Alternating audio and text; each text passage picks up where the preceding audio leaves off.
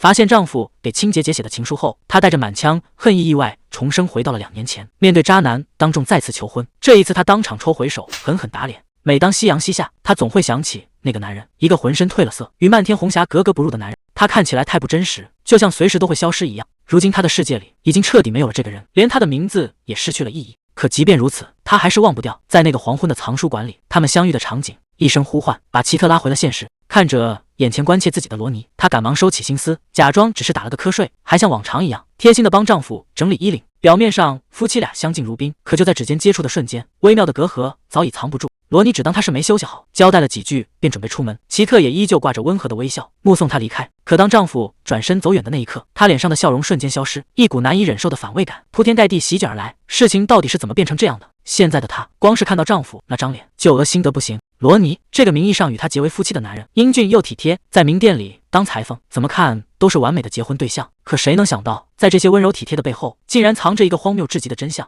信上的每一个字都像一把利刃，这个风光娶她入门的男人，心里真正爱着的竟然是他的姐姐罗莎琳。看着信上那句我爱你，奇特整个人彻底倒了下来。结婚这么久，罗尼何曾对他说过去字去句？当初婚礼上那些温柔，原来全都是给别人的。在杰拉尔的家族里，他从小就是个被边缘化的异类。姐姐罗莎琳受尽宠爱，而父亲和姐姐却从来当他是空气。这份冷漠并不是凭空来的，在他出生的那天，母亲就撒手人寰。在父女俩心里，正是他的到来剥夺了母亲的生命。一个被家族视为罪魁祸首的人，又怎么可能等到真正的爱？那些无休止的责骂和嫌弃，伴随着奇特的整个青春。无论他怎么拼命去讨好，在家人眼里，他永远是个一无是处的耻辱。就在他彻底绝望的时候，命运的转折却不期而至。那是在一座安静的藏书馆里，一本偶然拿起的书让他撞见了那个男人埃德温。两人同时伸出了手，就在四目相对的那一瞬间，有些东西彻底不一样了。啪的一声，书掉在了地上。奇特正准备弯腰去捡，谁能想到另一只手也同时伸了过来，正是那个男人埃德温。这一下，奇特彻底慌了神，甚至连一句谢谢都卡在喉咙里说不出口。他实在不知道该怎么办，只能抱着书急匆匆地从他面前跑开。就这样，奇特彻底陷了进去，他喜欢上了这个男人。从那以后，他总是偷偷跑到藏书馆，只为了能远远地看他一眼。虽然两人再也没有过交流，但他就这么默默地观察了对方整整6个月。可突然有一天，那个熟悉的位置空了，埃德温再也没有出现。这下奇特心里彻底没底了，他到底去了哪里？该不会是出什么事了吧？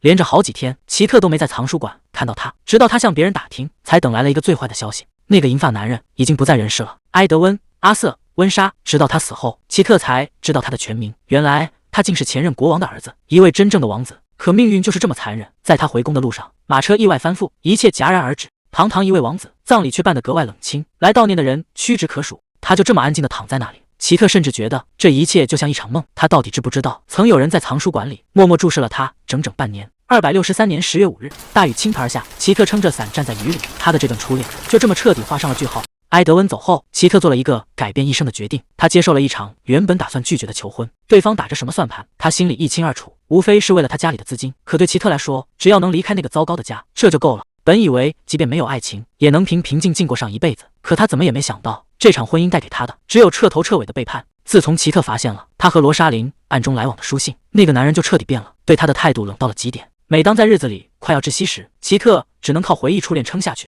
如果当年在藏书馆，自己能勇敢走上前搭一句话，现在的日子是不是就会大不一样？如果能再见他一面，那该多好！可还没等他细想，耳边就传来了阵阵催促，居然有人在连名带姓的大吼。奇特一睁眼，站在眼前的居然是罗莎琳，她怎么会在这里？等奇特仔细看清周围，整个人都愣住了。这里根本不是他那个冷冰冰的夫家，而是他16岁生日那天家里送给他的别院。难道说老天真的给了他一次重来的机会？还没等奇特理清头绪，手腕就被人一把拽住。罗莎琳急匆匆地拉着他，催他赶紧去见父亲，还冷笑着说居然有人来向他求婚。奇特听完脱口而出，可自己2年前就已经结婚了呀。听到这话，罗莎琳像看疯子一样看着他，你现在才18岁，怎么可能2年前就结了婚？这一句话让奇特彻底愣在原地，他真的回到了2年前。还没等他缓过神来，就已经被带到了父亲面前。可一进门，奇特整个人都愣住了。站在父亲身边的那个男人居然就是罗尼，虽然看起来比记忆中年轻了些，但绝对不会认错。杰拉尔德侯爵笑着把罗尼介绍给他，罗尼也客客气气的向他问好。奇特机械的回应着，脑子里却一片空白。眼前这一幕正是2年前他和罗尼第一次见面的，这一切太真实了，根本不可能是做梦。难道说他真的回到了过去？奇特看着眼前的罗尼，心里开始默默盘算，如果自己真的重生了，那他接下来要说的话。果然，罗尼笑着说，希望能和他建立一段美好的关系。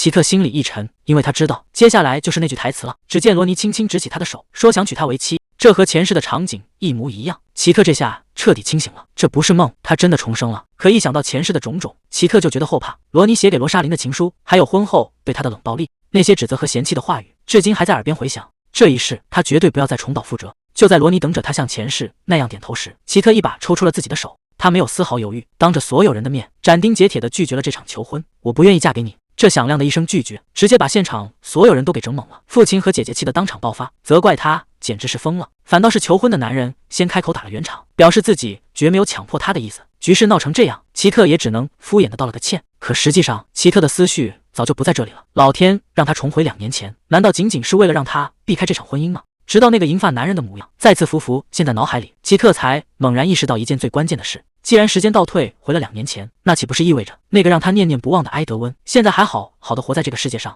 这一个念头冒出来，奇特瞬间一刻也等不下去了。既然回到了2年前，那个让他心碎的男人，现在就一定还活在这个世界上。瞅了一眼墙上的时钟，现在正好是下午4点。按照前世的习惯，他这个点一定就在那座藏书馆里。奇特甚至来不及跟父亲多解释，丢下一句失陪，拔腿就往外跑。身后家人的呼喊被他彻底抛在脑后。为什么会回到过去？这些都不重要了，最重要的是他必须赶在一切悲剧发生之前冲到那个人的面前。这一世他绝对不会再眼睁睁看着埃德温从自己的生命里消失。穿过街巷，奇特一路狂奔，终于一把推开了藏书馆的大门。那道熟悉的身影就这么毫无预兆地撞进了他的视线。阳光洒在那个银发男人身上，他依然静静地捧着书本，和前世记忆里的模样一模一样。埃德温真的还活在这个世界上？看到这一幕，奇特甚至不敢相信自己的眼睛。他试探着开口唤了一声，那个男人闻声转过头来，清冷的光线落在他的侧脸，没有任何伪装，也没有后来的冰冷与绝望。两人就这么静静地站在书架间，谁也没有再往前迈出那一步。奇特颤抖着抬起手，轻轻触碰到了他的面颊，那触感是热的、真实的，不再是冰冷的棺木，也不是冰冷与夜里的回忆。这一刻，所有的痛苦和委屈再也压不住了，眼泪瞬间夺眶而出。这一次，他终于抓住了活生生的他。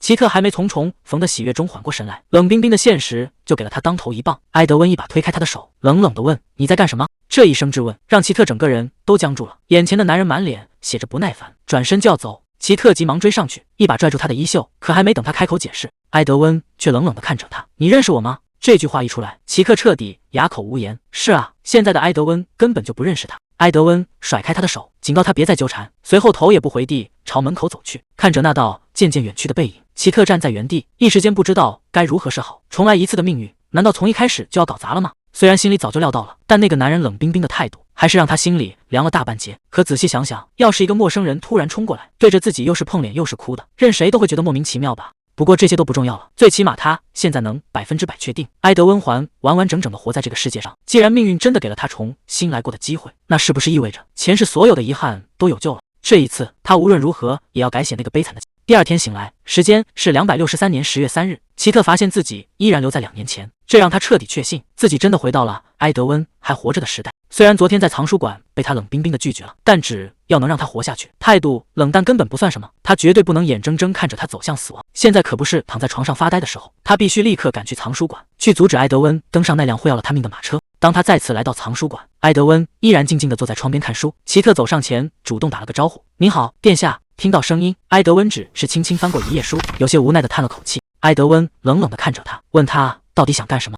他急忙拉住埃德温的衣袖，解释说只有这样他才肯听自己说话。可埃德温根本不想听他解释，昨天莫名其妙对着他哭，今天又跑来纠缠他，直接合上书，冷冷地让他走开。说完，埃德温一把甩开他的手，转身就要离开。他急忙拦在前面，大声道歉，并强调接下来的话真的很重要。埃德温有些不耐烦了，他根本不认识眼前这个爱哭鬼，凭什么要听他说话？可还没等他把话说完，他就大喊着打断了他：“千万不要坐任何去王宫的马车！”听到这句话，埃德温一下子愣住了。他看着埃德温，一字一句地警告他，如果坐了那辆马车，他会死的。他几乎是用尽全力在恳求，希望埃德温能把这件事当回事，千万不要踏上那辆马车。可埃德温听完，脸上却没有一丝波澜，甚至平静的有些可怕。他只是淡淡的说了句：“人都是要死的，无非是今天或者明天。”这话一出，他整个人都听傻了。面对自己即将到来的死讯，这个男人怎么能表现得这么无所谓？埃德温见他答不上来，便以为他已经没话说了。然而还没等他回过神，埃德温却反过来问了他一句：“那现在换我来问你一个问题。”埃德温盯着他，冷冷地问了句：“你怎么知道我要去王宫？”这一问彻底把他给问住了。穿越回来的事根本没办法解释，见他半天说不出个所以然，埃德温根本没耐心耗下去。他丢下一句：“不想说就算了，以后别别再来干涉我的生活。说完，埃德温转身就要走，他可没空听这些胡言乱语。眼看人真的要离开，他急忙一把拉住他的手腕。这一次，他决定豁出去了。如果我说我是从2年后穿越回来的呢？正好回到了你去世的前几天。话都说到这份上了，他干脆全招了，说自己当年知道他离世后，心里一直特别遗憾，所以既然老天给了他重来的机会，他这次一定要保住他的性命。他心里也清楚，这事听起来简直荒谬透顶，但自己说的句句都是实话。去往王宫的路上，马车会翻覆，他就是死在那场意外里。面对这番耸人听闻的告白，埃德温无奈地叹了口气。行吧，埃德温揉了揉太阳穴，虽然听着离谱，但就当你说的是真的吧。听他这么说，他以为对方终于信了，可还没来得及高兴，埃德温冷冷泼下一盆冷水。我可没说我相信你。这话一出，气氛唰的一下降到冰点。埃德温话锋一转，退1万步说，就算你真的穿越回来，只是因为同情我的死想救我，可如果真是这样，这对你到底有什么好处？埃德温盯着他，眼神冷得可怕。你自己听听看，这话听起来有多疯狂？咱们明明素不相识，光凭一点同情心，真值得你冒这么大风险？一连串的质问，直接把他问得语塞了。埃德温还没打算放过他，接着逼问：你平时就这么喜欢介入别人的生活吗？面对这一句句步步紧逼的追问，他站在原地，迟迟回答不上来。真实的原因在他嘴里转了几圈，到底还是没敢说出口。在他离世后，后悔没搭过话的遗憾，讲出来只怕更让人觉得荒谬。可还没等他想好怎么开脱，对方却先一步打断了他。埃德温冷不丁冒出一句：你该不会是喜欢我吧？这句话一出，直接让他整个人都懵了。看到他这副反应，埃德温反而笑得更调侃了。看来被我说中了，这下可把他吓坏了，连连后退着辩解，根本不是你想的那样。埃德温可没打算就此打住，反倒顺势逼近。那你是讨厌我了？他连忙摇头否认，说自己绝对没有讨厌他的意思。埃德温叹了口气，既然不是讨厌，那难道真的只是因为同情？如果是这样，那他可没闲工夫陪他胡闹。说完便准备直接离开。看着埃德温离去的背影，他心里很清楚，要是今天放他走了，就再也没有挽回的机会了。眼看他就要走向那辆致命的马车，他顾不上那么多，直接冲过去拦在了他面前。这一下让埃德温的耐心彻底耗尽了，他冷冷地警告他赶紧让开，可他却死活不肯退半步。埃德温盯着他，既然不肯让，那就给他一个真正能说服他的理由。为什么这辆马车他绝对不能上？听到这句话，他猛地意识到不对劲，他竟然在向一个陌生人寻求自己活下去的理由，这说明在他的心里早已没有任何求生的意志。如果他真的需要一个理由，如果这能让他留下来，他终于不再闪躲，大声向他喊出：我不只是喜欢你，我爱你，求求你一定要好好活下去。这一声深情的告白让埃德温彻底愣在了原地。奇特终于喊出了那句表白，活了整整2辈子，这还是他第一次对人示爱。他本以为能动摇埃德温的决心，可换来的却只有冰冷的嘲笑。埃德温觉得这简直荒谬至极，难道区区一句喜欢就能让他放弃寻死的念头吗？他甚至说出了更绝情的话，这番表白反而让他更想登上那辆死亡马车。奇特简直不敢相信自己的耳朵，明知马车会翻，他还要去送死。可埃德温却一字一句的回答：是的，他宁愿坐上马车再次死去，再次死去。难道埃德温也拥有前世的记忆？埃德温接下来的话让人毛骨悚然，他之所以执意求死，就是为了让爱他的人痛苦一生。奇特看着眼前这个扭曲的男人，无法想象他到底经历过什么，才会产生如此自虐的想法。为了弄清真相，奇特决定用不再打扰作为筹码，向他提出最后一个问题。埃德温冷漠地答应了，可奇特一开口就直击要害：你死掉到底能得到什么好处？奇特死盯着眼前的男人，大声质问他为什么急着去送死。埃德温没有反驳，反而缓缓凑到他的耳边，低声说出了那个真正的理由。听完那个冰冷的答案，奇特整个人如遭雷击，他怎么也没想到真相会如此残酷。埃德温丢下最后的警告，转过身头也不回地离去。深夜的房间里，奇特躺在床上翻来覆去，脑海里全是那个男人临走前的低语。他到底经历了什么，才会做出这种极端的选择？面对奇特的质问，埃德温只是冷笑着凑近他，吐出了那个让人绝望的字眼。他说死亡对他而言不是终结，而是摆脱这悲惨命运的唯一救赎。这个回答让奇特彻底僵在原地，真相远比他想象的还要沉重。夜深人静时，奇特在床上辗转反侧，满脑子都是救赎这2个字。难道他现在的日子真的已经痛苦到让他无法忍受了吗？看着深渊边缘的埃德温，他到底该怎么做才能把这个一心求死的人拉回来？当奇特再次睁开眼，发现自己置身于一片诡异的白茫茫空间，四周安静的可怕。突然，一阵凄凉的哭声隐约传来，在这个虚无的地方，怎么会有人哭泣？他顺着声音一步步走过去，可看清眼前的画面后，他瞬间如坠冰窟。躺在冰冷棺木里的，正是已经死去的埃德温，而趴在棺木旁哭得撕心裂肺的，竟然是他自己。原来这是前世葬礼上的场景，难道他又回到了那个绝望的过去？在这场噩梦中，奇特遇到了一个神秘的银发男人，看着那张熟悉的面孔，他忍不住追问对方的身份，因为这个男人的长相简直和埃德温一模一样。可还没等他问出结果，对方只留下一句很快会再见面，便消失不见。奇特猛地从梦中惊醒，浑身冷汗直冒。那个神秘人到底是谁？但现在没时间纠结梦境了，最要紧的是绝对不能让前世的悲剧重演。这一世，他一定要阻止埃德温走向死亡。奇特再次来到了藏书馆，埃德温依然静静地坐在窗边看书，他试探着走上前打招呼，却被对方直接当成了空气。奇特在心里默默给自己鼓劲，连表白都做过了，现在还有什么好害怕的？他直接走到他面前质问：难道你真的不懂死亡意味着什么吗？一旦闭上眼，你就彻底在这个世界上消失了。可埃德温连头都没抬，只是冷冷地翻过一页书，提醒他不要忘记不再打扰的承诺。奇特没有退缩，继续追问他：难道这个世界上就真的没有一丝让你留恋的东西吗？哪怕是宠物，或者是再也见不到会难过的事？埃德温头也不抬地回答：他从来不养宠物。奇特还是不甘心，继续追问：那梦想呢？难道就没有什么还没实现的愿望吗？埃德温缓缓站起身，背对着他，声音冷得没有一丝温度。听好了，爱哭鬼小姐，在这个世界上，没有任何一件事能让我产生想要活下去的念头。他转过脸，眼神里满是决绝，一件都没有。换做别人早就放弃了，可奇特却深吸一口气，大声反驳：不，你有，你绝对有值得活下去的理由。埃德温冷冷地看着他，没有说话。就在这一刻，奇特终于喊出了心里最真实的声音：你还有我，奇特，杰拉尔德。奇特大声喊道：因为这个世界上还有人爱你。埃德温无奈地叹了口气，反问他到底哪里来的自信？难道他要为了一个刚认识2天的爱哭鬼，就这么苟活下去吗？这句话瞬间把奇特问傻了，他站在原地，半天说不出一个字。他心里懊恼万分，自己怎么会这么不会说话？明明鼓足了勇气，却把事情搞得一团糟。还没等他想出解释的办法，眼前的画面突然开始扭曲，埃德温的身影竟然像雾气一样在空气中慢慢消散，这到底是怎么回事？埃德温有些无奈地开口，问他为什么突然不敢看他了。奇特急忙摇头，颤抖着指向他的身侧，因为在他们旁边，不知何时出现了一个半透明的虚影，而那个虚影的容貌竟然和埃德温一模一样，只是看起来更加成熟沧桑。奇特整个人都吓傻了，这难道是埃德温的幽灵吗？还没等他从震惊中清醒，他发现身旁的年轻埃德温也顺着他的视线看了过去。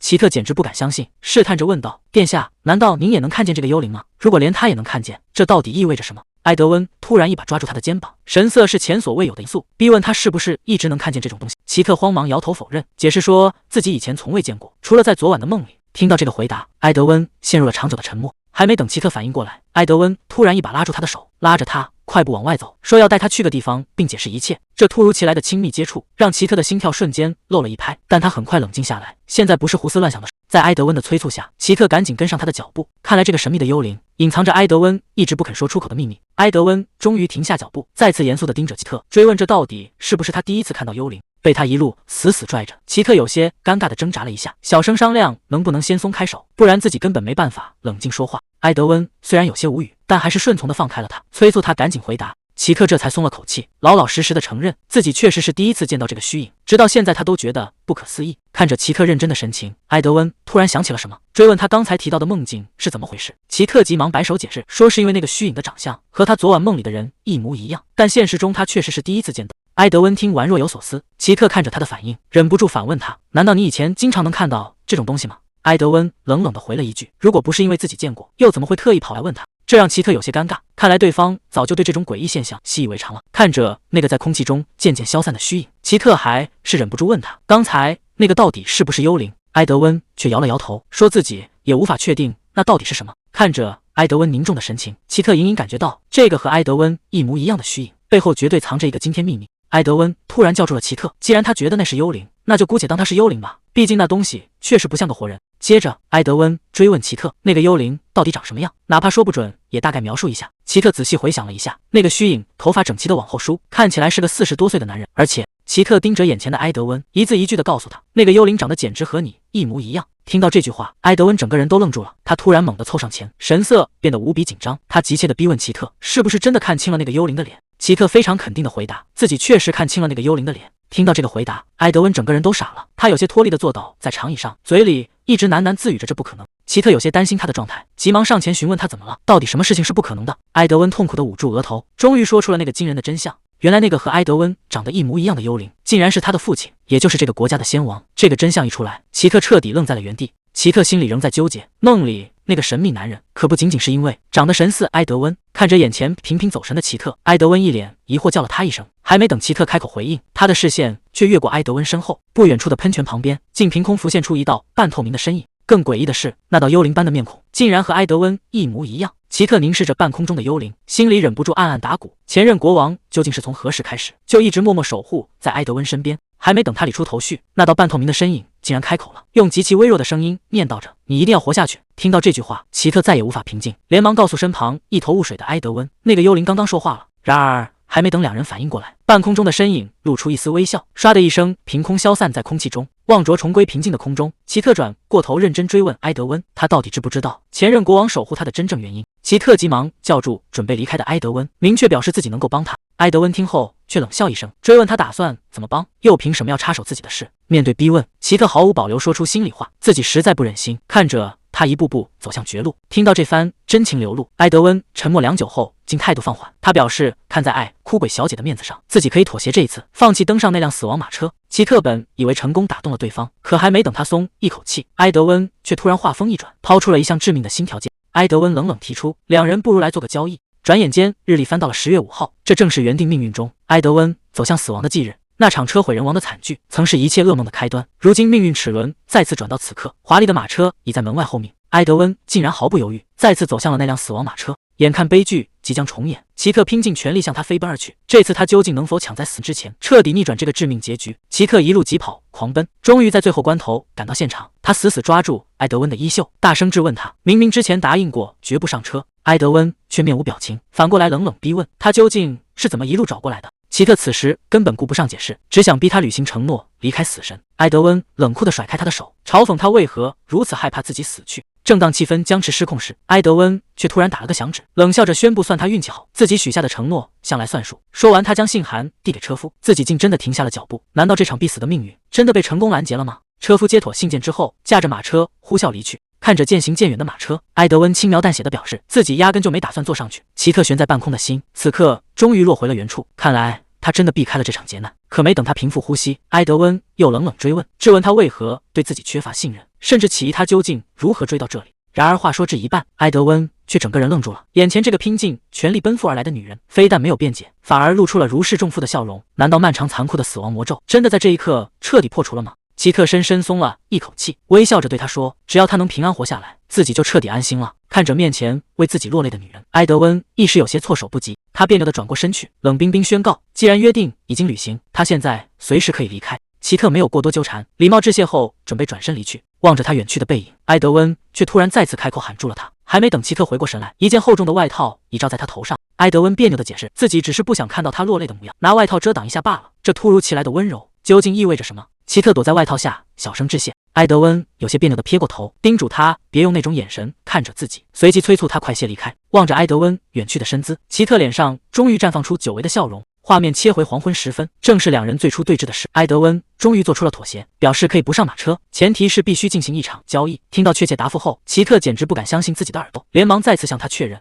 得到肯定回应后，奇特由衷向他表达感谢。埃德温冷漠强调，这仅仅是一场等价交易。他开出的条件极具针对性，要求奇特必须把幽灵说的每句话毫无保留的全盘托出。只要奇特点头答应，他明日便绝不上那辆马车。面对这一要件，奇特毫不犹豫，一口答应，只要能保住他的性命，这点要求根本不算什么。看着奇特欣喜若狂的样子，埃德温大惑不解，问他为何如此开心。奇特理所当然的回答，因为这样他就不用死了。听到这话，埃德温眼神中并未释怀，反而透着一股悲观意味。奇特神情担忧地追问，难道这意味着无论如何他都难逃一死吗？埃德温没有正面作答，反问他若自己这么说，他到底会不会相信？奇特毫不迟疑地回应，自己绝对选择相信，因为埃德温不仅信任了他，还当真答应不上马车。听闻此言，埃德温有些别扭地转过头，低声嘀咕着自己从未相信过他。眼看天色已晚，埃德温主动终止了谈话，约定幽灵之事下次再议。转眼到了次日清晨，奇特猛地惊醒过来，看到墙上挂钟的时针，整个人瞬间陷入恐慌。糟糕，自己竟然睡过头了！今天正是马车出事的生死节点，他还能赶在悲剧爆发前拦下埃德温吗？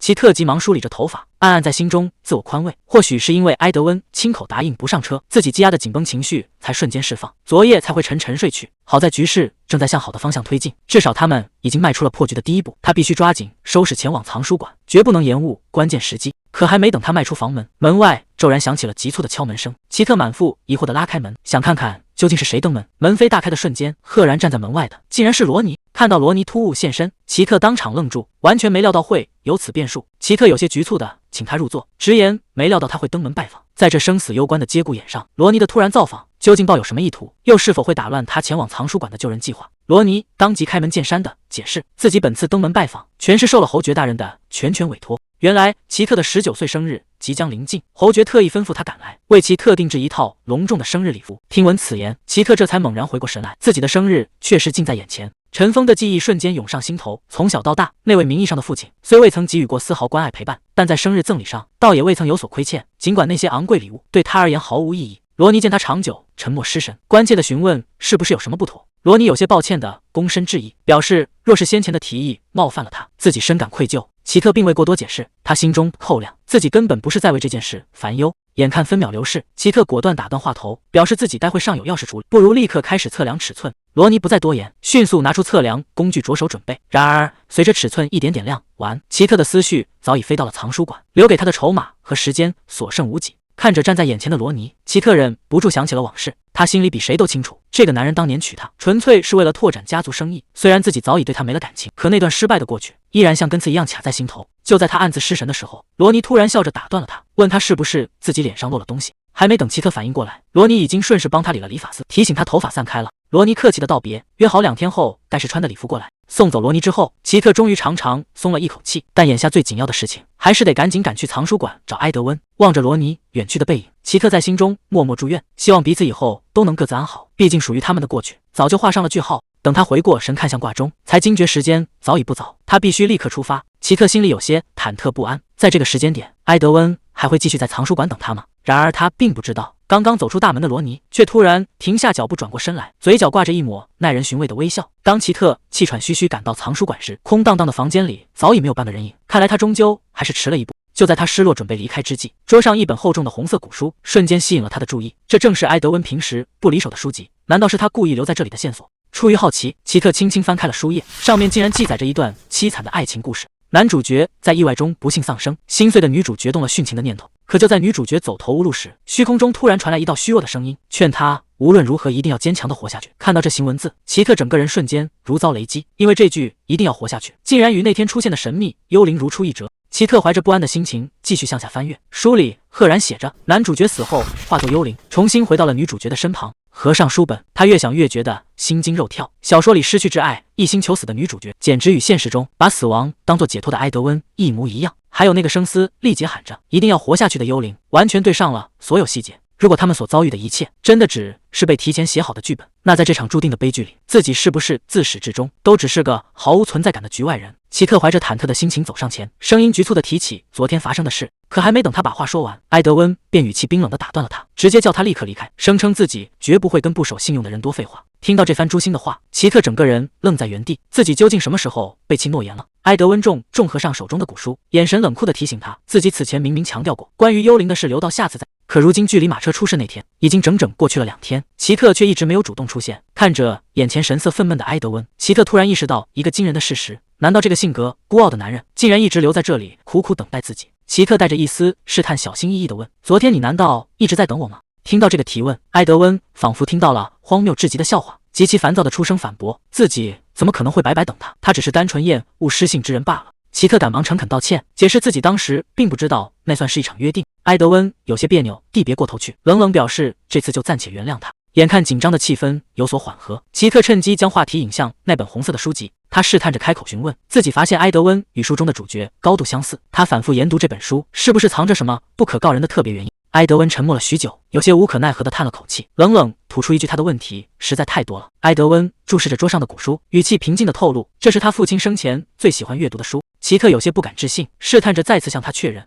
埃德温给出了无比确凿的答复，指的就是那个凭空出现的幽灵，也就是他已故的父亲。这个震撼的消息让奇特无比吃惊，原来前任国王生前竟然对这本书如此痴迷。如果现实真的在照着小说剧本演进，那这本书的字里行间极有可能就藏着破解死局的终极线索。埃德温没能听懂他的暗示，眼神疑惑地追问他究竟是什么意思。奇特急忙大声解释，眼前发生的一切都过于诡异，难道他就没有觉察到现实与书中的发展重合得太不正常了吗？可还没等他完全说完，埃德温却猛地一把按住书本，他眼神冰冷的严厉质问奇特，自己可从未允许他去深究这些，他想要的仅仅是幽灵留下的原话，至于其他的事，轮不到他来多管闲事。埃德温斩钉截铁地打断了他，冷声强调自己的私事无需他人插手。奇特还想竭力再劝几句，但埃德温显然失去了弹性，利落地收起手中的古书，转过身就准备大步离开。奇特急忙伸手拉住他的衣袖，拼命想要劝他留在原地，可话还卡在喉咙里。奇特的目光突然被远处的异样吸引，连忙伸手指向不远处的喷泉，只见那片刺眼的阳光之下，竟然凭空凝聚出一个半透明的虚幻身影。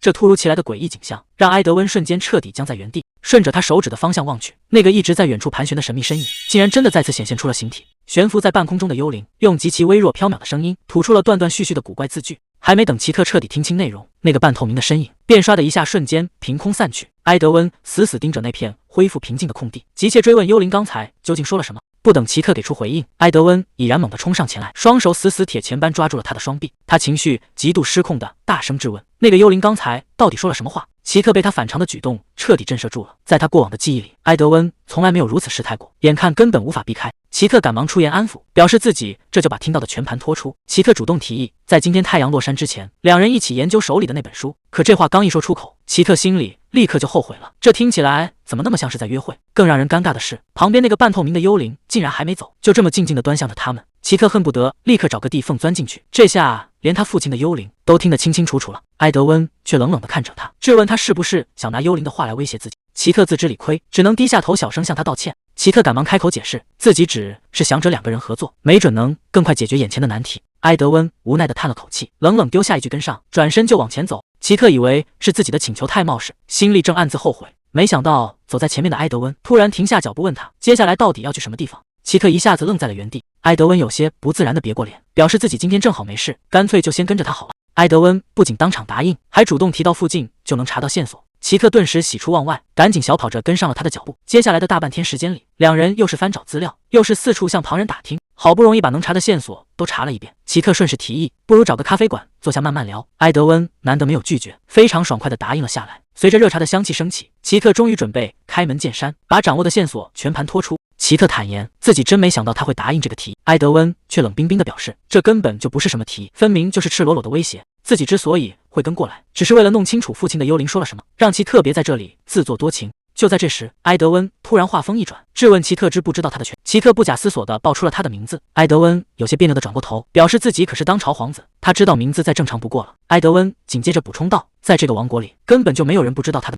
齐克却微笑着表示，哪怕大家都知道，他的名字对自己来说依然非常特别。这句话一下子把埃德温给整不会了，可还没等齐克回过神来，埃德温却突然吐出了一个名字：吉蒂。齐克愣了一下，赶忙纠正说自己的名字叫齐，可埃德温就像没听到一样，自顾自地念叨着吉蒂·杰拉尔德，甚至还提及了格兰德。听到这几个词的瞬间，埋藏在深处的童年回忆瞬间涌上心头。在齐克的记忆深处，只有一个人会用这个名字叫他。小时候，只要他扑进外婆怀里，外婆就会亲昵地喊他吉蒂。虽然他每次都会认真纠正，强调自己叫齐特，外婆却总是笑着塞给他一块饼干。在这个冷冰冰的家族里，外婆是唯一给予过他温暖的人。可外婆还是在很久以前永远地离开了他。临终前，外婆紧握着他的手，留下的最后一声依然是温柔的吉蒂。自从外婆去世之后，齐克以为自己这辈子再也听不到这个名字了。齐克怎么也没想到，时隔这么多年，还能从别人嘴里听到这个小名。看到眼前的少女掉下眼泪，埃德温一下子慌了神，以为是自己叫错名字惹哭了对方。齐克赶忙擦掉眼泪解释，这并不是他的错，只是因为这个名字只有最疼爱他的人才会叫。埃德温有些别扭地转过头，让他赶紧收起眼泪，别再道歉。眼看气氛逐渐变得有些沉闷，埃德温支支吾吾地想要转移话题，齐克这才恍然大悟，自己还没来得及把最重要的信息告诉他，之前凭空出现的那个幽灵其实留下一句非常关键的嘱托。其实幽灵当时真正想留下的只是一句对不起。听到这句话，齐克心里感到无比酸涩，因为这声抱歉和他这亲临终前留下的告别一模一样，他们都在用最后的力量向留在世上的亲人表达愧疚。看着陷入伤感中的齐特，埃德温嘴上虽然还在抱怨，问他是不是又要掉眼泪，可他手上的动作却比谁都快，直接拿出自己的手帕，温柔地帮他擦拭眼角的泪水。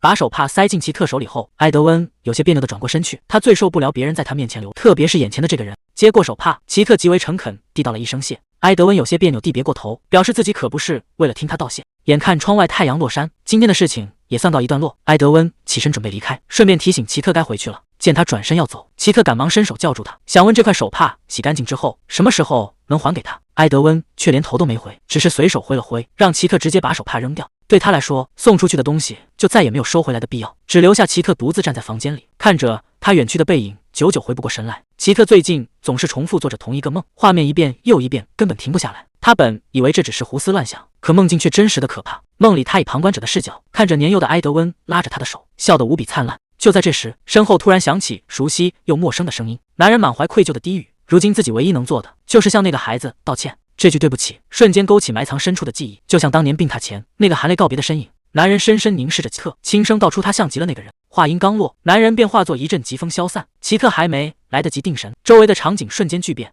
倾盆大雨呼啸而下，簇拥着墓碑的无尽鲜花，竟是先王崩逝的葬礼现场。雨幕之中站着年幼孤单的埃德温，未等齐特理清头绪，身旁的男人再次伸出手，指向雨中那个单薄的身影，在他彻底溃散的最后一刻，留下了近乎绝望的求救。求求你，一定要救救那个孩子！伴随着清晨清脆的鸟鸣，齐特从噩梦中惊醒，可脑海里依然回荡着那声凄切的求救。这古怪的梦境让他恨不得立刻去找埃德温，可两人今天根本没有约定。况且这段时间自己频繁在他面前出现，若是再贸然跑过去，只怕会引得他发火生气。更何况罗尼今天答应要送礼服过来，他根本无法脱身。正当齐特暗自犯愁时，门外响起了清脆的敲门声。随着一声请进，罗尼带着精致的礼服礼帽登门，并诚挚邀请他现在试穿。齐特爽快地应了下来，换好礼服，拉开布帘，他有些局促地揉捏裙摆，如此华丽的风格让他心里实在没底。一身耀眼的蓝色长裙将她的美貌衬托得淋漓尽致。齐特有些忐忑地开问：“这身打扮会不会太夸张？”罗尼直接看呆在原地，半天说不出话来。见对方毫无反应，齐特有些疑惑地唤他名字，以为是衣服出了差错。罗尼这才如梦初醒，连忙上前紧握他的手，惊叹她美得让人移不开眼。齐特有些局促地致谢，这紧绷的礼服让他有些喘不过气。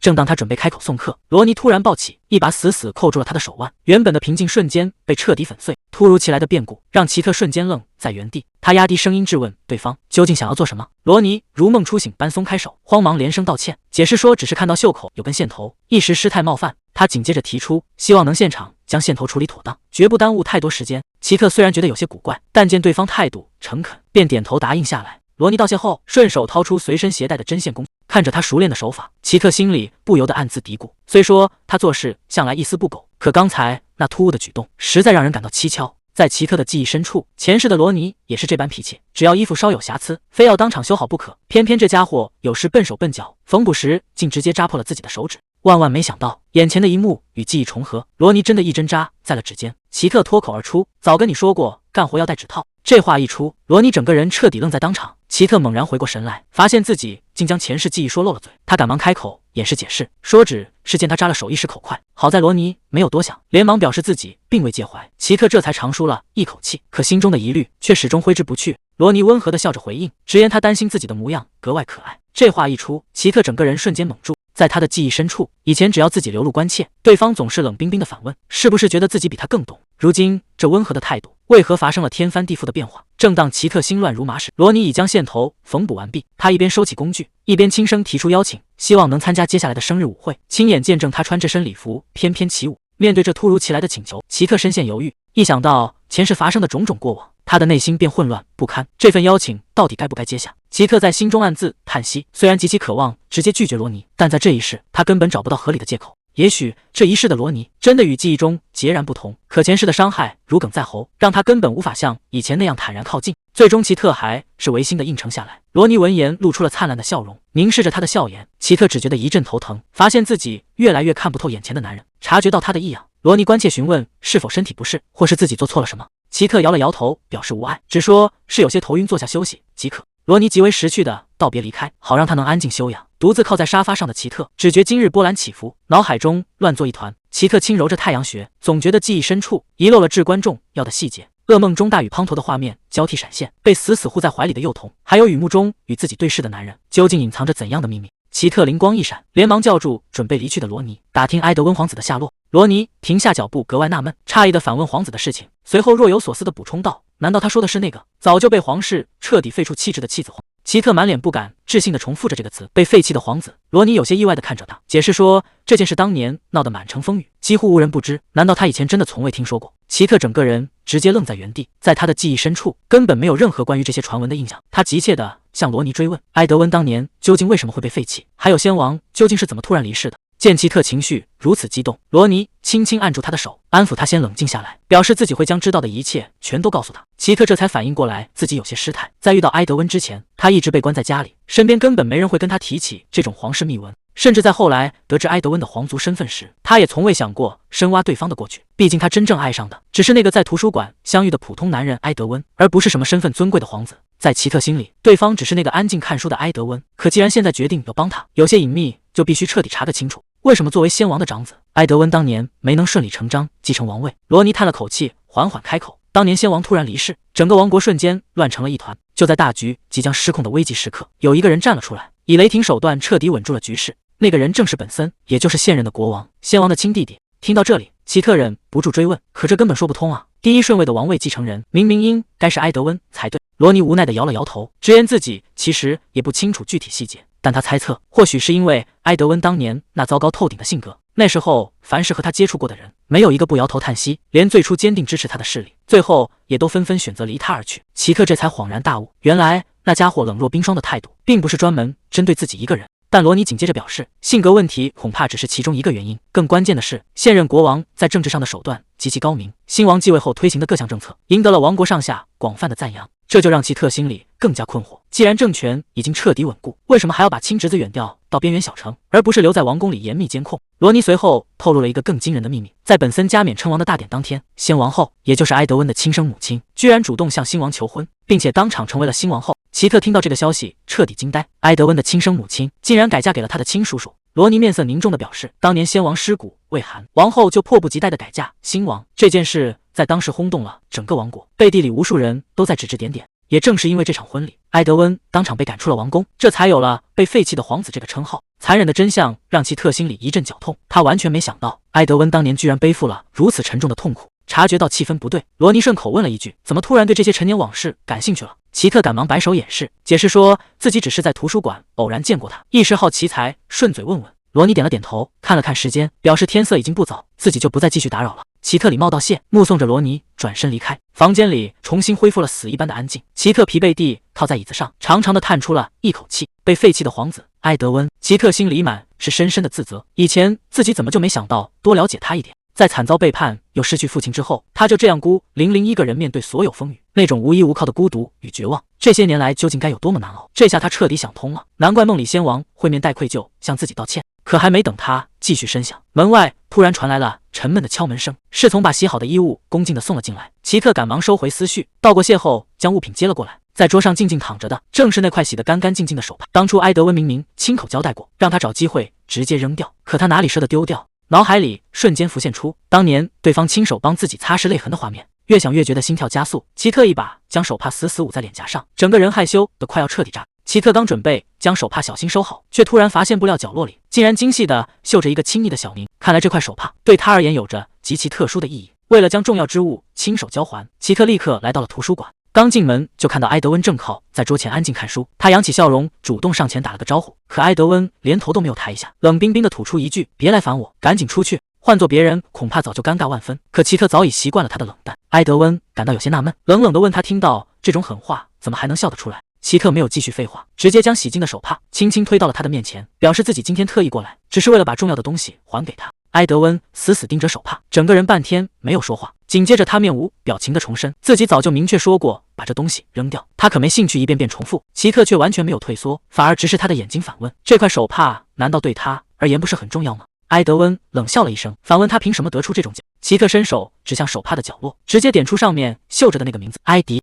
这个久违的名字瞬间勾起了埃德温深埋心底的回忆，那是他童年记忆里母亲温柔叫着他的小名，亲手递给他的手帕。奇特还在自顾自地解释，说自己只是觉得这东西有着特殊意义。可话还没说完，埃德温突然猛地一拍桌子，站了起来。这突如其来的怒火把奇特吓得当场愣住。埃德温眼神冰冷地看着那块手帕，周身气压低到了极点。他一字一顿冷酷地说道：“那个名字现在对我来说已经没有任何意义。”说完，他一把将手帕死死抓在掌心里，这极其刺骨的冷漠态度让两人的关系瞬间再次降到了冰点。埃德温眼神冰冷，直言那件东西对他而言早已毫无意义。见他抽身要走，奇特赶忙大声叫住他，小心翼翼地轻声追问：“既然你打算彻底丢弃这块手帕，能不能直接转送给他？”埃德温瞬间愣在原地，原本压抑至极的冰冷气氛眨眼间荡然无存。他十分无奈地挥了挥手，示意他可以随便处置，毕竟不再属于自己的旧物，他向来没有任何兴趣。交代完毕，他径直走到书架旁翻看书本，还没等他彻底静下心来，奇特居然再次悄悄贴了过来。埃德温被吓了一跳，忍无可忍地转身逼问，问他到底还想干什么？为什么每次都要死死缠着自己？眼看对方要在大庭广众之下叫嚷，奇特情急之下直接捂住他的嘴，硬生生将他一把推倒在书架上。埃德温整个人瞬间彻底懵了，完全没想到这丫头胆子这么大。奇特连忙压低声音解释，强调这里可是安静的图书馆，要是把管理员招引过来就麻烦了。看着近在咫尺的清秀面庞，埃德温一时间竟忘了挣扎反抗，他最终无奈地叹了一口气，轻声做出了妥协，直言：“你今天到底想问什么？”奇特这才缓缓松开双手，可背在身后的指尖却死死攥着一封尚未送出的信件。他今天特意冒昧跑过来，原本是想确认两人下次约会的时间，可话到了嘴边，他却怎么也无法坦率说出口。慌乱之中，他只能随便找了个蹩脚的借口，询问前天提及的幽灵究竟该如何处理。埃德温一眼就看穿了他在打掩护，语气冷不丁的当场拆穿：难道你今天特意跑过来，就只是为了询问这件事吗？眼看彻底瞒不下去了，奇特这才脸颊红透的凑上前，用蚊子般微弱的声音吐露心声，表示两人还是约定一个确切日期比较好。听到这里，埃德温瞬间全明白了，他顺势挑起嘴角调侃道：即便自己不主动设定日期，某位自称深爱着他的小姐不也天天按时往这里跑吗？再次被提起当初大胆表白的事，奇特羞得恨不得当场找个地缝钻进去。可埃德温凝视着他，眼神中却突然闪过一丝异样。他用手托着下巴，若有所思的轻声质问：我们以前是不是在什么地方见过？哭包小姐。这句话犹如雷霆一般，让奇特瞬间僵硬在原地。埃德温接着缓缓说道：自己的记忆力向来非同寻常，虽然记不起确切的具体事，但他无比清晰的确定自己曾经也和他靠得如此贴近。难道说那些被他彻底遗忘的过往，真的再也隐瞒不下去了吗？面对近在咫尺逼问的埃德温，奇特眼神慌乱的开口承认，两人很久以前确实曾见过一面，并小声试探着让他先退回安全距离。埃德温却眼神深邃地表示，自己之所以对那一幕印象深刻，是因为当时在他的身旁，其实还站着另外一个人。听到这句话，奇特心里顿时咯噔一下，难道说仙王当时正静静站在自己身边？埃德温神色凝重地给予了肯定回答，可看到奇特如此震动的反应，他反而感到十分纳闷，难道他当时根本就看不见仙王的身影吗？奇特这才彻底坦白真相，表示自己其实是到了后来才突然间拥有了看到幽灵的特殊能力。这下整件事情变得更加盘根错节，原来两人的命运交集早在很久很久以前就已经悄然开启。奇特神色紧张的开口解释，自己以前确实从未见过那样的幽灵。埃德温若有所思的沉吟总结，这么看来，他是在经历重生归来之后，才突然获得了这种不可思议的能力。见对方完全没有怀疑自己的荒诞言论，奇特忍不住由衷的露出了笑意，坦言只要他愿意选择相信自己，他的内心就已经感到无比满足。埃德温将手轻轻搭在他的肩膀上，出声安抚道：这世上本就有很多匪夷所思的事情，根本无法用常理来解释。然而还没等奇特从感动中回过神来，这个家伙便再次恢复了傲娇本色。他别过头去轻声表示，自己其实直到现在也还没有完全信任他。奇特一时有些哭笑不得，但此时此刻两人谁都没有注意到，仙王那冰冷的幽灵正无声无息地立在他们身后。仙王的幽灵突然在旁手舞足蹈，嘴里还含糊不清地急切念叨着，希望奇特能帮他传递至关重要的消息。听到如此离谱疯狂的要求，奇特连声摇头表示拒绝，坦言自己根本不可能办得到。这突如其来的诡异举动把一旁围观的埃德温彻底给整懵了。紧接着，仙王缓缓飘向埃德温，仿佛交付了最后的沉重托付，便化作光点消散在空气之中。眼看幽灵彻底消失不见，奇特干脆心一横豁出去了。他直接从怀中掏出了一封精致请柬，表示明天就是自己的生日舞会，只要埃德温愿意赏光准时出席，他就把仙王刚才交代的所有秘密全盘托出。这番出人意料的操作，直接把埃德温给彻底难住了，合着半天是在这里专门等着他。奇特见状，连忙出声解释，声明这一切全都是仙王的意思。但在埃德温洞察一切的目光注视下，他的声音也只能越来越小。埃德温重重地长叹了一口气，吐槽说，真正重要的事情就该留下纸笔字句。不过调侃归调侃，他最终还是顺手接过了那封请柬。奇特见状，赶忙大声做出保证，承诺日后绝对不会再使用这种小心机。埃德温将请柬收进口袋，临走前还不忘冷冷地补上一句，让奇特赶紧收起那副可怜巴巴的伪装，只留下奇特独自一人在原地发愣。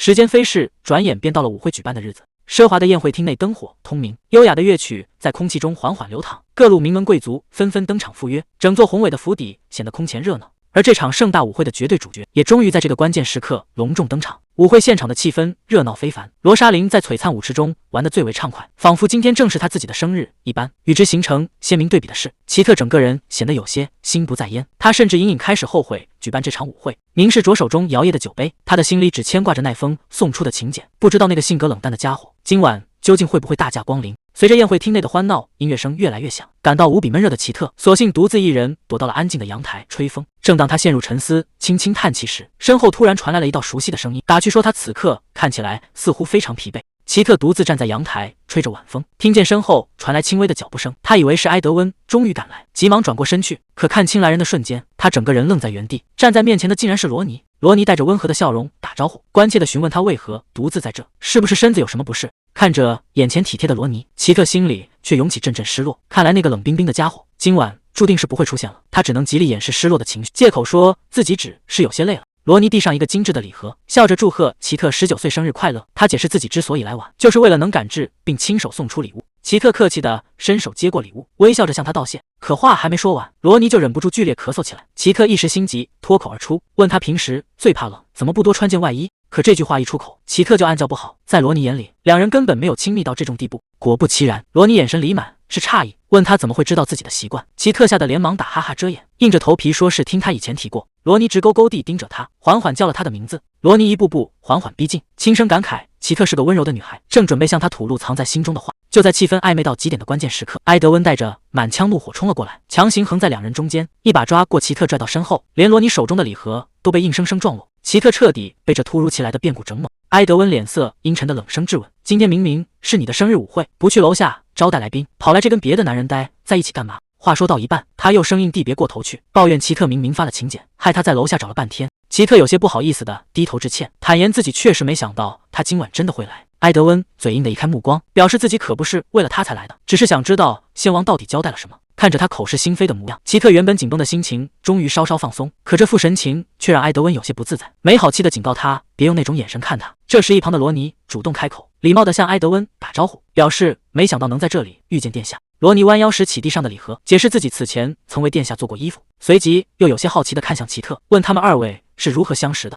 还没等奇特作答，埃德温就冷冷打断罗尼，直言两人根本不熟，警告他不要瞎琢磨。罗尼还没来得及细问，身旁突然插进来一道声音。罗莎琳打扮得格外抢眼，满脸堆笑地跑到埃德温面前，自我介绍说是奇特的姐姐，还热络的大肆攀谈套近乎。看着姐姐熟练的抢风头，奇特落寞地低下了头。以前也是这样，只要有姐姐在的地方，所有的光芒都会被抢走。可谁能想到，埃德温根本不吃这一套，连看都懒得看一眼，冷不丁地吐出一个字：滚！这一声毫不留情的驱赶，把罗莎琳给彻底整懵了。埃德温语气冷到了极点，直言对他们两个都没半点兴趣。还没等众人反应过来，埃德温一把抓紧奇特的手腕，当着所有人的面拉着他转身就走。埃德温一边拉着他走，一边冷冷地提醒他，他们还有单独的话题要聊。奇特虽然有些没反应过来，但还是乖乖地跟着他走，直到走到一个没人的偏僻角落，埃德温这才停下脚步，看着局促不安的奇特，他没好气地问他干嘛摆出这副奇怪的表情。奇特一时不知道该怎么回答，只能偷偷打量着眼前的男人。不得不说，今晚精心打扮过的埃德温确实比平时还要帅气几分，看得他有些出神。见他半天不吭声，埃德温失去了耐心，直接切入正题，催他赶紧把仙王交代的话说，毕竟他今天特意赶过来，全都是为了这个答案。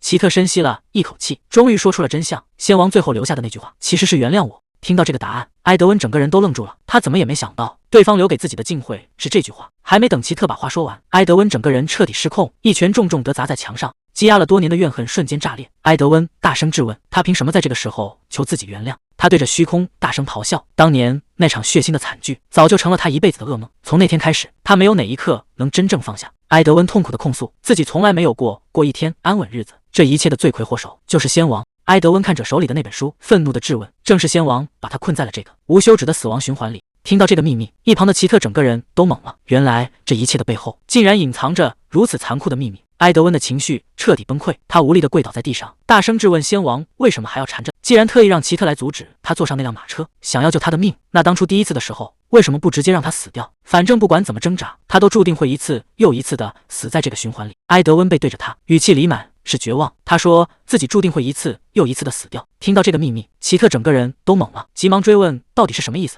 埃德温自嘲地笑了笑，看来那个幽灵并没有把全部真相告诉他，他确实在不断地重复经历死亡。奇特一时间不知道该说什么。埃德温接着坦白，别以为避开了那场马车车祸就能活下去，如果避开了那一次，后面还会有更可怕的死法在等着他。这下事情彻底失控了，原来死亡循环根本无法轻易打破。埃德温缓缓抬起头，看着眼前的奇特，他到底还隐瞒了什么绝密真相？埃德温痛苦地坦白，自己被困在了18岁这一年，只能一遍又一遍地重复死掉。看着眼前备受折磨的男人，奇特主动伸手握住了他，请求他把知道的一切都说出来。埃德温看着他，终于松了口，表示这件事情说起来可就长了。就在两人准备坐下来细聊的时候，门外突然传来了动静，一个戴着单片眼镜的男人推门进来，恭敬地向埃德温打招呼，还自报家门叫理查德。理查德看着眼前的两人，冷不丁地问了一句：“这位是殿下的女朋友吗？”这一问直接把两人整不会了，慌忙摆手否认，表示根本不是这回事。理查德笑了笑，一边请他们进屋，一边打趣说：“难怪殿下今天出门前特意打扮了一番，原来是为了来见这位小姐。”埃德温有些尴尬地走在前面，嘴里小声嘟囔着抱怨。理查德则客气地向奇特询问姓名，奇特连忙自我介绍，说自己叫奇特·杰拉尔德。理查德还想继续开玩笑，话还没说完，屋里的埃德温就彻底等不及了，大声喊着让他们赶紧进来。理查德笑着把门关上，借口说去泡茶，特意把独处的时间留给他们。理查德这一走，屋里的气氛一下子降到了冰点，两个人对面坐着，谁也没有先开口。奇特偷偷打量着一言不发的埃德温，心里直打鼓。这一闹，气氛反倒变得更尴尬了。看着表情凝重的埃德温，一个巨大的疑问浮出水面：难道说埃德温也和自己一样，是重新活过一世的人？如果真是这样，那他这段时间所有反常的举动就全都有了答案。埃德温到底是不是重生者？他身上究竟还藏着什么秘密？明知道死亡要来，却根本无能为力，这种痛苦奇特光是想想都觉得难。埃德温的声音突然传来，打断了他的思绪，问他到底在琢磨什么。奇特慌忙掩饰过去，表示自己没想什么。埃德温道也没有深究，直接切入正题，让奇特先说说他到底知道些什么。奇特有些迟疑的开口，表示自己只知道他死于一场马车事故。听到这个回答，埃德温显然有些失望，他还以为奇特能看见鬼魂，会知道更多内幕。奇特却直勾勾地看着他，认真地表示，正因为知道的太少，他才更想了解关于他的一切。埃德温沉默了片刻，终于松了口。不过在开口之前，他得先立几个规矩。他指着奇特警告道：第一，就算知道了他的秘密，也别想随便干涉他的生活。埃德温接着立下了第二条规矩，他特意强调自己愿意把这些说出来，绝对不是因为对他有什么特别的感情，让他千万别想歪了。奇特听得一头雾水，但还是乖乖答应下来。规矩立完，埃德温终于开始讲述他的秘密。他表示自己确实一直在重复过着18岁这一年。接着，他把时间拉回到最初的起点。当年父亲去世后，他为了躲避风头，隐姓埋名逃到了这座城市。过了几年安稳日子，国王和王后突然派人送来一辆马车，邀请他去参加一场活动。那时候的他根本没有多想，直接就坐上了那辆马车。可谁能想到，这一上去就再也回不来了。马车在半路上出了严重的事故，在失去意识的那一刻，埃德温知道自己死定了。可等他再次睁开眼，却发现自己回到了坐上马车的1周前。这就是为什么当奇特提起重生的时候，他一点也不觉得惊讶，因为他自己也经历了一模一样的事情。奇特这才恍然大悟，原来埃德温也是这样回到了过去。接着，埃德温又抛出了一个更惊人的消息，也就是从那个时候开始，他能看见一些不干净的东西了。奇特有些迟疑地问他指的是什么，埃德温没有隐瞒，直言自己看见了鬼魂，而那个鬼魂正是他已经去世的父亲。埃德温回忆说，父亲的鬼魂当时身形透明，甚至还开口喊了他的名字。奇特听得一头雾水，打断他问，可他之前明明说过听不到鬼魂说话。埃德温解释说，刚开始确实能听到，可随着他一次又一次的死而复生，鬼魂的声音和样子就越来越模糊，到现在已经完全听不见了。这句话让奇特反应过来，既然是随着次数增加而变淡，那岂不是说明他根本就不止重生了1、2次？埃德温没有否认，直接给出了最残酷的答案。他试过躲开那辆马车，可紧接着就会招来毒杀，就算侥幸避开了毒药，也会有其他意外要了他的命。不管怎么折腾，最终的结局只有死路一条。这本该是他的第10次死亡，他竟然在这同一个秋天里整整循环重复了9次，每一次挣扎都是死局。听完这不可思议的轮回，奇特彻底整不会了，这怎么可能发生？为什么一定要这样一遍遍死掉？难道就真的没有任何能解释这一切的线索吗？埃德温沉吟了片刻，表示要说一长，最近确实有一件事一直挂在他。奇特赶忙追问到底是什么。埃德温抬起手，直接指向了眼前的奇特，就是你。埃德温直言不讳地指出，以前的每一次轮回里都没有他的存在，而这一次他却带着记忆回到了他还活着的过去。奇特万万没想到，打破这场无休止噩梦的唯一变量，竟然就是他自己。埃德温主动提起了那本书，他觉得自己的遭遇和书里记载的死亡循环一模一样。为了找到摆脱死亡的线索，在之前整整9次的重生里，他把那本书翻来覆去读了无数遍。可就在他像往常一样翻书时，奇特却突然重返到了过去，回到了他还活着的时间节点。奇特听着他的倾诉，心里其实也一直想不通，为什么偏偏是回到了这个关键时刻。对他来说，埃德温是个特别的存在，可是在埃德温的心里，自己到底算什么呢？埃德温觉得最奇怪的不仅是奇特能看见他父亲的鬼魂，更是他为何拼了命也要阻止自己死掉。奇特一时情急，脱口而出，直言是因为出于同情，甚至还提到了爱。话还没说完，埃德温就顺势接过了话头，追问他是不是因为爱上了自己。这一问直接把奇特给整不会了，他怎么也没想到对方会往这方面联想。看着埃德温若有所思的模样，奇特心里直打鼓。就在气氛微妙之际，门外突然传来了敲门声。理查德推着茶水点心走了进来，打破了屋里蔓延的尴尬窘境。理查德一边倒茶，一边顺口询问埃德温是什么时候收到的消息。埃德温被问得一头雾水，根本听不懂他在指什么。理查德连忙解释，前几天王宫派马车来接人，埃德温直接把马车给退了。他还以为埃德温早已收到了风声。埃德温有些纳闷，自己当时只是单纯不想去，这和收到消息有什么关系？理查德这才说出惊人真相，王宫刚刚送来最新通知，他原本要参加的那场活动竟然被临时取消了。听到这个消息，埃德温整个人都愣在了原地。在之前的整整9次轮回里，这场活动从来没有变过，每一次他都是坐上马车走向死局。可这一次活动居然凭空取消了，难道说奇特的出现真的彻底扭转了必死的命运？理查德退下之后，埃德温沉思了很久，喃喃自语，命运真的改变了。在之前的无数次轮回里，他试过各种办法避开马车，但活动取消这还是头一次发生。他看着奇特坦言，正是因为对方的出现，原本死板的命运才撕开了一道缝隙。听到这个回答，奇特心里刚升起一丝希望，埃德温却泼来一盆冷水。活动取消了又怎样？避开了马车，接下来的毒杀恐怕已经在暗中展开。奇特却没有被这话吓退，他语气坚定地表示，既然王宫的行程能变，那下毒的事情也一定可以改变。可这句话却直接触碰到了埃德温的底线。埃德温拍而起，厉声警告：难道自己之前说的还不够清楚吗？绝对不要试图干涉他的生活。奇特虽然有些犹豫，但还是鼓起勇气劝说，既然事情出现了转机，这一次他们也许真的有希望。埃德温听到这话，整个人彻底失控爆发。他质问奇特，难道以为自己是心甘情愿想死吗？最开始的时候，他也曾拼了命地想要活下去，可每一次以为能躲过一劫，结果却只是换来更痛苦的死法。在无数次的绝望里，他尝试了一遍又一遍，最终还是被困在这个死局里。看着近乎崩溃的埃德温，奇特心里难受极了。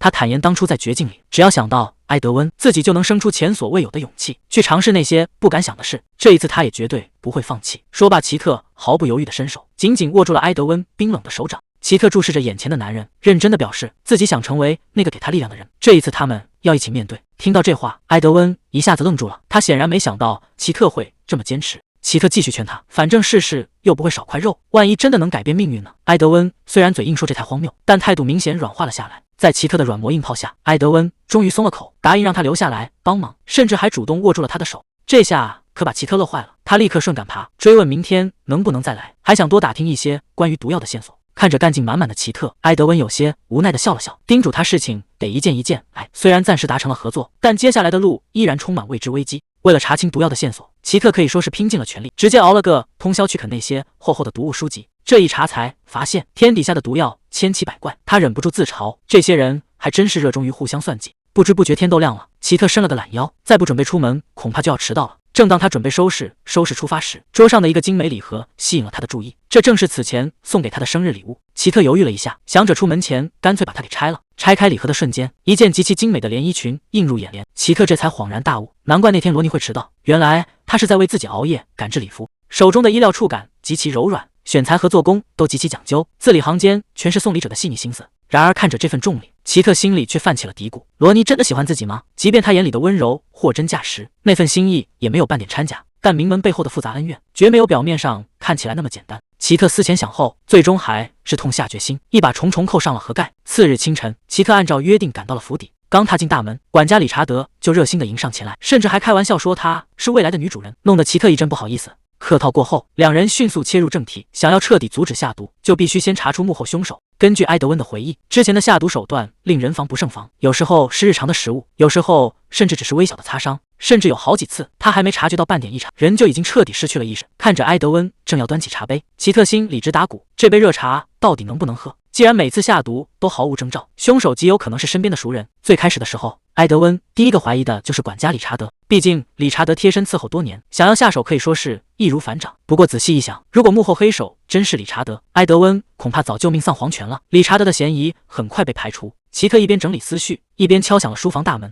埃德温早就在屋内等候多时，直接请他进屋面谈。能频繁接触到埃德温的人，可远不止管家一个。除了理查德，另一个嫌疑巨大的就是女仆玛丽。玛丽以前就在皇宫里伺候过他，如今更是掌管着整座府邸的厨房，真要动手绝非难事。就在这时，玛丽刚好端着刚泡好的茶点推门进来，看着那杯冒着热气的浓茶，奇特的神经瞬间紧绷起来。除了管家和玛丽这两名固定旧人，府里其他杂役一直在频繁更换。埃德温突然提到，那种致死剧毒极其罕见，而且市面价格昂贵无比，一个普通的仆人绝不可能买得起如此昂贵的东西。这意味着，在下毒的仆人背后，必然隐藏着势力庞大的幕后黑手。奇特正准备顺着线索深挖，埃德温却半开玩笑的自嘲，说不定是仆人砸锅卖铁凑钱，非要置他于死地不可。听到这种调侃，奇特感到既无奈又气结，当务之急还是先搞定眼前的试毒第一步。看着笑盈盈倒茶的女仆玛丽，线索究竟藏在哪里？女仆刚刚退下，奇特还没来得及松一口气，旁边就传来了咕嘟咕嘟的喝茶声。奇特转头法叫，埃德温竟然已经把茶水喝下了肚。奇特急得大声质问，万一茶里真有剧毒怎么办？埃德温却风轻淡定的回应，要是真有毒，大不了当场送命。听到这种混话，奇特又气又急，连忙严厉提醒他珍惜性命，毕竟两人刚约定好要共同面对难关。奇特干脆当场下达铁律，以后凡是入口的食物饮品，吃之前必须先向他报备。面对奇特定下的铁律，埃德温嘴上虽然应承下来，可还没等奇特彻底放宽心，他刚准备端起眼前的茶杯，埃德温却突然出手打翻了茶杯，滚烫的茶水洒了一地。埃德温厉声质问奇特，是谁允许他喝这杯茶的？奇特被震得当场愣在原地，他以为埃德温喝完没事，这茶水自然就是安全的。注意到埃德温脸上沾上了茶水，奇特下意识伸手想要帮忙擦拭，然而手还没碰到对方，埃德温就猛地死死抓住了他的手腕。埃德温冷冷地松开了手，语气冰硬地痛地下达逐客令，提醒奇特天色已晚，他该即刻离开府邸。被如此生硬地赶出大门，奇特独自一人走在空旷的街上，越想心里就越发没底。难道真的是自己做错了什么？他怎么也想不通，埃德温明明自己饮茶毫发无损，为什么偏偏轮到他喝的时候，情绪会有如此巨大的失控？回想起埃德温刚才冰冷的眼神，奇特心里越想越是后怕，生怕两人的信任就此破裂。奇特一路上心神不宁，不知不觉间竟然走到了繁华的主街上。他停下脚步，抬眼一看，发现自己来到了罗尼的店铺门口。还没等他推门进去，屋里的一幕却让他戛然而止。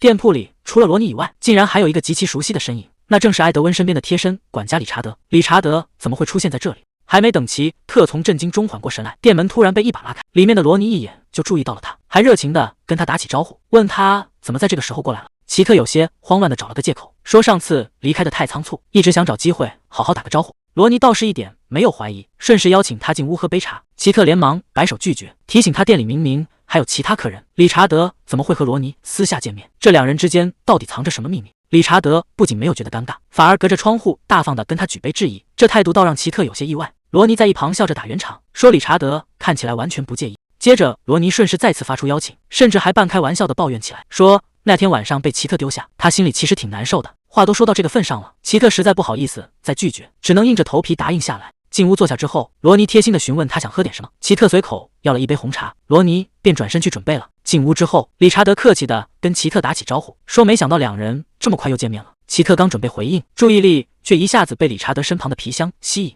见奇特有些好奇，理查德便笑着解释说，箱子里装的都是埃德温殿下需要修补的衣服，他只是顺路过来取衣物，顺便喝杯茶，也没想到会在这里碰到他。听理查德这么一说，奇特这才记起来，之前埃德温确实提到过，罗尼曾帮他做过几次衣服。这么看来，理查德出现在这里，似乎完全是个合理的巧合。可事情真的有这么简单吗？理查德忍不住夸起罗尼的手艺，说他的本事比王都里不少老裁缝都要强。刚好罗尼把泡好的红茶端了过来，提醒奇特趁热喝。奇特也顺着话题真诚的夸赞，说罗尼做的衣服确实挑不出毛病。罗尼笑着向他道谢，可话音一落，屋里的气氛一下子冷了下来。就在场面变得有些尴尬时，旁边的理查德突然打破了沉寂，表示想问奇特一个问题。理查德究竟想问什么？这会不会和毒药的线索有关？奇特大方的让理查德尽管问，理查德便好奇的打听起他和埃德温是怎么认识的。他还顺便吐槽了一句，说埃德温那脾气性格实在是不怎么讨人喜欢。听到这话，奇特和罗尼在一旁疯狂点头表示赞同。奇特有些不好意思的解释，说他们其实没那么熟，只是在图书馆偶遇过几次。可理查德听完却笑了起来，说埃德温确实总待在图书馆，不过作为看着埃德温长大的老管家，理查德心里其实挺高兴的，因为奇特是埃德温搬来这里之后第一个主动邀请回家的人。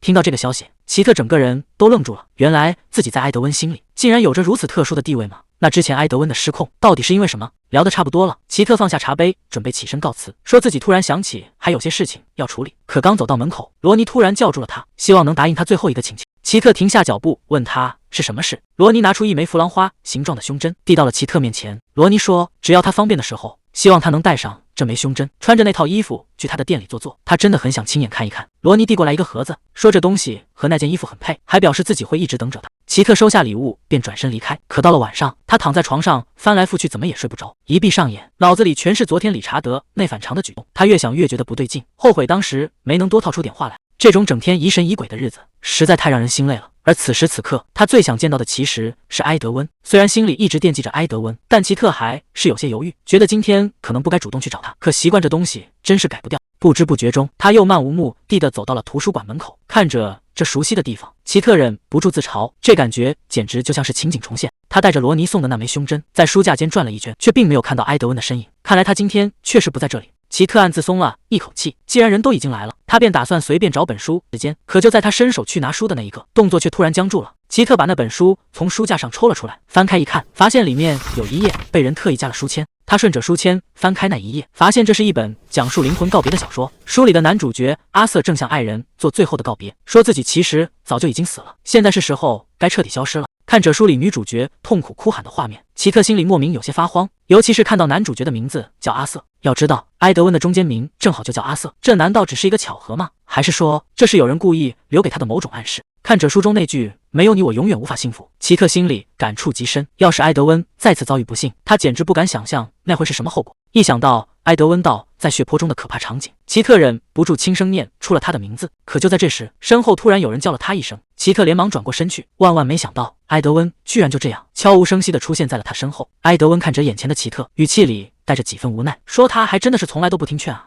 埃德温突然出现，奇特顿时有些慌乱，赶忙解释两人没有提前约好，以为今天不会在这里碰到他。埃德温一脸无奈，说自己根本不是问这个，不懂他为什么一副做错事的模样。奇特低着头小声解释，以为之前惹他生了气，以为他再也不想见到自己。埃德温当场愣在原地，随后叹了口气坐了下来，认真告诉奇特自己其实从来没有生气。埃德温别过头去低声嘟囔说，当时只是害怕他喝下那杯茶会发生什么意外。奇特没听清，凑过去追问，埃德温急得一拍桌子，终于大声喊出了真相，自己当时冲动拉开他，完全是担心茶里被人下毒。奇特整个人愣在原地，试探着问他是不是一直在关心自己。埃德温死要面子，立马反驳，声明自己只是讨厌有人因他受牵连，并且无比严肃地交代奇特，以后在他府上绝对不能随意吃喝任何东西。听完埃德温这番真心话，奇特彻底放下了心，眼泪却控制不住地流了下来。埃德温这下彻底慌了神，搞不懂他怎么突然又哭了。奇特赶紧擦去眼泪，解释说自己只是太高兴了，以前无论他怎么关怀别人，得到的永远只有嫌弃与怀疑，而埃德温这一回却让他的心彻底暖了起来。埃德温嘴上吐槽他是哭包，眼神里却多了几分温柔，两人之间的误会终于彻底解开。埃德温没有废话，直接叫奇特跟自己走，说他已经有了新的发现。奇特心里一紧，连忙追问是不是抓到了下毒凶手。埃德温摇了摇头，虽然还没锁定最终目标，但也查到了关键的蛛丝马迹。为了防止打草惊蛇，埃德温带奇特回到了自己的府邸，一路停在了一间卧室门前。埃德温指着房间告诉他，这里就是女仆玛丽的住处。奇特有些犯嘀咕，问他就这么大摇大摆进女仆房间，真的合适吗？埃德温十分镇定地表示，自己早就找借口把玛丽调走了，短时间内他根本赶不回来。奇特这才松了一口气，追问他们跑来这里到底要找什么。埃德温没有说话，直接当面打开了一个抽屉，示意他往里看。里面安安静静躺着一块怀表和一支钢笔，正是埃德温之前弄丢的心爱之物。钢笔上甚至还刻着他的小名。埃德温看着这些失物，问奇特明不明白这代表着什么。奇特有些摸不着头脑，老老实实回答说自己真看不出来。埃德温叹了口气，给出了一条出人意料的结论，这说明玛丽一直在暗恋他。听到这个回答，奇特整个人都傻了，忍不住在心里吐槽对方是个超级自恋狂。不过他很快又想到另一个问题，既然玛丽喜欢埃德温，那他下毒害埃德温的可能性反而极低。听到这个推论，埃德温却突然陷入了沉默。埃德温沉声提醒奇特，并不是所有人表达爱意的方式都一样，不过他也承认，从目前线索来看，玛丽确实可以暂时排除嫌疑。奇特一下子反应过来，既然玛丽没有嫌疑，那剩下的唯一人选，埃德温直接说出了那个名字，理查德。没想到所有的线索最终竟然全都指向了这位老管家。埃德温顺手合上抽屉，表示接下来的每一步他们都必须更加谨慎。埃德温神色复杂地看着奇特，劝他最好不要卷入得太深，他不希望任何人因为他丢掉性命。奇特却根本没打算退缩，态度极其坚决地回应，他绝对不能眼睁睁看着埃德温死去。听到这话，埃德温无奈地叹了口气，笑他实在是太爱管闲事，连他自己都说不准能否改变命运。可奇特依旧充满信心，表示就算希望渺茫，也绝不轻易放弃。看着眼前这个固执的女孩，埃德温内心深受触动。埃德温觉得今天聊得差不多了，临走前约他明天在此再见，还打趣地叫她爱哭鬼小姐。奇特笑着大声答应，看着埃德温离去的背影，心里满是期待。天色渐晚，奇特换上了那件浅蓝色礼服，正坐在镜子前默默梳妆。看着桌上罗尼送的礼物，奇特心里很清楚，自己不能再这样继续拖下去了。想起罗尼的期盼，奇特终于下定决心，是时候去把这一切彻底做个了解。奇特终于来到了埃德温的府邸前，他深吸一口气，叩响了大门。随着大门缓缓打开，开门的居然正是管家理查德。理查德看到盛装出席的奇特，礼貌地向他躬身打招呼，并由衷夸赞他今天比以往任何时候都要美丽。老管家理查德看着盛装出席的奇特，忍不住连声夸赞，称赞她美得像天上的天使，这身华丽裙子简直无比衬她。面对老管家的热情，奇特有些不好意思，谦虚表示理查德过誉了。理查德接着看向他胸前的花饰，笑着补充道，这朵胸针更是锦上添花，殿下怕是会被它深深吸引，甚至要直接带它远走高飞。奇特吓得赶忙摆手，叫老管家千万别开这种玩笑。就在两人聊得正欢时，身后突然传来一道冰冷的声音，一把打断了他们的对话。埃德温一把拉过奇特，冷冷警告老管家别乱造谣，毕竟他自己的眼光可高得很。老管家也不生气，顺从的应了下来。理查德忍不住打趣问埃德温，是不是因为太喜欢奇特的打扮，才特意跑出来迎接？埃德温顿时急了，连忙否认，顺势将理查德打发去泡茶。老管家离开后，房间里只剩下他们两人。看着墙上滴答作响的时钟，埃德温突然低声道，这可真奇怪。奇特有些纳闷，连忙问他哪里奇怪。埃德温面色平静地解释，按照以往的死亡规律，他差不多该在这个时间点遇害，可今天却安静的反常。奇特听得整个人都愣住了，埃德温却早已习以为常，直言中毒事件每次都在这2天发生，齐特叹了口气，表示这种关于死亡的话题，自己听多少次都觉得难以接受。埃德温却看得很开，深知对方的下毒计划绝对会照常进行。齐特心里有些犯嘀咕，不知道自己这次能不能帮他躲过杀身之祸。此前埃德温怀疑的嫌疑人只有女仆玛丽和老管家理查德，如今玛丽的嫌疑已经排除，如果再排除外人作案的可能，剩下的唯一嫌疑人就只有这位和蔼的老管家。一想到平日里慈祥的理查德可能就是背后的幕后黑手，齐特心里就一阵后怕。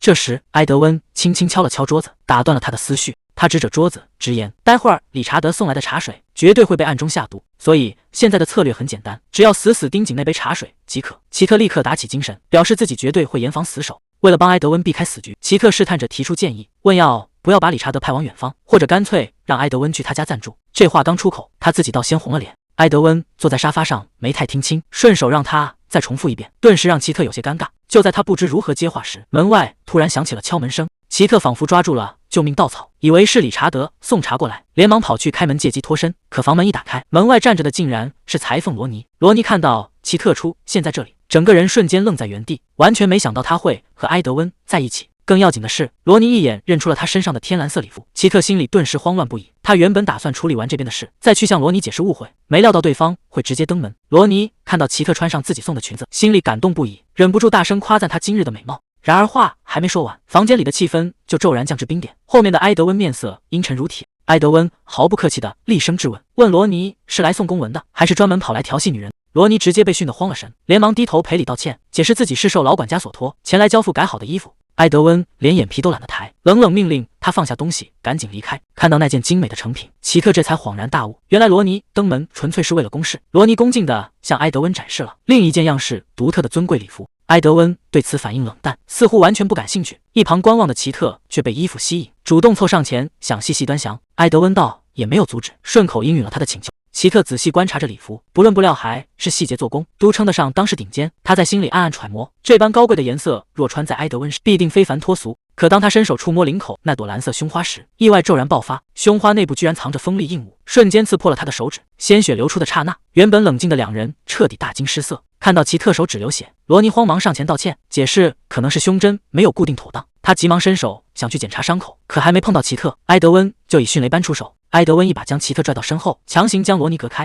埃德温脸色阴沉无比，厉声喝问罗尼是不是疯了。他当场指责道，这件衣服本是做给皇子穿的。齐特仅仅碰了一下就受伤，这就是他交出来的成果吗？面对埃德温雷霆般的怒火，罗尼吓得哑口无言，只能连连低头认错。看着齐特流血的手指，埃德温大步上前，伸手按住他的伤口查看，见伤痕撕裂的有些深，他当即决定传理查德拿药来。齐特连忙摆手示意自己没事，埃德温嘴上依旧不肯服软，声称自己并非关心他，只是不想让未婚姑娘手上留疤。听到这话，齐特在心底小声嘀咕，这听起来分明就是关心。埃德温依然满脸担忧，追问他有没有头晕恶心的感觉，毕竟没人敢保证这件刺上是否沾染了剧毒。看到齐特活蹦乱跳的坚决否认，埃德温这才微微松了一口气，打趣说看来他还有力气顶嘴。齐特顺口帮罗尼求情，希望埃德温不要过于苛责裁缝。然而话才说到一半，伴随着墙上鼓中的沉闷轰鸣，突发惨剧毫无预兆的降临。刚才还活蹦乱跳的齐特眼前一黑，失去意识，整个人重瘫倒在地。谁能想到那朵胸花尖刺上竟然真的涂抹了致命剧毒？刚才还在嘴硬傲娇的埃德温，此刻彻底慌乱发疯，声嘶力竭地呼喊着齐特的名字，拼命想让他睁开眼睛。可怀里的女子双眼紧闭，再也没有半点回应。暴雨伴随沉闷丧钟声倾泻而下，最糟糕的情况终究还是发生了。埃德温独自站在雨中，浑身湿透，整个人如同被抽空灵魂。他怎么也没想到事情会演变成这样。教堂外人群低声议论，齐特此刻静静躺在花丛中，双眼紧闭，再也无法睁开。看着毫无生气的躯体，昔日誓言在耳边不断回响。明明说好要共同进退，齐特却先行一步，违背了约定。埃德温满心愧疚，深感是自己的无能害死了齐特。身为皇子，此刻除了送上一朵花，竟然什么都做不了。他颤抖着放下鲜花，轻声呼唤，雨幕中却再也没有任何回应。悲剧已无法挽回，命运的锁链将他死死扣在绝望之中。法庭之上，气氛降至冰点。埃德温当场发飙大怒，质问法官为何认定证据不足，明明齐特就是中毒身亡。法官面无表情敲击法锤，警告，强调即便是皇子也必须遵守规矩。紧接着当众宣布最终判决，遗体内未检测出任何毒素，死因无法成立。被告席上的罗尼即将被无罪释放。法锤重重落下，罗尼被当庭无罪释放。埃德温独自走在暴雨泥泞中，心中满是不甘与怒火。就算自己被流放边境，证词也不该被随意抹杀。幕后黑手显然已经掌控法庭。当他在雨中迎面撞见罗尼，积压的怒火瞬间爆发，上去就是狠狠的一拳。埃德温一把就骑倒地的罗尼，愤怒质问对方凭什么摆出一副假惺惺的悲伤？奇特分明就是被他所害。罗尼没有反抗，只是痛苦的承认是自己的错。埃德温根本不信这套说辞，当场点破带毒的凶花，逼问幕后主使到底是何人。罗尼依然极力否认，坚称对下毒一事毫不知情。埃德温声嘶力竭地逼问凶手。罗尼听到这话，不仅没有交代，反而疯狂地大笑起来。罗尼冷笑着上前一步，直接说出最为残酷的真相：殿下，你还不明白吗？奇特之所以会落得惨死下场，全都是因为你。罗尼狠狠补上了最后一刀，直言若非为了埃德温，奇特现在一定还活得好好的。这话将埃德温彻底推进绝望，脑海中疯狂假设，如果当初没有隐瞒危险，如果亲口告知卷入其中的代价，奇特是否会退缩？可他比谁都清楚，就算再来一次，奇特也绝不会袖手旁观。越是明白对方的心意，埃德温内心的悔恨就越发剧烈。为何非要等到失去，才看清这份不可替代的分量？还没等他从悲伤中缓过神来，身体骤然失控，一口鲜血猛地喷洒而出，重重倒在泥水之中。雨幕深处，一道神秘黑影缓缓走近，看着到地不起的皇子发出冷笑，直言直接毒死反而是个解脱。伴随耳边回荡的丧钟声，埃德温意识开始模糊，罗尼刺耳的指责仍在盘旋。如果时间真的能够倒流，自己是不是就能改变结局？这个念头一旦冒出，便疯狂滋长。他不想就这么屈辱死去，更不想去没有他的世界。他要活下去，回到有奇特在的时光。在半梦半醒的无尽黑暗中，嘈杂的呼喊声从耳边隐隐传来，有人在拼命呼喊着什么，听起来却模糊不清。急促的呼救声不断催促去叫医生，这究竟发生了什么？埃德温终于凝聚起一丝意识，他脱口而出的第一个名字依然是奇特。那些痛苦的记忆如走马灯般闪过，曾经对他说过的每一句话，都像是在做最后的告别。有人说不想再让他继续受苦，可如果没有了奇特，独自活下去又有什么意义？伴随着沉重急促的心跳声，他的意识再次沉入无底深渊。这一次，他真的能换回想要的结果吗？伴随着沉重的心跳，周围的一切渐渐变得模糊。难道这就是生命的终点吗？可就在这绝望时刻，不可思议的奇迹突然降临，原本停滞的时间竟开始疯狂地向后倒退。清脆的钟声在耳边急速回响，岁月带着他穿过无数日夜，重新回到了命运的起点。当意识再次聚拢，熟悉的声音重新响起，奇特竟然完好无损的重新出现在他的面前。热闹非凡的生日宴会上，悠扬的乐曲响彻整个大厅，时间竟真的重新倒流了。罗尼微笑地走到奇特面前，祝贺他19岁生日快乐。奇特整个人瞬间愣在原地，眼前这熟悉的一切与记忆里的宴会完全重合。难道之前经历的所有痛苦与绝望，真的只是一场噩梦吗？可那份锥心的真实感，绝对不可能是假的。命运的齿轮，难道真的在此刻重新转动了吗？谁也没有料到，埃德温会突然一路冲出来，直接将奇特紧紧拥入怀中。埃德温声音哽咽，说自己刚才真的以为他已经彻底离自己而去，那场可怕的痛苦与绝望，仿佛就发生在上一秒，他差一点就永远失去了他。奇特被这突如其来的举动彻底弄懵，只能小声提醒呼唤殿下。这一次重来，埃德温究竟能否守护好眼前的一切？看着突然冲上来死死抱住人的埃德温，罗尼整个人直接看傻了。奇特被这越界举动弄得手足无措，试着询问埃德温要不要先放开，可埃德温根本不听，只是执拗的将他死死抱紧，绝不许他离开自己半步。埃德温声音里满是哀求，只想就这样多感受一会儿他的温度，只有这样，他才能确信这一切绝非梦境。感受着这真实而炽热的拥抱，奇特一时间也说不出话来。可这旁若无人的亲密举动，早已吸引了全场所有人的目光。奇特还在劝埃德温赶紧放手，再不放开，闲言碎语可就要传开了。埃德温却根本不理会，反而抱怨他太破坏气氛，下一秒直接一把将他横抱起来。埃德温说自己有太多话要对奇特说，必须带他去一个安静的地方。奇特整个人完全懵了，这哪里是跟在身后走，分明是被强行抱走了。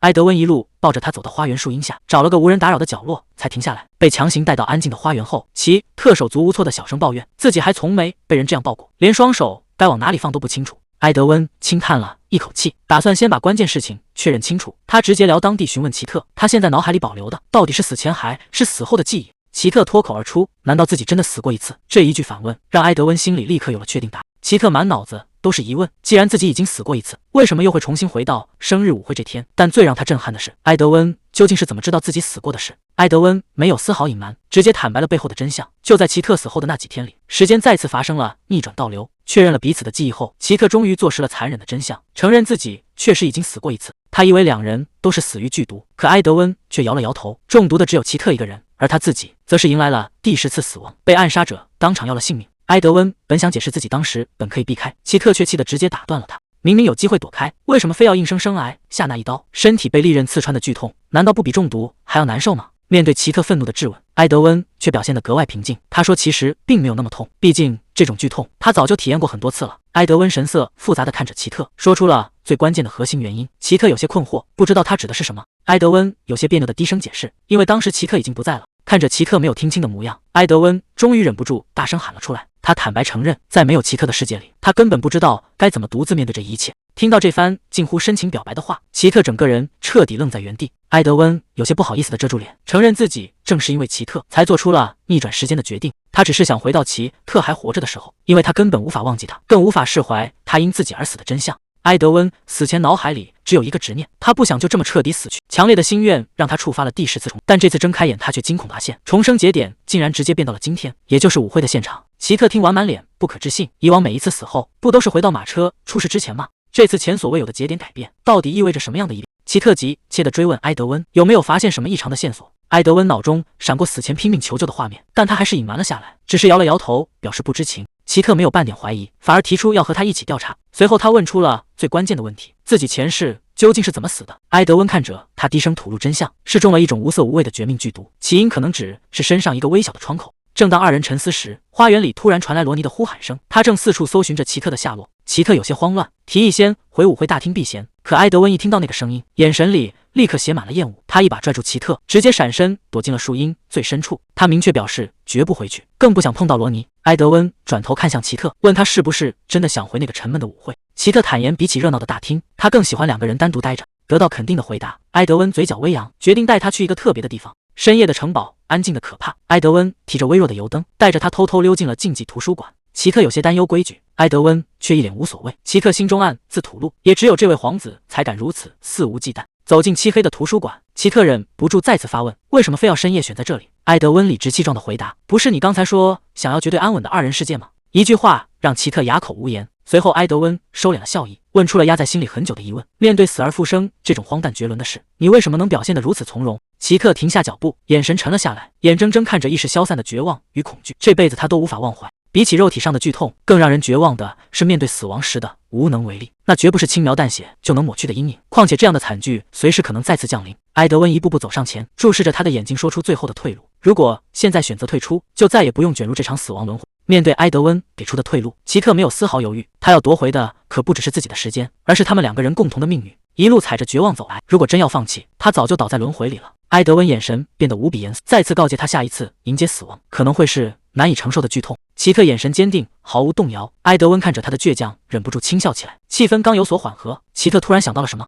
他一把拉住埃德温，指着桌上的古籍问他，知不知道这本书的作者是谁？埃德温觉得莫名其妙，这本书他翻阅过无数次，名字早已烂熟于心，可当他脱口欲出时，话语却瞬间卡在了喉咙里。他惊恐地发现，那个原本无比清晰的名字，居然在脑海中凭空消失了。奇特翻开书封，上面居然变成了一片诡异的空白。奇特脸色苍白地回忆起细节，在他第一次经历时间倒流时，书封上的署名就已经发生了一遍。在最开始的现实中，那里分明印着完整清晰的人名，可随着埃德温经历了9次惨死，奇特经历了1次重来，那个名字就像被某种法则强行剥离，最终只剩下孤零零的一个字母。而这一次，随着第10次死里逃生，那个字母也彻底荡然无存。每一次轮回都在悄无声息地抹去时间的痕迹，凝视着彻底抹平的封面，埃德温说出了最残酷的真相：从这一刻起，他们已经彻底失去了退路。奇特看着书架上的异样痕迹，试图寻找巧合的借口，却被埃德温冷酷地打碎幻想。既然已经无路可退，纠结过去就毫无意义。奇特迅速冷静下来，提议两人联手寻找破局之法。他突然意识到最关键的线索，前世夺走他性命的剧毒，究竟是谁在暗中操控？奇特急切地提起罗尼的名字，向埃德温确认致命信息的真伪。埃德温的回答却无比冰冷，一旦这次行动再次失败，他们将面临真正的灰飞烟灭。面对这近乎绝望的无限轮回，埃德温甚至想过放弃抵抗，奇特却一眼看穿了他的伪装，当场揭穿他不想死的渴望。既然不想死，那就只剩下放手一搏这一条路。埃德温突然抛出重磅炸弹，那个表面上的裁缝根本不是真凶。当年奇特死后的审判中，即便有埃德温亲自作证，裁缝依然被无罪释放。一个普通平民绝不可能有这种通天手段，这证明裁缝背后站着更可怕的势力，能干预审判的必然是朝堂巨头。而最残酷的真相是，对方真正想杀的人其实是埃德温，奇特只是替他挡了死劫，但也正因这桩意外，才让天衣无缝的阴谋露出了破绽。奇特怀疑是黑手在指使罗尼，埃德温却叹气表示情况更复杂，每次想要他命的都是同一个人，但执行暗杀的杀手却一直在变。这意味着这次动手的人可能不再是裁缝，必须立刻排查所有可疑人员。排除掉忠诚的玛丽之后，嫌疑人的范围瞬间缩小，现在最有嫌疑的只剩下2个人，他们必须在下次暗杀前盯死目标。奇特仔细盘算着嫌疑人，除了被放走的裁缝，管家理查德也极度可疑。他想起罗尼送花石的细节，当时正是理查德指引罗尼送来的。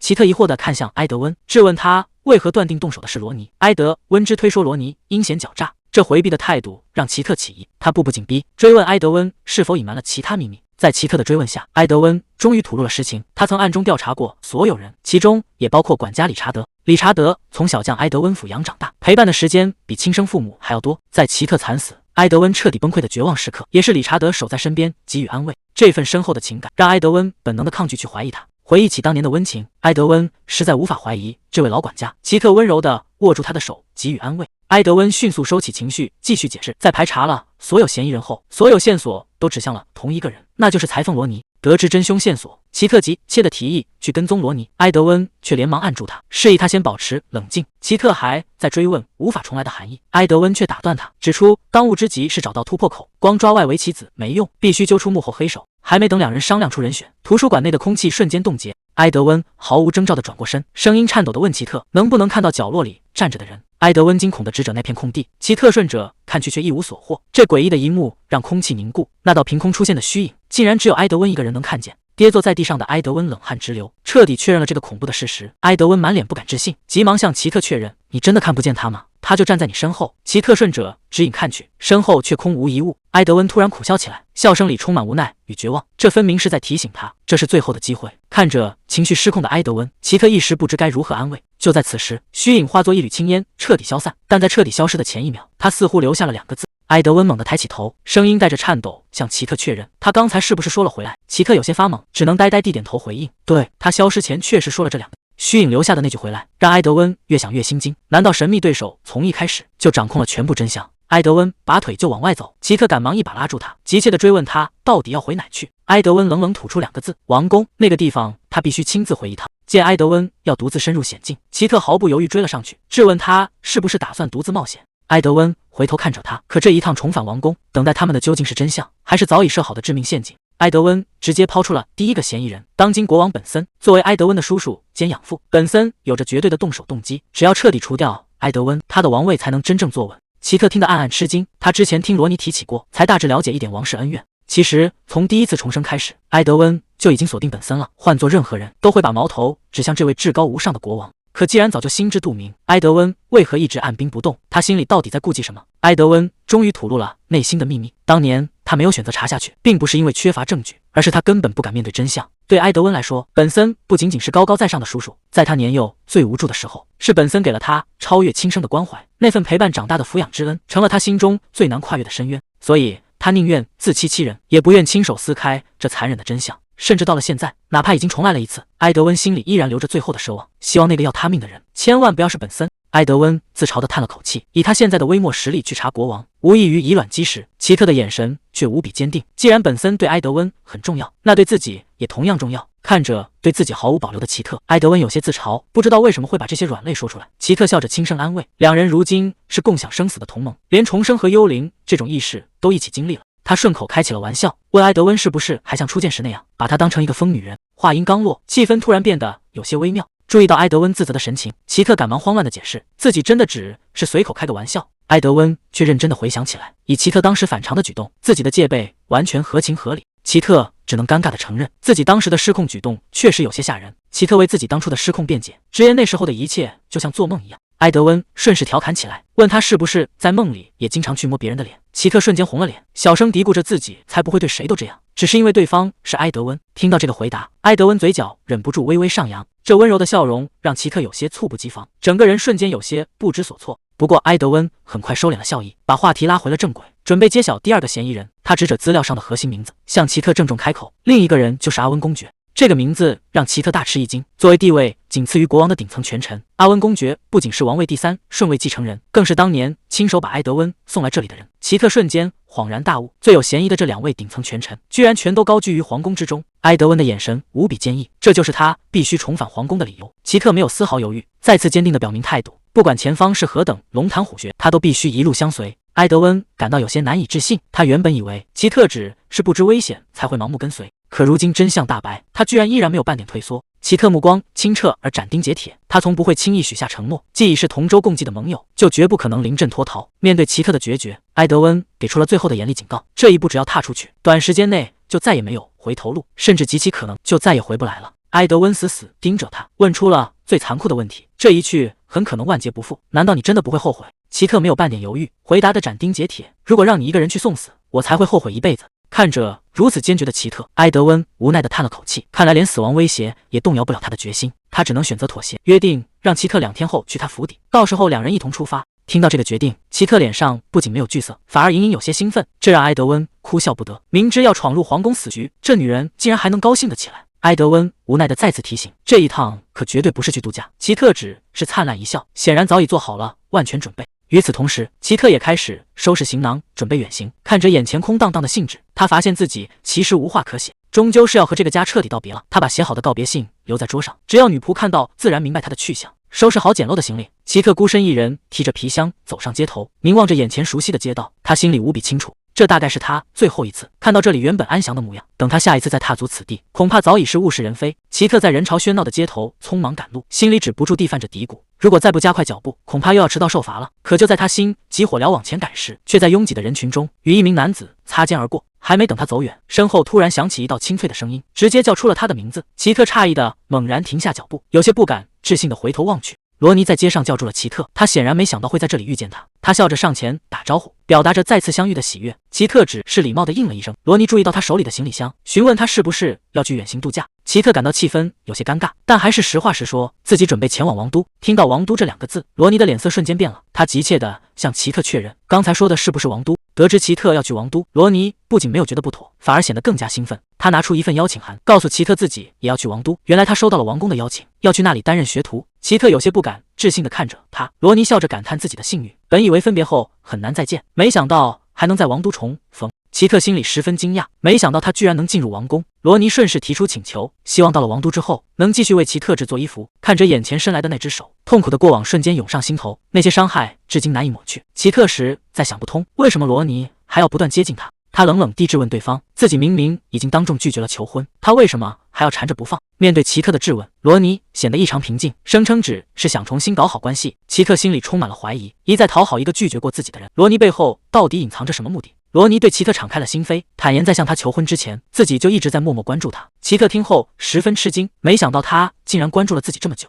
罗尼继续说道，在外界的流言蜚语中，奇特是家族里不受欢迎的二女儿，一出生就被扣上害死母亲的罪名，所有人都觉得她远不如光彩照人的姐姐。但罗尼并没有听信谣言，早在很久以前，他在裁缝店当学徒时，就第一次见到了奇特。罗尼坦白了当时的心境，在看到奇特的那一刻，他仿佛看到了另一个自己。他能感觉到奇特在这个家里的格格不入，并怀疑他是否也和自己一样孤独。奇特有些迟疑地询问他的意思，罗尼给出了肯定的回答。他从小失去双亲，只留下一间破旧的店铺和手艺，为了在这个世界上活下去，他只能拼命地制作衣服。直到某天停下来环顾四周，才发现自己其实无比孤独，没有家人的照顾，也没有可以倾诉的朋友。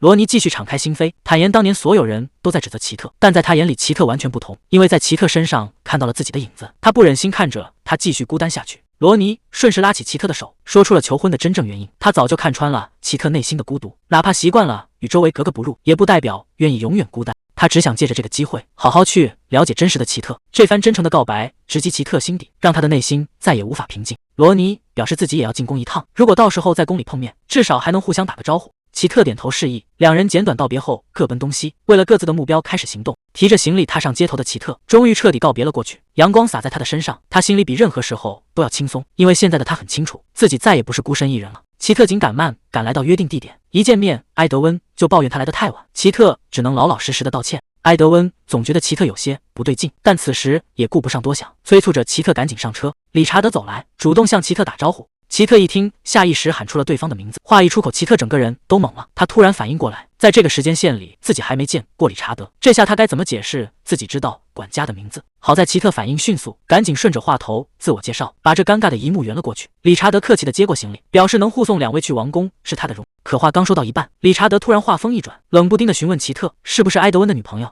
这个突如其来的问题让马车里外的两个人瞬间慌了神，他们异口同声的大声否认。看着他们手忙脚乱的模样，理查德忍不住笑出了声。马车缓缓驶离了府邸，奇特掀开窗帘，看着熟悉的街景，心中百感交集。埃德温看穿了他的心思，问他是否舍不得这个成长之地。奇特轻声回应。自从听到他离世的消息，自己便彻底封闭了内心。埃德温沉默许久后温声安慰，以后随时都可以重新回来。可话音刚落，埃德温眼神微变，冷不丁追问他刚才是不是还有隐情没说。埃德温急忙解释，自己只想离接下来的目的地越远越好。奇特忍不住露出一丝会心的微笑，顺势追问他重回王宫的感受。埃德温无奈地叹了口气，王宫对他而言始终是个复杂的地方，既留下了童年最快乐的时光，也埋葬着父亲走后的艰难岁月。看着若有所思的埃德温，奇特心里彻底明白了他的意。奇特心里很清楚，如今的王宫早已不再是记忆中的模样。这一次，他决定主动伸出手，去温暖这个习惯逞强的男人。奇特笑着表示自己也想安慰他，嘴硬的埃德温还想死撑，却还是轻声说了句就给5分钟。随后他紧紧握住了奇特的手，随着马车缓缓停下，宏伟又冰冷的王宫终于近在眼前。埃德温突然绅士地伸出了手臂，见奇特愣在原地，他有些不自然的吐槽手都举酸了。奇特这才回过神来，有些不敢置信他会主动护送。被戳穿心思的埃德温别过头去，嘴硬地催促他赶紧跟上。就这样，埃德温领着奇特一步步踏入了金碧辉煌的大厅，拉开了这场王宫风暴的序幕。埃德温突然停下脚步，神情严肃地交代明早要觐见国王，他必须明确自己的身份。奇特一时间摸不着头脑，埃德温局促地转过身，抛出了一个重磅炸弹，他将以未婚妻的身份进宫。奇特惊呼出声，被埃德温按住，他低声解释这只是为了行动方便。红了脸的奇特只能慌乱地答应下来。为了让谎言天衣无缝，埃德温甚至编造了领地秘密订婚的细节，警告奇特必须配合演戏，要是不慎露馅就直接送他回家。见奇特连连点头保证，埃德温又特意补充，刚才牵手纯粹是为了入戏，让他别自作多情。奇特笑着保证绝对不会多想，这句话反而让埃德温一时语塞，只能严肃提醒他王宫之行关乎生死。进入房间后，奇特傻了眼，偌大的卧室竟然只有一张大床。他刚提议另开一间，埃德温却义正言辞地表示未婚妻同住一间才不会引起怀疑。见奇特依然犹豫抗拒，埃德温眼神瞬间冷了下来，一步步逼近并冷声提醒，谋害他的凶手就在这座宫殿里，上一次他出事时自己就在现场，沦为未婚妻的他随时会成为下一个目标。埃德温霸道地警告奇特必须时刻待在他的视线范围内，紧张的奇特甚至打了个嗝。埃德温无奈调侃他死而复生后胆子变大了。面对大床，奇特提议睡沙发，埃德温看了一眼窄小的沙发，直接拒绝，反问他是不是怕自己图谋不轨。背对的脸红的奇特刚解释没同床过，埃德温直接回怼，难道自己就有经验？当场放话，害羞就去睡地板。嘴上放着狠话的埃德温说完便径直躺在了大床上。原本犯嘀咕的奇特彻底没了退路，只能局促的躺下。虽然两人中间隔得能再放下一张桌子，但这实打实的同床共枕还是让奇特整晚心神不宁。深夜的王宫一片死寂，尴尬同床的奇特毫无睡意。身旁的埃德温突然翻身，直接朝他的方向靠了过来。看着近在咫尺的英俊脸庞，奇特紧张地屏住了呼吸。在这危机四伏的深宫里，眼前的温热让他真切感到这个男人确实还活着。奇特试探着轻声唤他的名字，本该熟睡的埃德温却猛然睁眼。奇特慌忙解释自己不是故意打扰，埃德温冷漠地翻过身去，丢下一句冰冷刺骨的警告，喊他的名字听起来像在哀悼死人，如果不会叫以后就别叫了。这番话让房间里的气氛瞬间降到了冰点。清晨的阳光洒进房间，奇特刚睁眼就听到男人的吐槽，嫌弃他睡得实在太久。此时的埃德温早已穿戴整齐，奇特有些不好意思的小声嘟囔，抱怨他为什么不早点叫醒自己。埃德温却毫不客气的反问，难道自己就不能按时起床吗？理亏的奇特只能老实认错，试探性的向他问候早安。听到问候的埃德温冷哼一声，调侃他昨晚是不是死而复生了。还没等奇特反应过来，这个冷酷的男人嘴角竟微微上扬，他迅速收起笑容，催促奇特准备，随后转身离开了房间。当奇特换上华丽的粉白礼服，局促地向门外的埃德温道歉时，埃德温却恢复了公事公办的冷漠，警告他再磨蹭自己就直接出发。埃德温大步走到他面前，质问他刚才的脾气去哪了，毕竟待会儿要面见国王，还没出发可不能先泄了气。他轻轻按住奇特颤抖的肩膀，语气终于放缓了下来。看着奇特重新打起精神，埃德温主动伸出右臂，他凑到奇特耳边低声警告，既然决定要演这出戏，就必须演得毫无破绽，从现在起你就是我的未婚妻。随着沉重的大门缓缓开启，埃德温带着奇特步入大殿，还没等两人站稳，身穿华丽斗篷的国王本森就热情地迎上前拥抱埃德温，甚至亲昵地叫他小灰猫。这一幕让旁边的奇特直接看傻，埃德温神色僵硬的礼貌问候，却被本森要求像以前那样称呼，埃德温只能改口叫他本森叔叔。本森笑着拍了拍埃德温的肩膀，感慨他长高了，也寄来了信件，甚至欣慰他终于坠入了爱河。提起埃德温去世的父亲时，本森更是一脸动容怀念，可埃德温只是冷冷的反问，叔叔真的是这么想的吗？一旁的奇特心中掀起惊涛骇浪，因为眼前这个看似慈祥的长辈正是谋害埃德温的最大嫌疑人。被晾在一旁的奇特有些尴尬，埃德温顺势将他引到身前，奇特立刻大方得体的行礼，并主动向本森报上家门。本森这才装作恍然大悟的样子。奇特顺势询问起王后的去向，本森笑着解释王后正在赶回。可就在说话的瞬间，本森看向奇特的眼神里闪过了一丝让人胆寒的阴冷。本森笑着表示迟早会见面的，埃德温则冷冷地盯着他。察觉到奇特的紧张，埃德温在暗中悄悄握紧了他的手。这时本森突然话锋一转，宣布今晚要为他们举办舞会。面对本森突如其来的逼问，奇特一时间有些不知所措，本想找个借口直接拒绝，可对上本森那阴鸷的眼神，他只能硬着头皮客套敷衍，声称非常感激陛下的体贴。还没等奇特把话说完，一旁的埃德温突然出声打断，当场替他回绝了这场舞会。埃德温一边重申自己想低调，一边顺势拉住了奇特的手，直言他根本不喜欢人多的地方。面对埃德温的当面拒绝，本森却完全没有打算放弃，反而厚着脸皮打起了感情牌。他声称自己早就开始筹备，甚至搬出养父的名义施压，道德绑架的意图昭然若揭。话已经说到了这个份上，埃德温只能选择退让一步，答应只在舞会上露个面。达到目的的本森立刻笑逐颜开。埃德温不想再与他多做纠缠，直接带着奇特转身告退。可就在大门关上的那一瞬间，本森脸上的笑容瞬间消失，只剩下一片阴冷与算计。走在回去的走廊上，奇特心里充满了愧疚，主动向埃德温开口道歉。他觉得是自己没能应付好本森，才害得两人不得不去参加舞会。听到这话的埃德温叹了口气，直言该道歉的人其实是自己。他心里比谁都清楚，从本森得知他们回来的那一刻，这场舞会就已经是避无可避的局。埃德温神色复杂地看着奇特，似乎还想再交代些什么，可话到嘴边最终还是咽了回去。原来埃德温是在担心奇特，他提醒说舞会上全是权贵，连本森也会在暗中盯着，这对一直待在领地的奇特来说，压力确实有些太大了。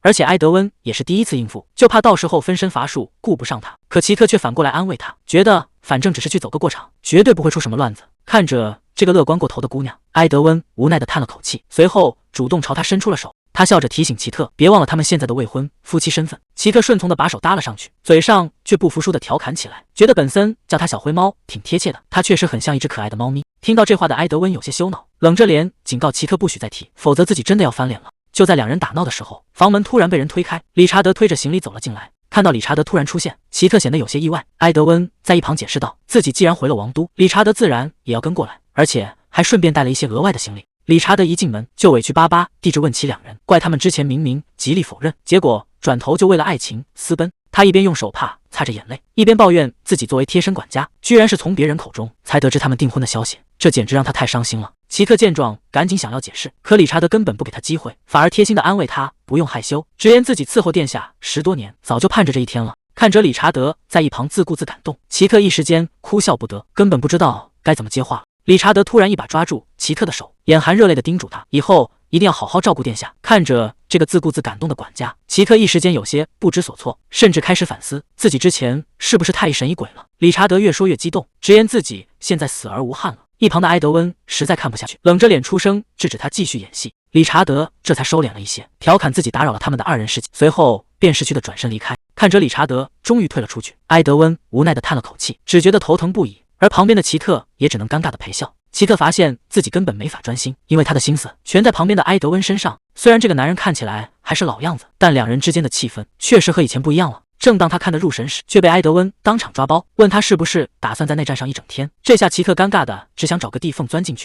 埃德温道也没继续逗他，一边翻着书，一边随口问起他对本森的看法。提起这个叔叔，奇特的心一下子提了起来。虽然本森表面上看起来无比热情，但最后那个阴冷的眼神绝对没那么简单。奇特觉得自己还需要更多时间去观察本森，才能做出准确的判断。可埃德温听完，只是不咸不淡的应了一声。这下奇特可急了，连忙追问他难道就没什么情报或者有用的建议要提醒自己吗？结果埃德温两手一摊，直言自己也摸不透那个叔叔，这才是最麻烦的地方。被敷衍的奇特心里不服气，干脆使出杀手锏，故意用本森对他的爱称调侃他。这一下直接踩中了埃德温的雷区。看着两人像小孩子一样斗嘴，还没走远的理查德忍不住笑出了声，只觉得这两个人的感情真是越来越好了。这下玩笑开大了，直接把傲娇皇子惹毛了。埃德温气得当场扔出枕头，两人在大殿里谁也不让谁。奇特心里其实直犯嘀咕，自己以前可从没跟人这么吵过，更别说对方是喜怒无常的埃德温。他只能先软下态度，主动道歉，解释说是因为对方刚才只顾着看书，自己一时冲动才故意挑衅。可埃德温根本不买账，冷笑着反问这意思是在怪他喽？气氛瞬间降到了冰点，埃德温直接下了逐客令，让奇特立刻出去，他现在需要一个人冷静一下。奇特刚准备转身离开，埃德温却突然出声叫住了他，冷冷的只给他30分钟时间，让他趁机去外面摸清皇宫的底细，毕竟这地方到处都是眼线。奇特一听这话有些意外，毕竟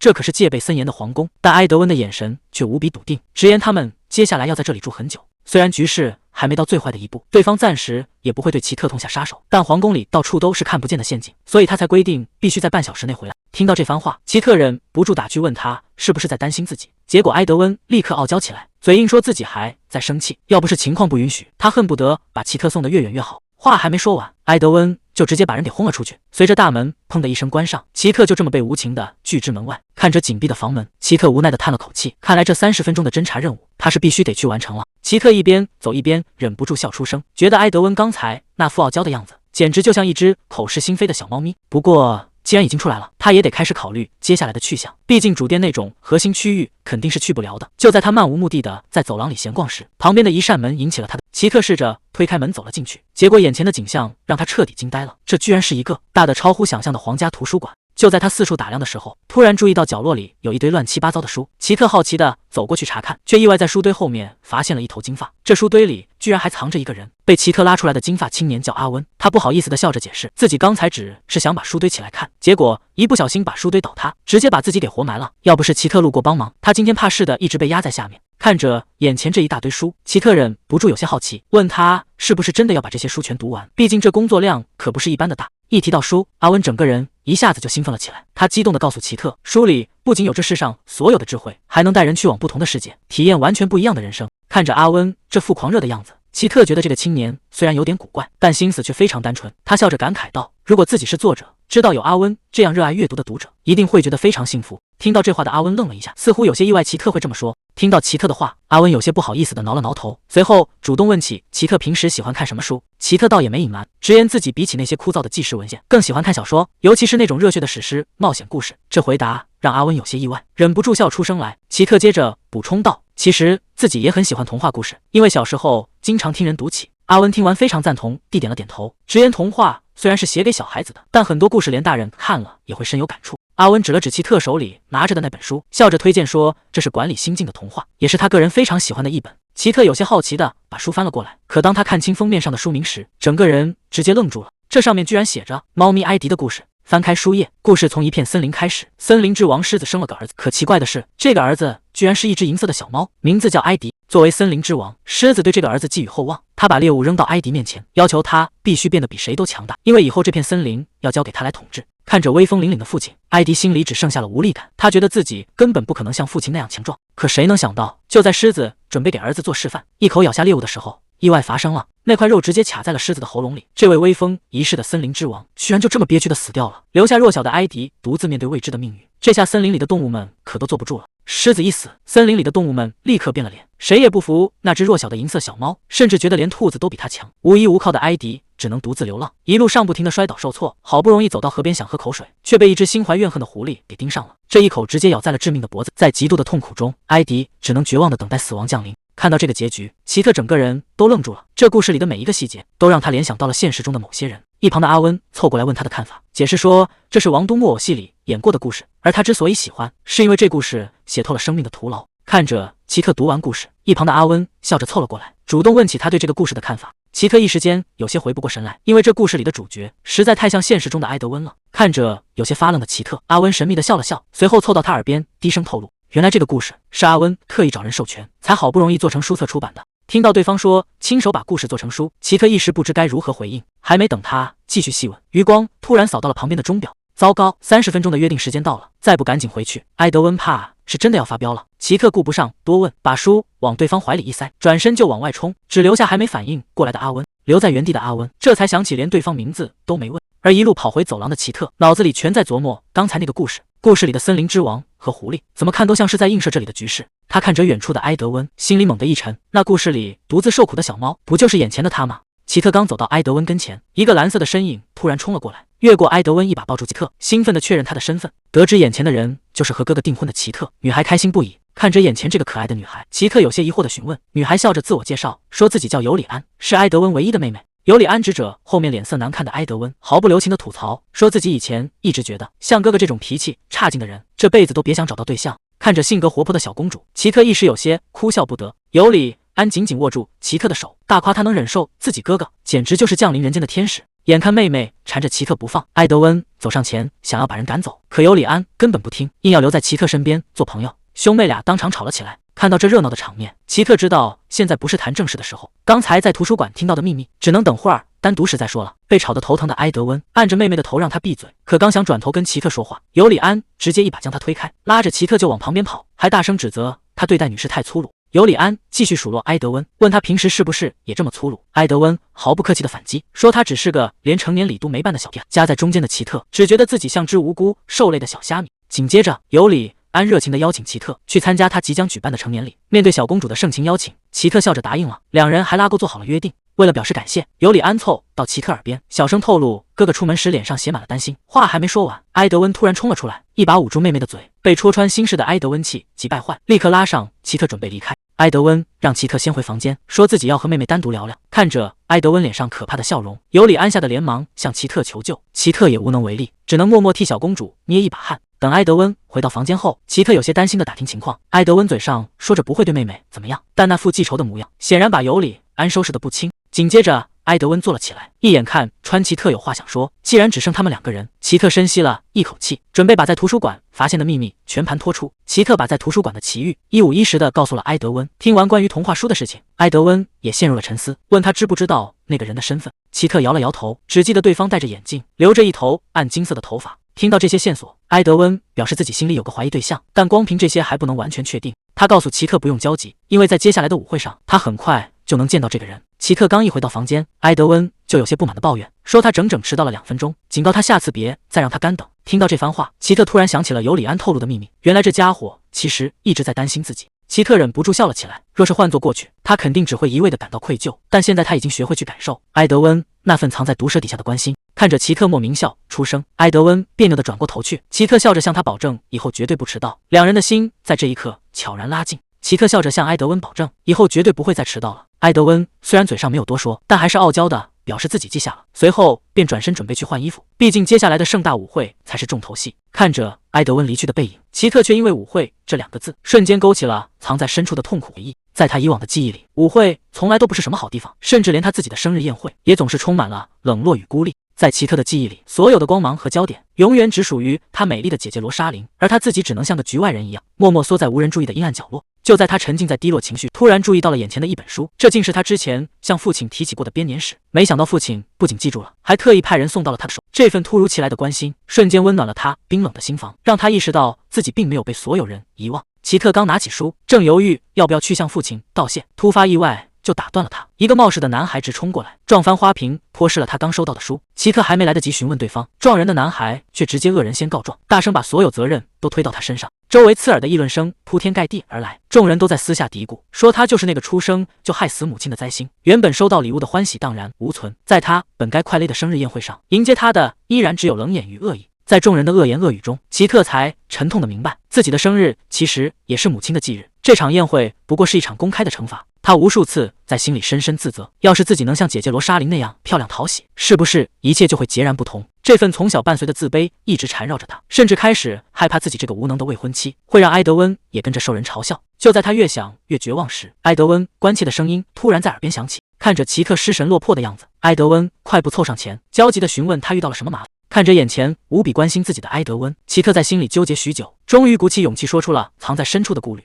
他害怕自己的平凡与低微会让埃德温在舞会上沦为全场笑柄，甚至萌生了退意，表示不想参加。那份深入骨髓的自卑让他根本不敢迈出关键的一步。面对奇特的自卑与退缩，埃德温没有半点生气的样子，反而十分耐心地开导起他。他直言舞会只需停留30分钟，而且自己定会全程守护他，给足了他底气。紧接着埃德温更是霸气放话，直言他一点都不难看，谁要是敢嘲笑他就是脑子有问题，敢说他未婚妻坏话的人就是在公然跟他作对。埃德温这番硬核维护让奇特整个人愣在原地，感动不已。看着奇特满脸感动的模样，埃德温有些别扭的转过头去，表示只是看不惯未婚妻垂头丧气。奇特刚想开口表达歉意，却被埃德温干脆利落的打断，提醒他这个话题早已翻篇。面对眼前这个嘴硬心软的男人，奇特终于彻底释怀，不再拿自己去和完美的姐姐罗莎琳比较。两人刚准备动身，门外突然传来了急促的敲门声。埃德温低声道：“人已经到了。”推开门看去，原来是埃德温早已安排好的顶级侍女。他早就料到奇特会手忙脚乱，直接请来了一整套专业造型班底。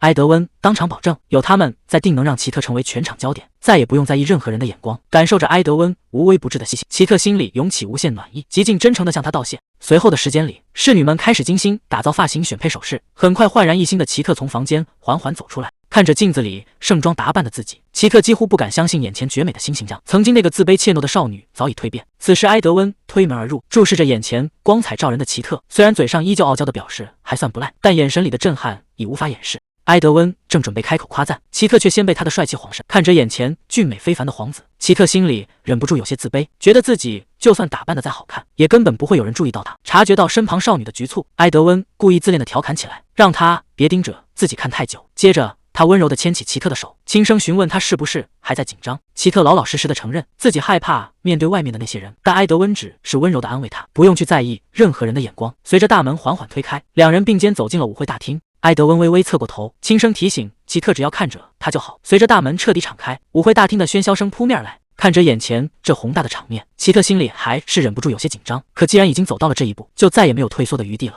两人并肩走下台阶，瞬间吸引了全场的光。周围的宾客们开始交头接耳，都在私下议论他的身份，说他就是那位传闻中的未婚妻。听到这些窃窃私语，奇特的心里又开始打鼓。看着周围人指指点点，奇特心里又开始打鼓。那些刺耳的议论声像潮水一样涌了过来，大家都在私下嘀咕，说他不过是个被家族抛弃的边缘人。察觉到奇特的局促，埃德温轻轻握紧了他的手，低声提醒他，之前就说过不要去理会这些人。埃德温告诉他，就算他是这个世界上最优秀的人，也一样会有人在背后说三道四。既然站在了这个位置上，被关注就是无法避免的。埃德温低声对奇特说，自己其实也讨厌这种虚伪的社交，所以不会强求他去享受这一切。但他紧接着又补了一句，绝对不能让这些人看扁了。听了这话，奇特心里踏实了不少，轻声回应自己知道了。虽然周围的窃窃私语声依然不断，但奇特已经不再像刚才那样慌乱。就在两人并肩往前走时，埃德温突然有些别扭地移开视线，低声说她今天其实非常漂亮。这突如其来的直白夸奖让奇特一下子有些不知所措。看来这位平日里冷冰冰的皇子聊起人来还真是让人招架不住。还没等奇特从害羞中缓过神，迎面走来的一位大人物就让他立刻紧张了起来。来人正是当今的国王本森。本森一开口就打趣地叫埃德温为小灰猫。面对这位威严的国王，两人赶紧恭敬地行礼问好。好在国王本森并没有为难他们，反而十分体贴地表示今天不会强留他们太久，只要他们开心，随时都可以提前离开。送走国王这尊大佛，奇特悬着的心总算落了地。他有些紧张地询问埃德温，自己刚才的表现合格了吗？结果埃德温依旧是一副傲娇的模样，只给了他一个80分的评价，还顺带调侃他其实什么都没做。听到这个评价，奇特有些无奈，看着奇特一脸疑惑的样子，埃德温又开始自恋了。直言完美的模板就在眼前，面对这突如其来的自我吹嘘，奇特一时间有些无语。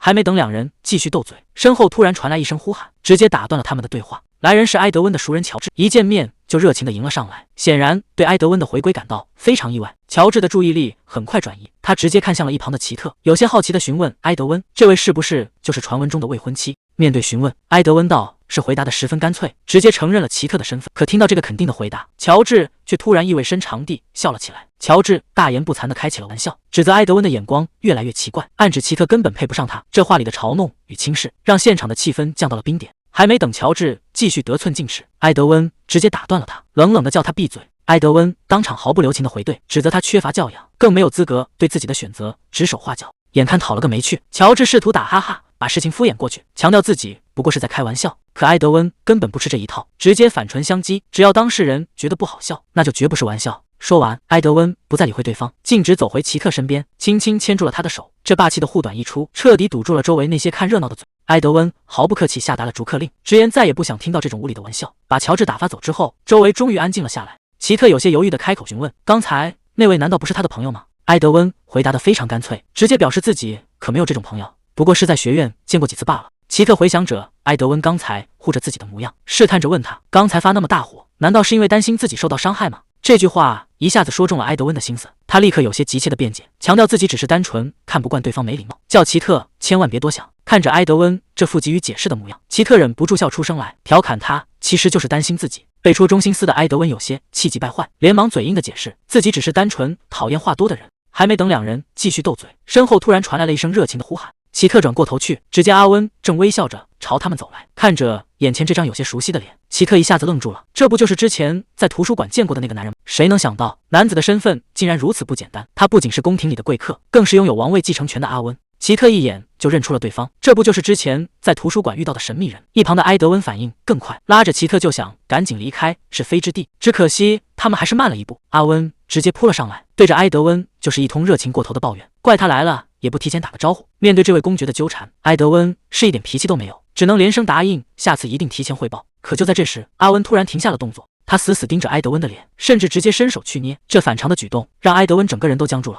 阿温突然意味深长地笑了起来，看来他是发现了什么不得了的秘密。埃德温被捏得实在没办法，只能低声提醒他注意场合，顺便叫出了他的名字阿温公爵。听到这个名字，奇特一下子反应过来，如果眼前这个人就是阿温，还没等他理清思绪，阿温已经注意到了他，主动迈步走了过来。阿温笑着问他，还记不记得在图书馆里那个关于猫的故事？这下奇特全想通了，原来那天在图书馆偶遇的神秘人，竟然就是这位公爵。阿温有些遗憾地表示，上次他走得太匆忙，自己甚至都没来得及做个自我介绍。接着他微笑着报上了自己的名字，阿温温莎。这突如其来的正式引荐，让奇特一时间不知道该如何应对。谁能想到，这位在图书馆偶遇过的金发男子，身份竟然如此不简单，他不仅是贵族议会的主席，更是拥有王位继承权的阿温公爵。看着奇特有些局促不安，埃德温在一旁低声安抚，让他把注意力放在自己身上就好。有了埃德温的鼓励，奇特主动上前向阿温行礼，并报上了自己的名。阿温微笑着表示，自己真没想到会在皇宫里见到他，甚至还客套的想感谢他大老远赶来。可还没等阿温把话说完，一旁的埃德温就冷冷地打断了他，叫他别在这里装傻充愣。埃德温毫不客气地反问阿温，是不是年纪大了记性不好？接着埃德温直接戳穿了对方的伪装，直言当初明明就是阿温自己送的。面对埃德温的质问，阿温倒是一点也不尴尬，反而大方承认了。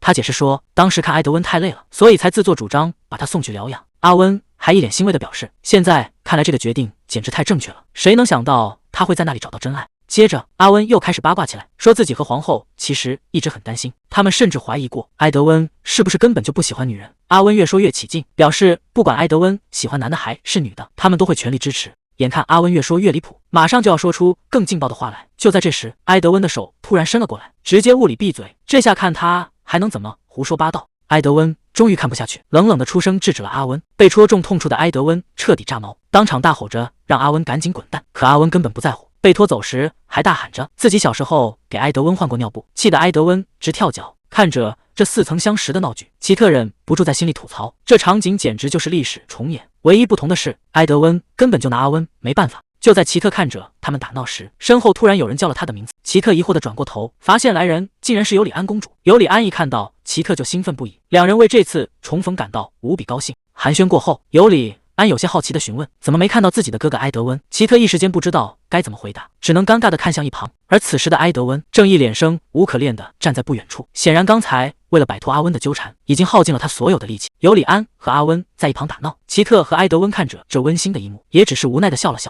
尤里安突然拉住奇特，神神秘秘地表示，刚才有人在到处找他，自己顺手就把人带过来了。听到这个消息，奇特一时间有些反应不过来，毕竟在他的印象里，根本不可能有家人会来找他。顺着尤里安手指的方向看去，奇特心里顿时升起一股不安，在这个地方到底会有谁来找自己？就在这时，一个熟悉的名字被叫了出来，罗莎琳。他一开口就直呼奇特的全名，语气里满是挑衅。罗莎琳冷笑着嘲讽奇特，说没想到他还有本事勾引男人，甚至出言侮辱埃德温的品味。面对这突如其来的羞辱，奇特只能默默忍受，而罗莎琳却已经转过身，虚伪的向走过来的埃德温行礼问好。罗莎琳主动上前向埃德温行礼，自我介绍是奇特的姐姐。可埃德温的态度却冷淡的吓人，直接挡在前面，表示自己记得他。紧接着，埃德温毫不客气地指出，罗莎琳不可能不知道奇特为什么离开，他大老远跑来，简直是场笑话。其实埃德温心里清楚，这些话他前世就对罗莎琳说过，只是这一世的罗莎琳根本不会有记忆。埃德温根本没有开玩笑，他冷冷地让罗莎琳立刻滚开，表明自己和他无话可说。周围的贵族开始小声议论，奇特在一旁看着，心里也有些紧张。可罗莎琳居然当场大笑起来，硬生生把这尴尬的场面粉饰成埃德温在开玩笑。周围的人有些动摇，以为这只是贵族间的玩笑。埃德温直接看穿了他的把戏，冷冷质问他到底有什么目的。罗莎琳立刻换了一副面孔，装出无比委屈的样子，指责奇特当初只留下一封信就走，家里人一直都在担心他，结果一转眼居然听到了他和皇子订婚的消息。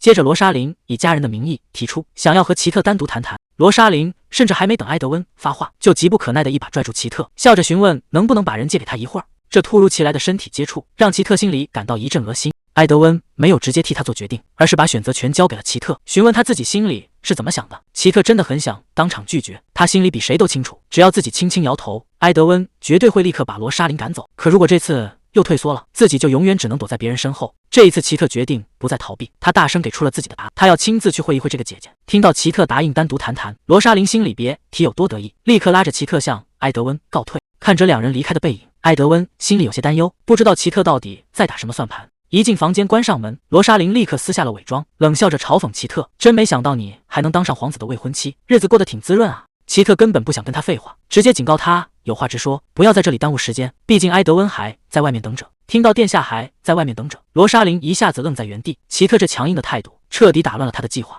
罗莎琳恼羞成怒，动手推搡奇特，还当面辱骂他是家族的耻辱。他气急败坏的恶毒咒骂，指责奇特不过是用手段勾引了埃德温，等皇子看清他懦弱无能的真面目，早晚会头也不回的甩了他。面对罗莎琳不堪入耳的羞辱，奇特实在忍无可忍，当场大声呵斥让他闭嘴。可罗莎琳非但没有收敛，反而冷笑着凑到他面前，质问他是不是真以为埃德温会喜欢他。罗莎琳甚至搬出了奇特的伤心事，恶毒的挑拨他根本配不上埃德温。面对这一声声恶毒的诅咒，奇特这次没有选择逃避，因为他比谁都清楚埃德温的温柔，也清楚自己早就不是任人宰割的懦夫。奇特直接一把推开对方，硬气的反驳说根本什么都不懂。这一下直接把罗莎琳整懵了，他怎么也没想到，一直被自己打压的妹妹居然真敢反抗。奇特根本不理会他的挑拨，反而平静地表示埃德温其实是个很好的人。这句话彻底激怒了罗莎琳，她二话不说拿起旁边的酒杯，将一整杯红酒狠狠泼在奇特脸上，恶毒的叫嚣让奇特摆正自己的位置。可面对这突如其来的羞辱，奇特不仅没有崩溃，反而冷静的让人害怕。眼看奇特完全没有屈服，罗莎琳刚想继续大发雷霆，就在这时，房间的大门突然被推开了，推门进来的正是埃德温。看到奇特满脸是酒受了委屈，埃德温的眼神瞬间冰冷，他轻描淡写的反手一挥，直接将酒杯里的酒泼回罗莎琳脸上，还冷冰冰的甩下一句手滑了。接着他冷笑着警告罗莎琳，敢动皇子的未婚妻，这笔账可没那么容易算清。说完，埃德温一把拉起奇特的手，砰的一声摔门而去。走在走廊上，奇特心存感激的向他致谢，谢谢你每次遇到麻烦都挺身而出。埃德温没有多说什么，只是默默拉紧了他的手，带着他一起回到了宴会。两人来到露台看星星，奇特正感叹夜色美丽，却忍不住打了个喷嚏。见此情景，埃德温二话不说，直接脱下自己的外套披在奇特身上。接着，埃德温突然认真起来，说每个人都有两面，一面是外表，一面是内心。奇特以为埃德温在和他探讨人生哲理，便笑着附和，说母亲也教过他不能以貌取人。看着奇特这腹部开窍的样子，埃德温有些急了，红着脸想要解释。他结结巴巴的想说，其实奇特的每一面都很美，可话到嘴边却怎么也说不完整，最后只能懊恼的放弃。看着埃德温这副害羞的模样，奇特也是一头雾水，完全没意识到这是皇子傲娇的表白。看埃德温半天说不出话，硬生生把到了嘴边的话咽回去，奇特一时间整个人都懵了，半天才明白对方的意思。埃德温为了掩饰尴尬，赶忙拿罗莎琳砸场子当借口，伸手替奇特擦干脸上的痕。奇特这才恍然大悟，原来埃德温绕了这么大一圈，是在笨拙的安慰自己。被当场看穿心思后，埃德温神情别扭到了极点，赶紧催着奇特回去换衣服。这两个人的关系显然比想象中进展得更快。奇特刚想开口关切几句，就被眼前的景象彻底震撼。在露台的另一端，竟然站着一道虚幻的身影。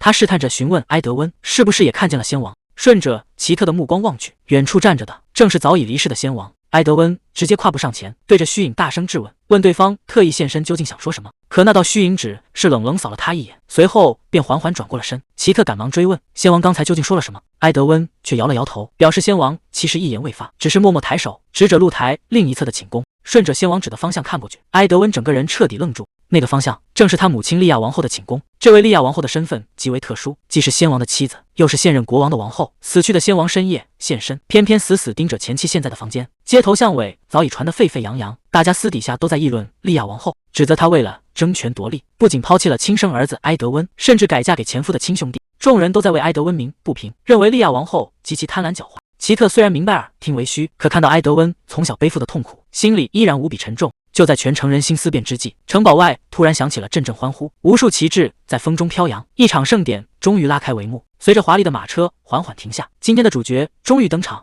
走下马车的正是风评极端的莉亚王后，她一落地就询问国王的去向，得知国王忙于国事没来迎接，王后只是意味深长地笑了笑。随后她径直走向埃德温，亲昵地称呼他为可爱的小猫。面对母亲主动送上的拥抱，埃德温虽然开口喊了一声母亲，整个人却显得极其僵硬。看似温馨的母子重逢，私底下却暗潮涌动，充满防备与疏离。面对埃德温的冷淡，莉亚王后忍不住抱怨，说她以前在宫里可不是这副态度。不过她很快转移了目标，把目光投向一旁的奇特，直接点破了他未婚妻的身份。奇特心里顿时紧张起来，但他依然强作镇定，礼貌地向王后行礼问好。莉亚王后看着眼前的新人，笑着感慨儿子终于长大了，甚至还主动上前拉住奇特的双手，可还没等齐特松一口气，王后却突然抛出一个奇怪的问题，问他知不知道埃德温最喜欢说哪句话。面对王后突如其来的拷问，齐特心里直犯嘀咕，努力在脑海中搜寻线索。这不搜不知道，一搜还真让他想了起来。埃德温平时对谁都冷冰冰的，最常说的不就是让别人滚开吗？想到这里，齐特试探着把心里话说了出来，问是不是滚开。这句话一出，全场瞬间鸦雀无声，连利亚王后都当场听傻了。齐特这才反应过来，吓得连忙向王后赔礼道歉。谁知利亚王后非但没有生气，反而当场大笑起来，夸他是真正了解埃德温的人。利亚王后拉着齐特的手说，以前总担心儿子会孤独终老，听闻他带未婚妻回宫，心里一直悬着，如今看到两人相处，这才彻底放下了心。然而还没等气氛缓和，王后收敛了笑容，抛出了最后一个致命提问。她直勾勾地盯着齐特，问他究竟喜欢埃德温哪一点？这一问直接把齐特难住了，自己究竟喜欢他什么呢？是遭遇危机时他拼死的守护，还是他只在自己面前展现的真心？面对利亚王后这突如其来的逼问，齐特一时间愣在原地，脑海中不由自主地开始回想，自己究竟是从什么时候起对埃德温产生了真感情？是当初那本意外掉落的书，还是无助瞬间他伸出的手？那些曾经被忽略的细节，在这一刻变得无比清晰。看着眼前等待答案的王后，齐特深吸一口气，终于缓缓开口。他说：“对自己而言，殿下他其实从两人对视的那一刻起，齐特就已经彻底沦陷了。也许是太久没人这样注视过他，那双深邃的眼睛让他根本无法移开视线。回到现实，齐特深吸一口气，缓缓开口。他说：‘殿下这个人，平时对谁都冷冰冰的，说话也实在算不上温柔。’听到这番大实话，旁边的埃德温感觉胸口被扎了数刀，可齐特却突然话锋一转，说自己能感受到他藏在话里的温度，更喜欢他默默守护的样子。这番突如其来的表白，让傲娇的埃德温瞬间红了脸，连一旁的利亚王后都忍不住打趣，说自己真是嫉妒的不行，能被他这样护着确实很幸福。利亚王后突然叹了口气，说埃德温离开王宫后，其实从来没有主动联系过他，甚至连他的主动示好也一概无视。齐特听得一头雾水，还没等他想明白怎么回事，王后却用一种轻蔑的语气说，他不过是像个小孩子一样，在怨恨母亲改嫁罢了。听到这充满讽刺的话，齐特整个人都愣住了。就在这时，一只手突然横在两人中间，埃德温冷着脸打断了母亲的话。面对儿子的敌意，利亚王后却只是无所谓的笑了笑，让他少管闲事。夹在中间的齐特尴尬的不知所措。随后埃德温转过头，让齐特先走，自己要和王后单独谈谈。看着脸色难看的埃德温，齐特忍不住伸手握住他，轻声询问他是否还好。可这一次，埃德温却轻轻推开了他的手，语气冷淡地表示自己没事，催促他赶紧离开。被推开的齐特只能先行离开，走在空无一人的花园里，他心里却怎么也踏实不下来，满脑子都在担心埃德温的情况。毕竟和以前相比，埃德温这次的排斥实在太反常了，他竟然主动推开了自己的手，这让齐特隐隐感觉到接下来的谈话绝对非同小可。齐特独自走在花园里，脑子里全是关于利亚王后的传闻。虽然王后表现得十分和善，但那些关于她为了权势改嫁的流言，依然像一块石头压在齐特心头。就在他想得出神时，身后突然传来一声呼唤。齐特转过身去，发现来人竟然是罗尼。罗尼一脸兴奋地迎了上来，说自己远远看到他就跟了过来。可话音刚落，两个人都愣在了原地。毕竟齐特不久前才拒绝了他的结婚，这突如其来的偶遇让气氛一下子尴尬到了极点。齐特本想随便寒暄两句就走，免得大家都尴尬，可他刚准备告辞，罗尼却突然伸手一把抓住了他。罗尼急切地解释说自己回去后想了很久，只是担心他一个人太孤单。齐特却不想纠缠，冷冷地让他先放手。罗尼这才意识到失态，赶紧松开了手。随后他忍不住提起宫里的传闻，问他是不是真的成了埃德温的未婚妻。齐特没有回避，直接承认了这件事。齐特坦言，正是因为埃德温，自己才不再感到孤单。听到这个回答，罗尼整个人都懵了，质问他为什么不早点说。齐特态度十分冷淡，直言自己没有义务向他交代私事，而且为了避免闲话，他希望以后见面就当不认识。说完便准备离开。眼看齐特要走，罗尼急忙叫住他，请求问最后一个问题。得到齐特的默许后，罗尼终于问出了口。罗尼深吸一口气，问他是不是真的爱埃德温。这个提问让齐特有些措手不及，慌乱之下，他下意识地开口否认。看到齐特的反应，罗尼没有再继续纠缠，反而自嘲地笑了笑，表示自己不该问这种无理的问题。随后便准备转身离开，可刚走没两步，罗尼又停了下来。他背对着齐特，为自己这段时间的纠缠和打扰真诚地道了歉。罗尼留下了最后的告别，便彻底消失在视线中。看着空荡荡的四周，齐特却怎么也平静不下来，因为此时此刻，他脑海里全都是另一个人的名字：埃德温·阿瑟·温莎。这个平日里冷冰冰的男人，不知从什么时候起，已经彻底占据了他的心。看着罗尼渐渐远去的背影，齐特在心中默默安慰自己，对方应该不会把秘密说出去。可罗尼刚才提出的那个问题，却像梦魇般在脑海中挥之不去。他问齐特是不是真的喜欢殿下，其实这个答案早就已经明朗，毕竟埃德温已经知晓了他的心意。然而还没等他彻底松一口气，眼前突然出现的惊人一幕，却让他瞬间僵在了原地。齐特本想穿过皇家花园返回房间，却在错综复杂的道路中迷失了方向。以前有埃德温在身边带路，他从未觉得这皇宫大得像个迷宫。正当他一筹莫展不知所措时，前方突然出现了一个熟悉的身影，迎面走来的竟然就是埃德温。可还没等奇特来得及高兴，埃德温却面色阴沉地质问他为什么会独自出现在这里。看着他那毫无温度的冰冷眼神，奇特心中顿时升起一股强烈的不安。面对态度异常冷淡的埃德温，奇特试探着询问他是不是和王后的谈话并不顺利。埃德温疲惫地叹了口气，没有多说，只是问他刚才是不是一直在迷路。还没等奇特回答，埃德温却突然变得无比紧张，急切地追问他有没有遇到奇怪的人，或者吃下什么来路不明的东西。这突如其来的关心让奇特有些慌乱，他连忙解释自己一切安好，却在此时不经意间提到了罗尼的名字。听到这个裁缝的名字，埃德温的脸色瞬间变得极其难看，冷声命令他把事情交代清楚。听完奇特略带慌乱的解释，埃德温无奈地叹了一口气，责备他真是一刻都不能让人省心。奇特赶忙小声辩解，强调他们真的只是随便聊了几句。看着埃德温那严肃冰冷的表情，奇特紧张的心跳加速，生怕他真的因此动了怒气。好在埃德温最终还是心软了，虽然嘴上嫌弃他像个离不开人的雏鸟，但还是牵起他的手准备带他回房。可紧张的埃德温自己却走错了方向，被奇特提醒后，气氛瞬间变得有些微妙。然而就在两人刚刚离开走廊，空旷的通道里却突然响起了高跟鞋声，一个神秘的身影正缓缓朝这边走来。奇特正因为迷路而肚子咕咕作响，满脑子都期盼着晚上的丰盛大餐。拉着他前行的埃德温却突然停下，眼神警惕地察觉到了周围的异样。奇特刚想开口询问，就被埃德温一把死死捂住了嘴巴，示意他千万不要发出任何声音。两人迅速躲进巨大的石柱后面，紧接着旁边的大门被缓缓推开，走出来的竟然是罗莎琳。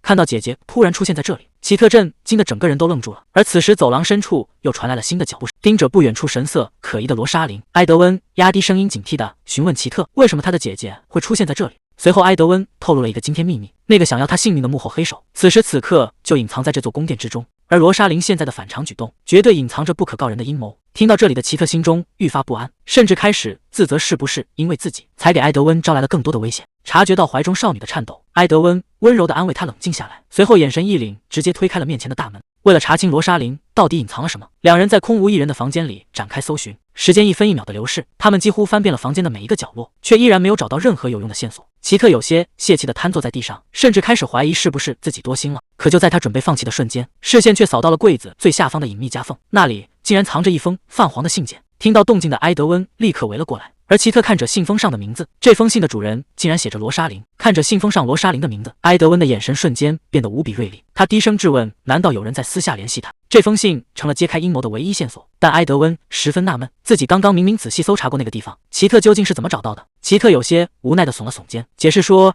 这只是他从小养成的习惯，小时候只要和罗莎琳吵架，他就会习惯性地躲进床底下，所以才习惯从低处观察周围。听完奇特的童年经历，埃德温心疼之余默默咬牙，低语着回去要把所有床底全部封死。没等奇特反应过来，埃德温便将信件递到他的手中，示意他立刻拆开看看里面的内容。奇特缓缓展开有些褶皱的信纸，上面的字迹却让他大吃一惊，字里行间写满了炽热而入骨的思念，不仅抱怨着两人被迫分离的痛苦，更直白地宣示着非他不可的爱意。看着这些肉麻至极的情话，奇特脑海中不由自主地浮现出姐姐罗莎琳与某个男人私会的画面。这显然是一封写给罗莎琳的私密情书，而当奇特的视线移到信件末尾时，那个落款的名字却让他如遭雷击。盯着信纸末尾那个熟悉的落款，奇特震惊得连呼吸都彻底停滞。信纸上的字迹还在继续，字里行间全是露骨的爱意，而那个写信的署名竟然是罗尼。这个真相太有杀伤力，奇特再也支撑不住，双腿一软，直接瘫倒在地上，把一旁的埃德温吓了一大跳。看着怀里虚弱的奇特，埃德温急切地询问情况，可此时的奇特整个人都懵了，心里全是无尽的懊悔。如果当初自己能坦诚一些，主动去找他把话说清楚，是不是这一切就都不会发生？看着手中的信件，奇特只觉得整个人都要碎了。那些关于罗尼的过往，如今都成了最锋利的刀子。看着突然崩溃大哭的奇特，埃德温一时间也慌了神，他只能紧紧抱住他，试图弄清楚到底发生了什么。面对埃德温关切的询问，奇特却一句话也说不出来。埃德温无奈地叹了口气，说自己已经对他毫无保留了，可为什么到了现在，奇特还是什么都不肯对他说？这让两人的关系再次蒙上了一层阴影。怀里的温度如此真实，可奇特的沉默却像一面高墙，将埃德温死死挡在外面。这种无能为力的感觉让埃德温心中充满了挫败，他多希望他能依靠自己一次，可奇特只是死死咬着嘴唇。那些荒诞的重生秘密，到底该怎么向眼前的爱人开口？奇特终于不再隐瞒，把藏在心底很久的秘密全都说了出来。他说在埃德温死后，自己无奈嫁给了罗尼，原本日子过得还算平静，可罗尼却突然变得冷淡。后来他发现了一封信，以为是罗尼写给罗莎琳的，这让他认定自己被背叛了。那段日子只能靠着回忆埃德温度过。直到有一天，他在梦里见到了埃德温，梦里的他正向自己求救。等再次睁开眼，他竟然回到了过去。听完这番不可思议的话，埃德温沉默了许久，才轻声向他道谢。接着他低声追问：“既然在梦里见到了他，那现在他后悔做出这个选择吗？”看着有些不安的奇特，埃德温突然凑上前去，低声问他是不是在怀念和罗尼在一起的日子。这个问题让奇特愣了一下，他开始在心里问自己：真的会怀念和罗尼的生活吗？虽然曾经有过短暂的快乐，但现在回想起来，那些过往早就已经不重要了。奇特没有犹豫，直接给出了否定的回答。他看着眼前的埃德温，坦白自己一点也不后悔，更不想回到过去，因为在这个有埃德温活着的时空里，才是他生命中最重要的事情。听到奇特如此坚定的表白，埃德温轻声唤着他的名字，整个人都有些动容。奇特主动握住他的手，温柔地告诉他，只要能和埃德温在一起，每一分每一秒都让他感到无比幸福。听到这番真情告白，埃德温忍不住打趣他，问他是不是想去跟谁调情，吓得奇特赶紧连声否认。看着有些慌乱的奇特，埃德温笑着拉住他的手，感谢他能对自己如此坦诚。还没等奇特反应过来，埃德温突然凑上前去，在他的额头上轻轻落下一吻，说这是给他的奖励。这突如其来的亲密举动让奇特害羞得赶紧捂住脸，只能结结巴巴地向他道谢。不过冷静下来之后，奇特突然想起了一件事，埃德温直接把信烧成了灰烬。他看着有些不知所措的奇特，耐心地帮他分析起来。他说罗尼以前总是贬低他，这让奇特变得越来越不自信，所以在看到那封信的时候，才会一下子钻了牛角尖。听完这番话，奇特这才恍然大悟，而埃德温也对那个冒充自己的人感到十分厌恶。接着，埃德温又抛出一个问题，问他为什么从来没有怀疑过自己会背叛他。奇特有些不好意思的回答，因为他打心底里相信埃德温绝对不会做出那种事。看着奇特这副认真的模样，埃德温忍不住笑了起来，一把捏住他的脸蛋，催促这个爱哭鬼赶紧去洗漱。埃德温催促着奇特赶紧去洗漱，接着直接把他送进房间，顺手关上了大门。独自留在房间里的奇特忍不住在心里直犯嘀咕，觉得埃德温刚才那副别扭的样子，简直就像一只炸毛的猫。既然都进来了，奇特便打算听话去洗漱。可就在这时，门外突然传来了说话声，外面的人在打听奇特的去向。奇特一听，这声音听起来像是理查德。紧接着，门外又传来了埃德温的回答，说奇特已经去洗漱了。可没想到，理查德听到这个回答后，语气顿时变得有些微妙，甚至开始想入非非，这让屋里的奇特听得一头雾水，完全搞不懂外面在说什么。而此时的门外，埃德温已经被理查德的调侃弄得面红赤，急忙大声辩解，强调事情根本不是理查德想的那样。可理查德根本不听解释，反而一脸欣慰地拉住埃德温的手，他甚至感动地擦起了眼泪，语重心长地劝说埃德温，既然已经订婚了，早点成为真正的大人也没什么不好。理查德甚至还主动提出自己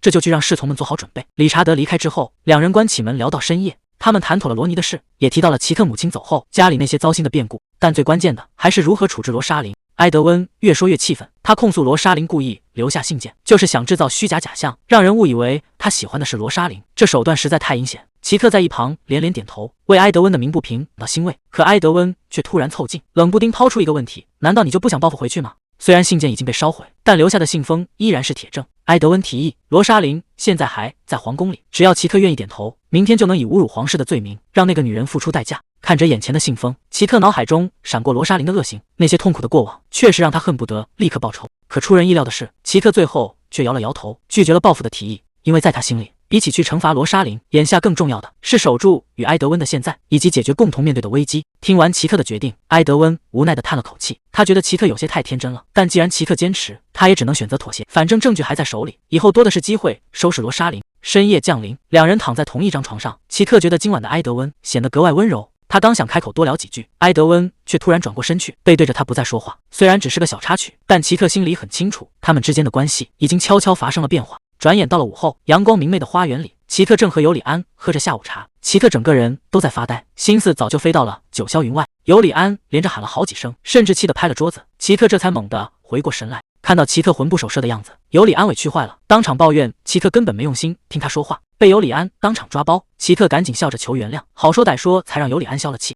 见奇特态度诚恳，尤里安便继续刚才的话题。原来皇宫里最近正流传着一个诡异的幽灵传闻，每当夜深人静，月光照在城墙边时，就会有一个神秘鬼影浮现，这是在守卫骑士中已经传开了。可听到幽灵两个字，奇特的心里却猛地一沉，因为在他看来，如果真的是那个幽灵，根本不可能轻易被人看到。尤里安接着说道，大家都在传那个幽灵是先王，而且最诡异的是，幽灵的长相和他的父亲一模一样。听到这个消息，奇特整个人都愣住了，这怎么可能？如果连那个世界的人都见不到他，那这个幽灵到底是从哪来的？奇特心里开始犯嘀咕，这会不会又和埃德温的命运有关？如果是重生产生的新变数，埃德温会不会再次遭遇危险？看着眼前害怕的快要哭出来的尤里安，奇特的心一下子软了下来。他毫不犹豫地站起身安慰他，表示会陪他一起去查明真相。听奇特答应陪自己同去，尤里安整个人开心坏了，立刻扑进奇特怀里，直夸他是救命的天使。看着重新露出笑容的尤里安，奇特这才松了一口气。可还没等他轻松多久，尤里安却突然收起笑容，冷不丁抛出一个极其敏感的问题。他问奇特是不是真的喜欢他的兄长。这句话一下子把特问住了，因为这已经不是第一次有人这么问。奇特毫不犹豫地给出肯定回答，可尤里安紧接着的一句话却让气氛瞬间降到了冰点。尤里安低着头问他，既然如此，那你以后是不是就不会去见那个男人了？奇特听得一头雾水，根本不知道他在指谁。结果尤里安直接摊牌，说自己那天其实全都看见了。尤里安回忆起那天的事情，他本来拿着准备好的礼物，正高高兴兴地走在花园里，却意外撞见奇特和金发男子站在一起。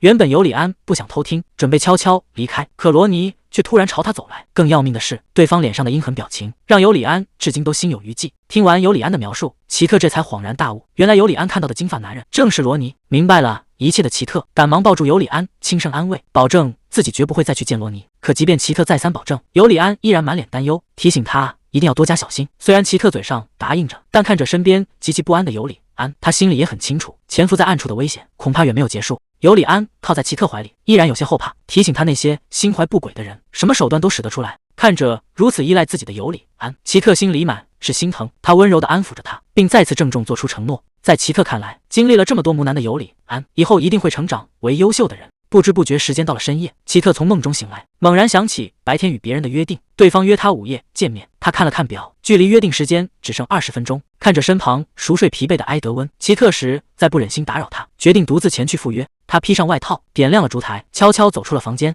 埃德温冷不丁在背后出声，问他大半夜急着要去哪里，甚至怀疑他是不是想要逃跑。奇特这下彻底慌了神，支支吾吾，根本不知道怎么解释，只能眼睁睁看着对方步步逼近。虽然埃德温嘴上说着相信他，可搭在他肩膀上的手却突然收紧，语气也变得极其危险。他微笑着警告奇特，自己明明说过不准他一个人乱跑，难道是故意想找麻烦吗？奇特被吓得脸色惨白，被当场抓包的奇特赶紧道歉，解释说自己正要去和尤里安殿下见面，想去证实深夜幽灵的传闻。一听这话，埃德温顿时气不打一处来，大声质问他，这么重要的事情怎么能瞒着他？奇特委屈的在一旁受罚，辩解说自己只是想先确认一下，而且埃德温又看不见那个幽灵。看着眼前委屈巴巴的奇特，埃德温无奈的叹了口气，让他赶紧把手放下来，严肃警告他，两个女孩子大半夜在外面有多危险。奇特赶紧解释，自己绝对没有别的意思，只是想去确认一下情况。看着一脸认真的奇特，埃德温最后还是妥协了，决定陪他一起去调查那个传闻。而另一边，深夜的走廊里静悄悄的，奇特正悄悄往外走，结果还没走多远，就迎面撞上了埃德温。埃德温冷不丁的开口，问他是不是也听说了那个传闻，并表示自己可没有闲着，宫里的风吹草动他都一清二楚。走在深夜的走廊里，埃德温忍不住提起了那个幽灵，他怎么也想不通，为什么对方以前只在他们面前现身。更让他感到讽刺的是，以前明明只有他能看见对方，可现在传闻闹得沸沸扬扬，他自己反而什么都看不到了。看着有些失落的埃德温，奇特一时间也不知道该怎么安慰。两人一路走到楼梯口，决定先在这里停下，等尤里安过来会合。奇特和埃德温正在楼梯口等着，突然听到一阵急促的脚步声，原来是尤里安急匆匆地赶了过来。可还没等松口气，埃德温竟然也从后面跟了上来。这下尤里安彻底懵了，没想到这位殿下也会跟来。埃德温一开口就冷冰冰的嫌弃他们动作太慢。尤里安赶紧悄悄问奇特，是不是他把人给叫来的？尤里安也是一脸无辜的摇头。奇特见状凑过去小声打趣，说埃德温绝对是因为不放心他，才特意跟过来的。听到这话，尤里安整个人都愣住了。不过埃德温可没心思听他们闲聊，直接冷冷的打断了对话，让大家赶紧跟上。为了不引起别人的注意，他们吹灭了手里的蜡烛，一行人就这样摸黑走进了黑暗中。躲在暗处的埃德温和奇特正小心翼翼地观察着四周，不远处传来了守卫们的谈笑声。守卫们正凑在一起闲聊，议论着那个闹得沸沸扬扬的幽灵，讨论他今天还会不会出现。有些守卫根本不当回事，觉得这不过是别人编出来的瞎话，用来自己吓自己。但亲眼见过的守卫急了，极力辩解自己绝对没有撒谎，可根本没人相信他。就在两边争论不休的时候，城墙上突然起风了，一个散发着微光的白色虚影就这么凭空浮现出来。这下所有守卫都炸开了锅，指着城墙惊恐的大喊大叫。大家定睛一看，那虚影的轮廓和长相竟然真的和已经去世的先王一模一样。看着眼前这诡异的一幕，躲在暗处的埃德温彻底愣住了。看着远处的虚影，奇特低声向埃德温确认。埃德温点头表示自己能隐约看到，可站在一旁的尤里安却什么也瞧不见，这让他心里有些不是滋味。但就在尤里安盯着虚影的方向时，他突然看清了，那个虚影竟然在流泪。虚影光着脚缓缓朝城堡的另一个方向飘去，底下的守卫们吓得直往后退，猜测着先王是不是有什么未了的遗憾。看着虚影渐渐远去，埃德温指出了他飘走的方向，但奇特更在意的是尤里安此刻有些反常的状态。尤里安看着眼前的画像，终于确认了那个虚影就是自己的父亲。看着父亲的画像，尤里安心里五味杂陈，甚至忍不住掉下了眼泪。他开始怀疑父亲是不是因为有什么冤屈，才一直留在这里无法安息。看着如此难过的尤里安，奇特心里也很不是滋味，温柔地帮他擦去眼角的泪水。尤里安很快冷静下来，决定立刻追上去看个究竟。可等他们追到城堡外面，那个虚影却早已消失得无影无踪。不管怎么寻找，四周都空荡荡的，根本没有先王的身影，这让大家都有些摸不着头脑。那个虚影到底去哪了？就在大家一筹莫展的时候，奇特突然注意到了地上的异样。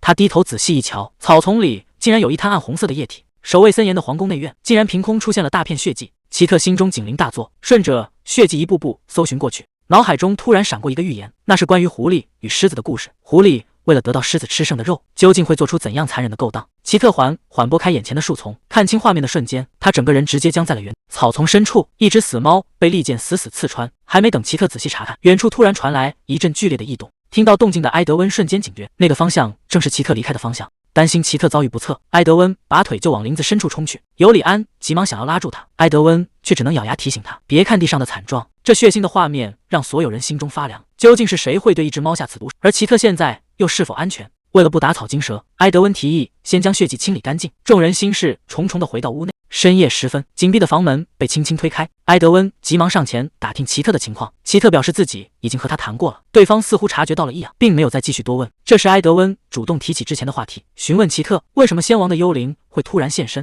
奇特神色凝重地给出猜测，这件事情恐怕和那只猫惨死的地方脱不了干系。埃德温冷静地分析，死猫虽然是刚被杀害，但现场却留有大量陈旧的血迹，这说明有人长期在那里虐杀动物。奇特瞬间反应过来，难道先王幽灵的出现其实是为了向大家发出警告？毕竟那片荒地平时根本无人问津，只有制造幽灵传闻才能把所有人的注意力引过去，逼迫那个凶手收手。看着地上的惨状，奇特突然想起阿温公爵之前讲的故事。埃德温忍不住追问，难道你怀疑他就是幕后黑手？不仅是杀猫，连其他阴谋也是他一手策划的吗？奇特摇了摇头，表示自己目前也无法确定。就在这时，窗外突然传来一声异样的轻响。看着窗外的异动，埃德温陷入了痛苦的沉思。谁能想到，他其实已经重生了整整10次，也经历了9次惨痛的死亡。而在每一次的轮回里，他都在寻找那个杀死自己的真凶。目前嫌疑最大的就是本森和阿温2位叔叔，尤其是阿温。以前他总是置身事外，可这次他们一进宫，阿温的举动就变得极其反常。他特意给奇特讲的那个故事，绝对不是什么巧合。况且先王警告大家的事件，也同样和猫有关。如今所有的线索全都指向了阿温，可埃德温怎么也想不通，阿温为什么要这么做？在他的记忆里，阿温明明是个对名利毫无兴趣的人，难道这温和的外表下真的藏着什么不可告人的秘密？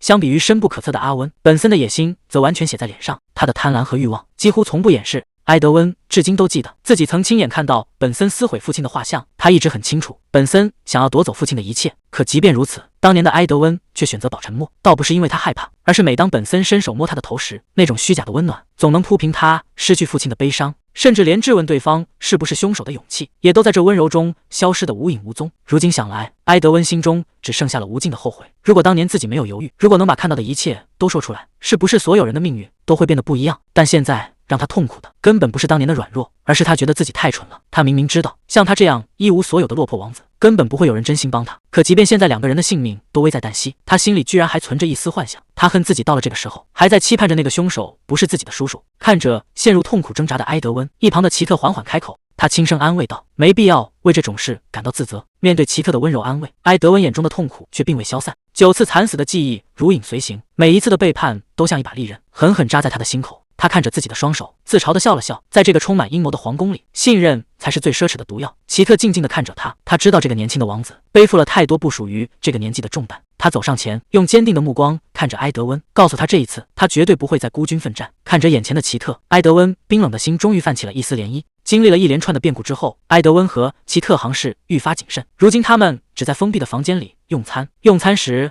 埃德温突然低声透露，叔叔本森竟然主动找到了他，指名道姓要安排他去演一部话剧。听到这个消息，奇特震惊得差点拿不稳餐具。他怎么也想不通本森的意图，更反常的还在后面。埃德温神色凝重地补充道：“本森借口母亲的生日宴即将到来，不仅要求埃德温必须登台，甚至点名要奇特也一起参演。这荒谬的要求让奇特彻底警惕起来，那个老狐狸到底在暗中筹划什么？”然而最让2人感到脊背发凉的是埃德温最后抛出的重磅消息，那部被强行安排的话剧名字竟然叫做《循环序列》。原来这部话剧的幕后金主竟然是权倾朝野的公爵阿温。奇特瞬间就反应了过来，这绝对是一场精心设计的陷阱。埃德温对此深表赞同，叔叔出面提议，公爵暗中出资，这分明是针对他们两人的死局。一旦答应登台，就等于自投罗网。可奇特敏锐地察觉到了异样，他盯着埃德温的眼睛追问：“既然你早就看穿了这是陷阱，当时为什么没有当场拒绝？现在特意提起，肯定另有图谋。”埃德温无奈地叹了口气，坦言自己确实需要他的协助，因为公爵暗中资助话剧的消息是极少数人知道的绝密，甚至连本森那个老狐狸至今都被蒙在鼓里。奇特心中升起一丝疑惑，既然公爵的资助如此隐秘，埃德温又是从何处得到的消息？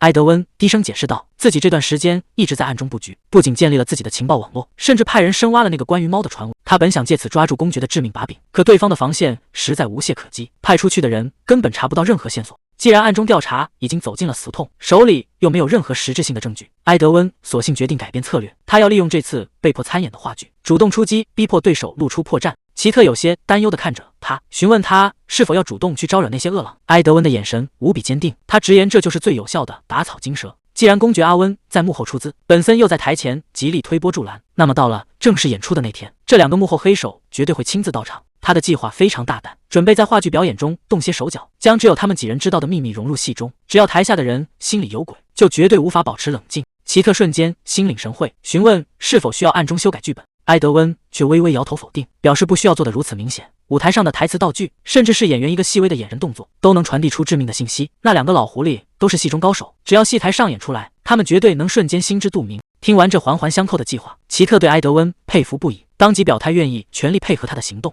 不过他很快又有些泄气地承认，自己在舞台表演上实在毫无天赋。埃德温听后忍不住轻笑出声，顺势自夸了几句来缓和气氛。玩笑过后，两人迅速进入状态，围坐在桌前商讨了整整一夜。他们反复推敲每一个细节，不仅要确定在戏中埋下什么诱饵，更要设计好最自然的呈现方式，绝不能让对方看出破绽。细节敲定之后，埃德温亲笔写下了一段台词，字里行间都在向幕后黑手示弱，声称自己毫无争夺权力的野心，甚至甘愿退隐乡间度过余生。奇特看着草稿有些担忧，怀疑这种低姿态能否骗过对手。埃德温冷笑着解释道，示弱不过是抛出去的诱饵，他真正的目的是站在台上，冷眼观察台下谁的反应最剧烈，从而彻底锁死幕后真凶。就在这时，奇特的目光落在纸张角落，那里写着一行晦涩难懂的字符，显然不属于帝国的常用文字。他立刻指着那行字追问缘由。面对奇特的质问，向来沉稳的埃德温竟瞬间沉默，随后有些生硬的敷衍过去，声称只是自己随手乱写的涂鸦。可在这步步惊心的关头，怎么可能会出现毫无意义的文字？埃德温显然不愿在这个话题上多谈，他避开奇特探寻的目光，丢下一句让他自己琢磨的敷衍，便行色匆匆地转身离开了房间。独自留在屋里的奇特眉头紧锁，那行神秘的异国字符在他脑海中挥之不去，他总觉得自己曾在某个地方见过。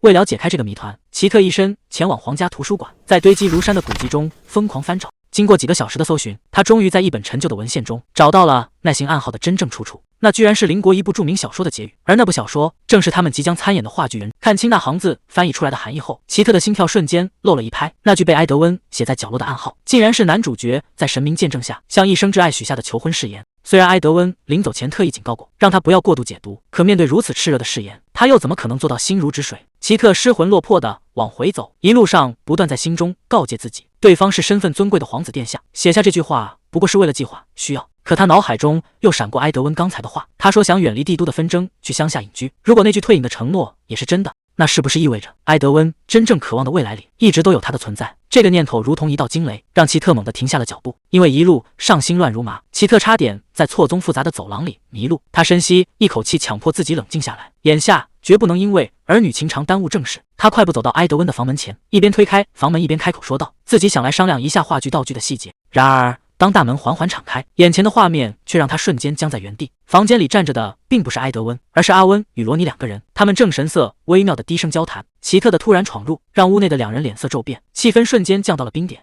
撞破幕后黑手的秘密背后的真相绝对不简单。奇特极力掩饰不安，假装什么都没听到，转身就想脱身。不料阿温突然转身，直接挡住了他的去路，冰冷的目光居高临下，彻底封死了逃跑的路线。面对位高权重的公爵，奇特显得异常局促，阿温却表现得十分温和，甚至让他直接称呼自己的名字。在阿温眼里，她是埃德温的未婚妻，就跟亲生女儿一样。这种反常的亲切，反而让气氛变得更加诡异。奇特连忙找了个借口，谎称自己只是来找管家。阿温叹了口气，表示管家刚好离开没多久，自己也是为此而来。眼看气氛越来越危险，奇特一刻也不敢多留，转身就准备离开。阿温主动提出帮忙转告，奇特心里却警铃大作。埃德温曾经严肃警告过他，绝不能单独和公爵阿温待在一起。可偏远的位置让机会难得，如果现在放弃，以后很难再找线索。看出了他的顾虑，阿温微笑着指了纸桌上的留言纸。为了不白跑一趟，奇特要求阿温绝对不许偷看，随后快速在纸上写下了修改道具的计划。交代完正事，奇特转身准备离开，脚下却被硬物绊了一下，低头一看，地上居然放着一把镶嵌着红宝石的精致宝剑。阿温笑着解释，这是为宫廷话剧定制的道具。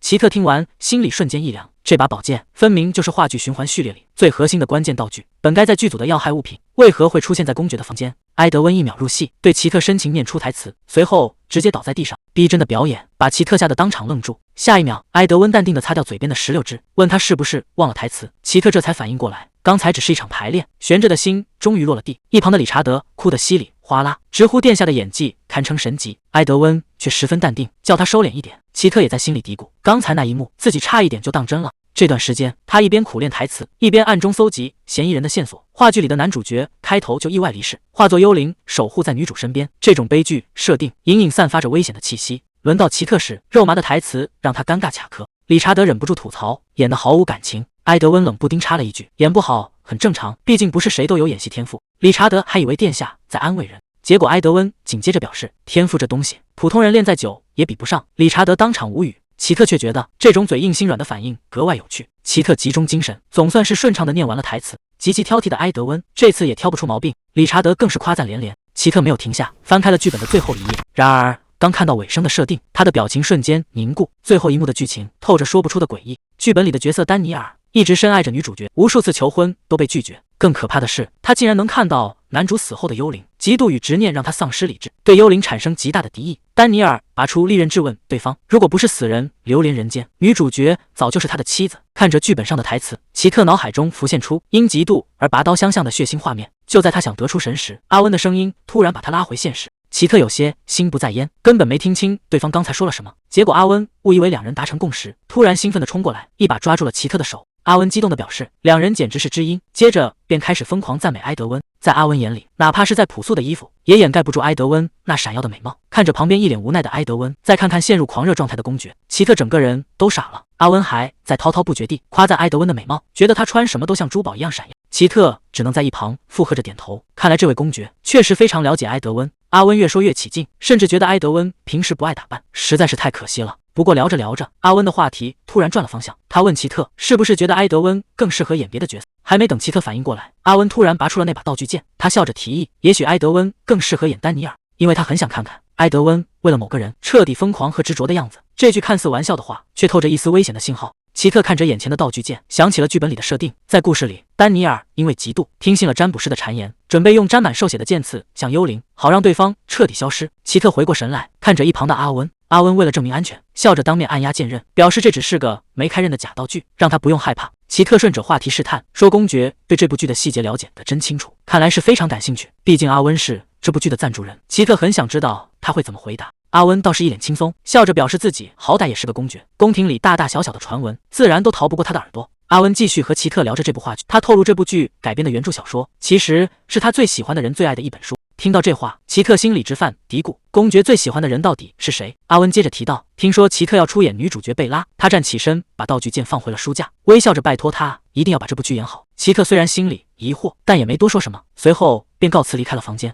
然而等奇特走后，阿温脸上的笑容却变得有些意味深长。他自言自语道，自己费了那么大劲才把那个人送到乡下去，没想到对方居然又回来了，这背后到底隐藏着什么阴谋？阿温在暗处露出了意味深长的笑容，他似乎已经预料到某人即将采取行动，并对接下来的话剧充满期待。另一边，奇特把遇到阿温的事情全部告诉了埃德温。埃德温对阿温与裁缝的关系以及阿温口中最喜欢的人产生了浓厚的兴趣。奇特很好奇那个人到底是谁，毕竟阿温提到他们从小就认识。埃德温推测那个人应该比自己年长很多，所以他可能并不熟悉。在埃德温的脑海中，符合这个年龄段的人寥寥无几，除了先王和王后，最有可能的就是现任国王本森。奇特和埃德温正讨论着那本神秘的小说，因为这本书当年非常流行，所以剧情走向有着无限的可能。奇特突然有些好奇，便开口询问埃德温对这本书的看法。毕竟以前每次提起，埃德温都只是敷衍地说是他父亲的最爱，却从未透露过自己的想法。面对询问，埃德温反问奇特怎么看，奇特则调侃说自己是在戏里他死后才开始关注这本书的。听到这，埃德温毫不客气地给出了极差的评价。他吐槽主角优柔寡断，反派更是个迷信的傻子，完全无法理解为什么会有人喜欢这种书。看着埃德温的背影，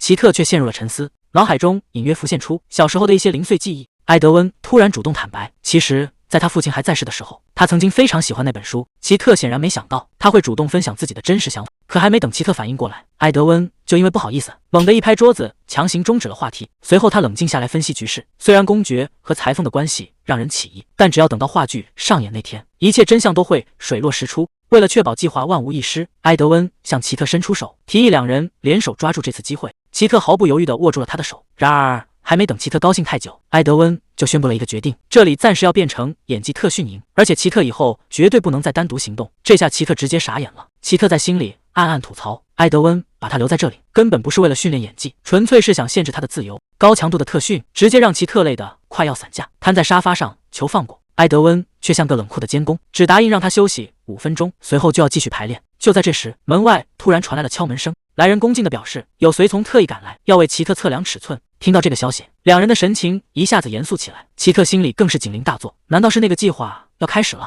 没过多久，奇特就不得不硬着头皮去面对接下来的麻烦。推开门一瞧，来的人竟然是罗尼。一听说要量尺寸，埃德温心里极度不放心，硬是亲自跟了过来。三个人一碰面，屋里气氛顿时尴尬到极点。罗尼打着哈哈出言试探，说没想到殿下会亲自陪同，看来对奇特真是关照有加。埃德温当场冷哼一声开队，直言自己信不过笑里藏刀的人，更忘不了某人私自约见奇特的旧账。一句话把火药味直接拉满，奇特夹在中间无比头疼，赶紧站出来打断二人，催促快点量完送客。本来只是例行测量，眼下却成了两个男人的战场。埃德温的眼神冰冷刺骨，罗尼的面容暗藏杀机。奇特很清楚，如果任由这两人继续争执，今天的事情绝对无法善终。为了尽快打破死局，他极力压下内心的焦虑，催促罗尼立刻动手，只想赶紧结束这场危险的对峙。奇特还想再争取一下，询问能否直接沿用上一次的数据，罗尼却笑着回绝，表示自家老板要求极高，必须拿到最新最精准的尺寸。想走捷径的计划彻底泡汤，奇特只能硬着头皮配合，可房间里的气氛却显得越来越古怪。罗尼一边仔细测量，一边轻声低语说奇特和以前不太一样了。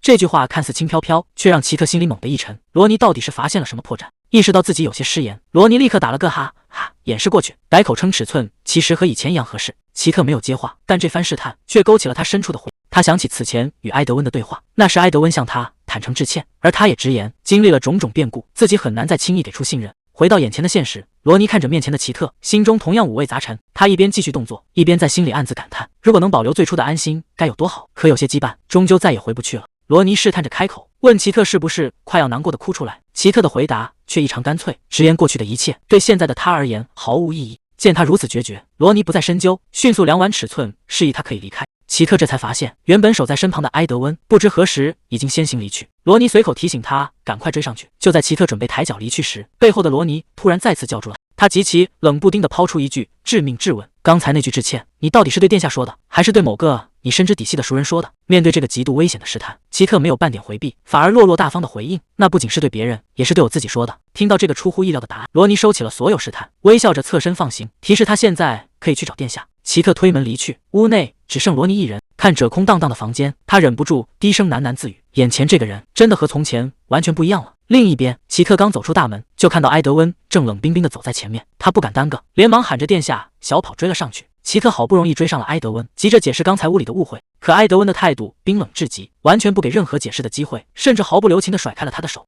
他严厉地质问奇特，当初明明是他亲口所言，对过去发生的所有事情，自己从来都没有后悔过。原来埃德温真正介意的，从来不是刚才的对话，而是奇特对待过往那份冰冷的切割。刚建起的一丝信任，瞬间再次降至冰点。埃德温快步向前走去，冷冷地质问着身后的奇特，当初明明是他亲口说的，对过去的一切没有任何遗憾。他说过不想念过去，更不想回到从前，只要有他在的现在就足够了。面对这一连串的质问，奇特一时间不知道该怎么回答，只能默默地跟在后面。眼看埃德温的情绪越说越激动，奇特紧走几步，一把抓住了他的手。他有些委屈地反问：既然过去已经不重要了，为什么他还要一直揪着过去不放？这句话让埃德温瞬间冷静了下来，看着眼前满眼委屈的奇特，他眼里的怒火渐渐褪去，只剩下满心的自责。他主动向奇特道歉，怪自己不该把情绪发泄在他身上，让他感到不安。可实际上，连他自己都想不明白，为什么一遇到奇特的事情，自己就会变得这么容易失控。看着终于冷静下来的埃德温，奇特轻轻拉了拉他，原谅了他的无理取闹。奇特轻轻拉了拉埃德温的手，试图安抚他不安的情绪，没想到埃德温突然转过身，一把将他紧紧搂进怀里，嘴里还低声嘟囔着这都是他的错。抱着怀里的奇特，埃德温心里五味杂陈，他发现自己变得越来越不像自己，这种失控的感觉让他感到无比懵。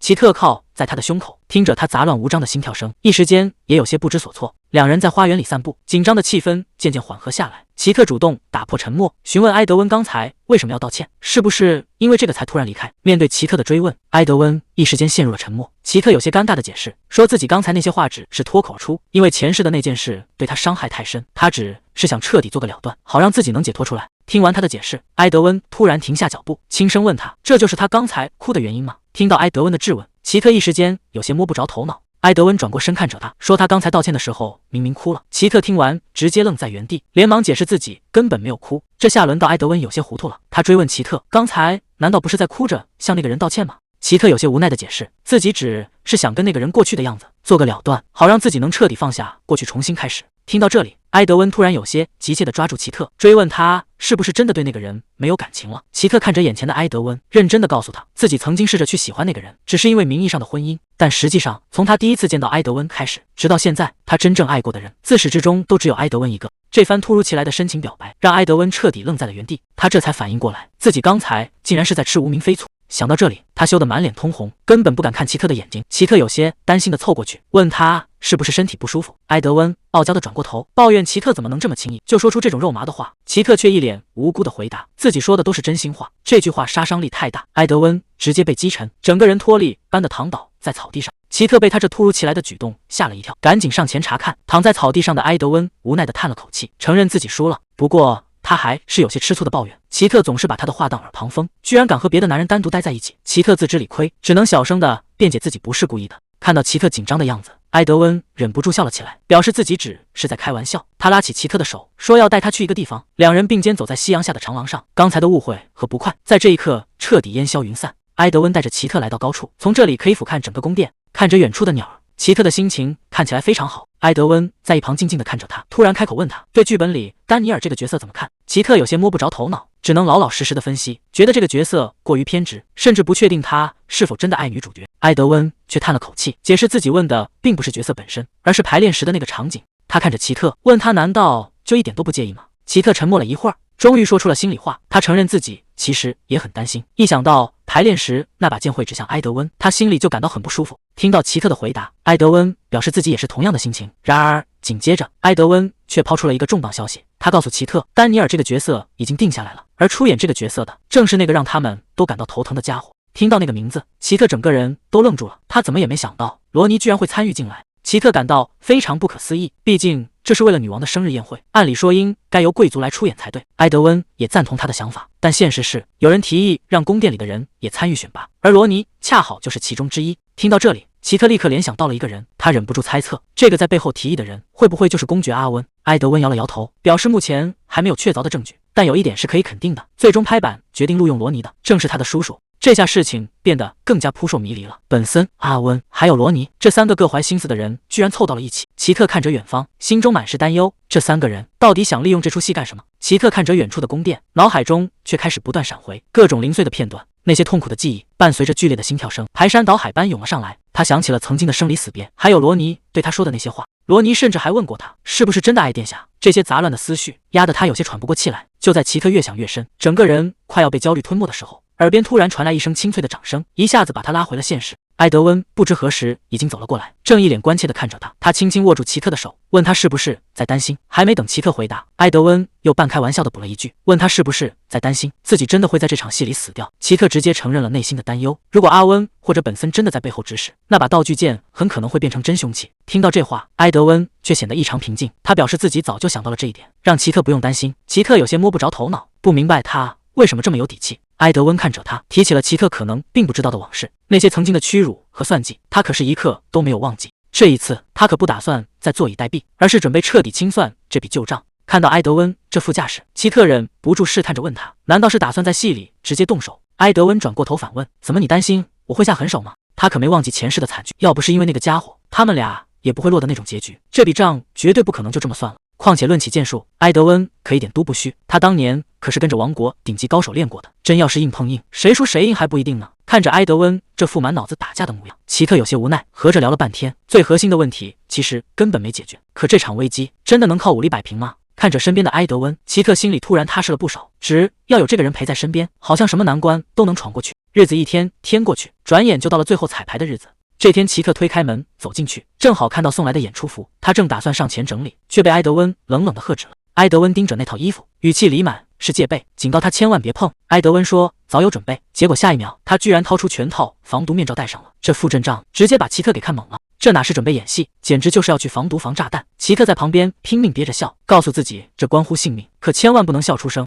埃德温戴着面罩，把衣服里里外外检查了个透，确认没有任何剧毒和机关，这才把面罩摘了下来。确认衣服安全无事后，奇特赶忙去换上演出服，但这华丽又繁复的裙子穿起来可真没那么容易。奇特好不容易换好衣服，正抱怨这裙子太难穿，突然眼前闪过一阵强光，化好妆的埃德温走了出来。这一出场，直接把奇特给看愣了。埃德温还故意凑过去调侃，问他是不是又被自己迷住了。虽然奇特有些无语，但也不得不承认他确实帅得过分。不过看着埃德温大开的领口，奇特还是忍不住提醒他，赶紧把带子系紧点，这胸口露的也太多了。其实这次的演出规模并不大，只是国王送给王后的生日礼物，台下坐的也都是王室和贵族，可后台的气氛却一点都不轻松。就在准备上台的时候，罗尼和埃德温在后台碰了个正着，这还没开演，火药味一下子就出来了。罗尼在后台就满脸敌意，奇特越看越悬，总觉得这次彩排要出大事。可彩排一正式开始，舞台上的气氛彻底变了。埃德温倒在地上，罗尼拔出沾血的剑指着他，台词念得杀气腾腾。这两人的对手戏张力拉满，台下的观众全被镇住了，连幕布后的奇特都看呆了。没想到罗尼的演技居然这么好，能完全接住埃德温的戏。就在工作人员提醒奇特准备上场时，他注意到台上那把闪着寒光的剑，事情恐怕没那么简单。这到底是纯粹的演技，还是有人想假戏真做？奇特一上台就死死挡在埃德温身前，拼命向罗尼解释，说躺在地上的男人根本不是幽灵。可罗尼杀气腾腾，剑尖直接对准了奇特，冷冷地发出最后警告，要是他再不让开，连他一起刺穿。谁能想到，为了护住身后的埃德温，奇特竟然一把徒手抓住了利剑，鲜血一下子顺着剑刃流了下来，直接把罗尼给看懵了。但罗尼很快反应过来，一甩手就把奇特狠狠推倒在地。这一幕到底是剧本里的安排，还是奇特情急之下的本能反应？台上的表演还在继续，罗尼顺势一剑刺了过去，把那股偏执疯狂的劲儿演活了。直到导演喊停，这场惊心动魄的彩排才算告一段落。幕布一拉上，罗尼立刻卸下了戏里的狠劲，赶紧跑到奇特面前道歉，说自己刚才下手没轻没重。奇特还没来得及说没关系，一旁的埃德温却坐不住了，他直接一步跨到两人中间，语气冰冷到了极点，质问罗尼是不是故意下手重，好在奇特面前显摆自己的力气。这戏里戏外的火药味一下子全爆发了。埃德温这是彻底吃醋了吗？被埃德温当面警告后，罗尼也只能低头服软，表示自己接下来会多加注意。紧接着，彩排迎来了最后一幕，按剧本安排，男主角即将消失，女主角则要为爱殉情。奇特手里握着道具剑，心里多少有些没底，不知道自己能不能撑住这场重头戏。可当埃德温在台上念出离别台词时，奇特立刻接上了戏，一句接一句说出那些悲伤至极的对白，直言没有对方，自己根本活不下去。可演着演着，奇特心里突然一震，看着眼前的埃德温，他这才猛然反应过来，自己此刻说出口的每一句话，根本就不是在演戏。奇特站在舞台中央，心里却卷起了滔天巨浪。如果这个世界上没有了埃德温，那他就会变回过去那个一无所有的自己。光是想想那种可能，那种窒息感就将他彻底吞没。可就在这时，奇特重新抓紧了手中的利剑，这一次他不再是为了剧本演戏，没有埃德温的世界，他一秒钟都待不下去。舞台中央凭空冒出诡异人影，奇特瞬间愣在原地，手中的长剑当啷落地，他整个人脱力般瘫倒在舞台上。台下一片哗然，没人知道好端端的彩排为何突然中断。奇特缓过神来，试探着询问众人是否看到了刚才的诡异人影，可大家的反应却无比陌生。那一幕似乎只有他一个人能看见。眼看奇特状态不对，埃德温和罗尼急忙冲上台。罗尼以为是自己刚才演得太凶，自责的想要跑去拿药。为了不让大家担心，奇特只能改口说是自己看错，彩排这才勉强应付过去。就在罗尼准备收起道具剑时，埃德温却突然出手一把按住他。埃德温眼神冰冷语气满是警告，质问他是不是觉得彩排很顺利。罗尼神色尴尬，只能顺从应和。看着两个男人之间火药味渐浓，奇特在一旁感到头疼不已。还没等他开口劝阻，埃德温便强行拉起他的手，直接带着他大步离开现场。埃德温根本不在乎旁人的眼光，强行拉着奇特离开。罗尼试图追上去商量细节，却被埃德温冷酷的当场驳回。皇子的威压瞬间震慑全场，没有任何人敢多说半句。两人一路来到安静的房间，奇特有些担忧的询问：“就这么直接离开，真的合适吗？”埃德温神色淡然，表示自己身为皇子，无需顾及旁人。接着他突然话锋一转，质问奇特是否想留在罗尼身边。奇特求生欲极强，立刻否认，这才让埃德温的脸色缓和下来。而他这次强行带走奇特，其实是为了确认一件更重要的事。房门刚一关上，埃德温便开门见山地追问：“刚才是不是又看到了那个人影？”眼看无法隐瞒，奇特只能点头承认。原来埃德温早就察觉到了异样。自从那天之后，这还是奇特第一次再次见到虚影，而且除了奇特之外，其他人似乎完全感知不到他的存在。埃德温冷笑一声，推测那家伙能自行控制现身对象，这幽灵还真是有些手段。奇特心中却有些不是滋味，因为他注意到今天的虚影异常悲伤。他向埃德温透露了关键线索，那虚影在彻底消失前留下了一句话。面对埃德温的追问，奇特神色复杂的回答，他说自己很快就要彻底消失了。得知对方是特意来告别，埃德温心中的疑惑更深。奇特顺着线索冷静分析，当初埃德温重回王宫是因为先皇遗言，而深夜找到那只猫，也像是有人在暗中故意指引，这背后显然隐藏着巨大的秘密。埃德温面色凝重，提出了一个更为危险的猜想，这根本不是什么告别，而是一个致命的警告。他提醒其特别忘了那本书的一遍，他们早就没有了退路。如果这真的是警告，说明留给他们的时间已经所剩无几。但既然对方没有否定当下的计划，就证明他们现在的方向并没有错。埃德温按住奇特的肩膀，劝他不要胡思乱想，先专心做好眼前的事情。奇特这才猛然回过神来，发现两人出来的匆忙，还穿着戏服。看着埃德温大开的领口，奇特忍不住上前帮他系好衣绳。埃德温有些无奈的打趣，问他自己这副模样是否让他分心。短暂的打闹过后，两人并肩站在窗前看着夕阳。埃德温轻声提醒奇特，明天一早演出开始就再无回头路，既然已经做出了选择，那就只能义无反顾地走下去。正式演出的日子转瞬即逝，剧场后台人来人往，热闹非凡。就在奇特准备登台时，尤里安抱着鲜花急匆匆跑了进来，一见面就为自己的迟到连声道歉。奇特微微一笑，问他是不是特意来捧场的。跟在后面的埃德温忍不住拆台，说要不是他非要亲自去花园摘花，他们两个也不至于迟到。尤里安急忙辩解，说这都是因为某人特意交代过，担心奇特第一次上台会紧张。埃德温顿时有些尴尬。尤里安拉起奇特的手，大声加油，承诺会一直在台下注视着他。看着尤里安真诚的笑脸，奇特浮躁的心瞬间踏实了下来。奇特真诚地向尤里安道谢。埃德温见状，准备趁机离开，去和母亲以及叔叔商谈要事。临走前，埃德温将尤里安拉到一旁，用眼神警告他老实一点，千万别暗中搞什么小动作。奇特在一旁有些无奈，觉得埃德温的保护欲实在太强。等埃德温离开后，奇特捧着花深吸了一口气，还没等他彻底放松下来，身后却突然传来了异样的动静。他猛地回头看去，只见罗尼正微笑着走来，并且十分亲切地呼唤他的名字。这个男人在此时突然现身，绝对没安什么好心。奇特刚一回头，就看见罗尼堵在身后。罗尼毫不避讳地表示，自己特意挑埃德温不在时过来，就是想和他单独聊聊。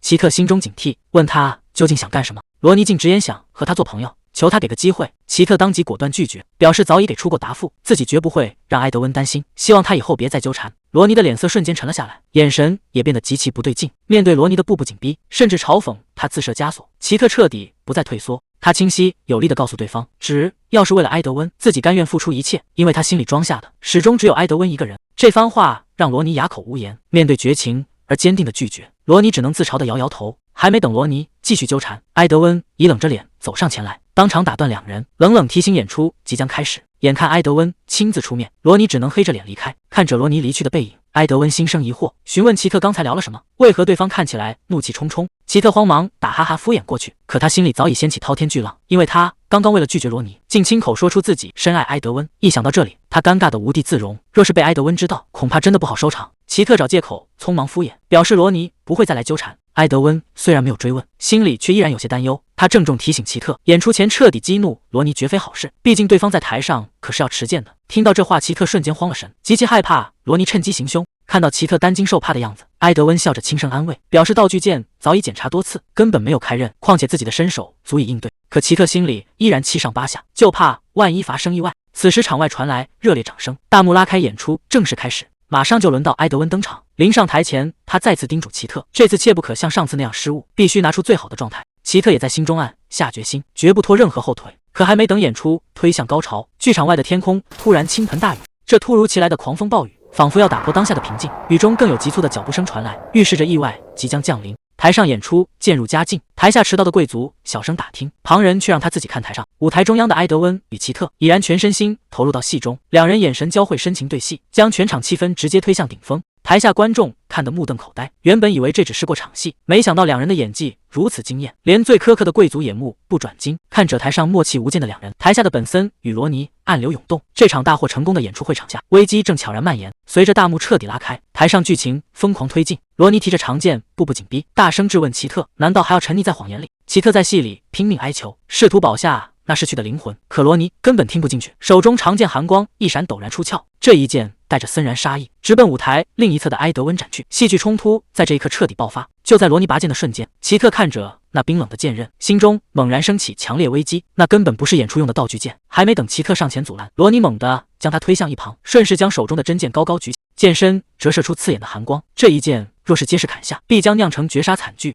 而面对这突如其来的致命危机，站在舞台中央的埃德温竟然面不改色，毫无退意。千钧一发之际，奇特毫不犹豫地飞身冲上，用身体替埃德温挡下了致命一剑。伴随着刺耳的破空声，鲜血洒满整个舞台。这惨烈的一幕瞬间震惊全场，台下的观众瞬间全体起立，大家交头接耳，议论纷纷。谁也没料到剧情会突然失控，这根本就不是排练好的剧本。倒在舞台上的奇特看着台下震惊的众人，意识开始渐渐模糊，直到看见自己满手的鲜血，他才猛然惊醒。那把道具剑居然是真的！看着倒在血泊中的奇特，罗尼彻底吓傻了，手中的长剑哐当落地，而埃德温已经疯了一般冲上台，一把将奇特紧紧抱在怀里，拼命呼喊着他的名字，求他一定要坚持下去。埃德温死死将奇特抱在怀里，声音颤抖的拼命哀求，只要能保住奇特的性命，要他付出什么代价都愿意。看着眼前崩溃的埃德温，奇特用尽最后的力气轻轻握住他的手，微笑着劝他要替自己活下去。话音刚落，奇特的手无力地垂了下去，整个人瞬间失去了声息。这一刻，埃德温彻底崩溃痛哭，台下的观众乱成一团，而失手刺出这一剑的罗尼也彻底瘫软在原地。奇特在生命垂危的关头，心中唯一的执念就是希望埃德温能活下去。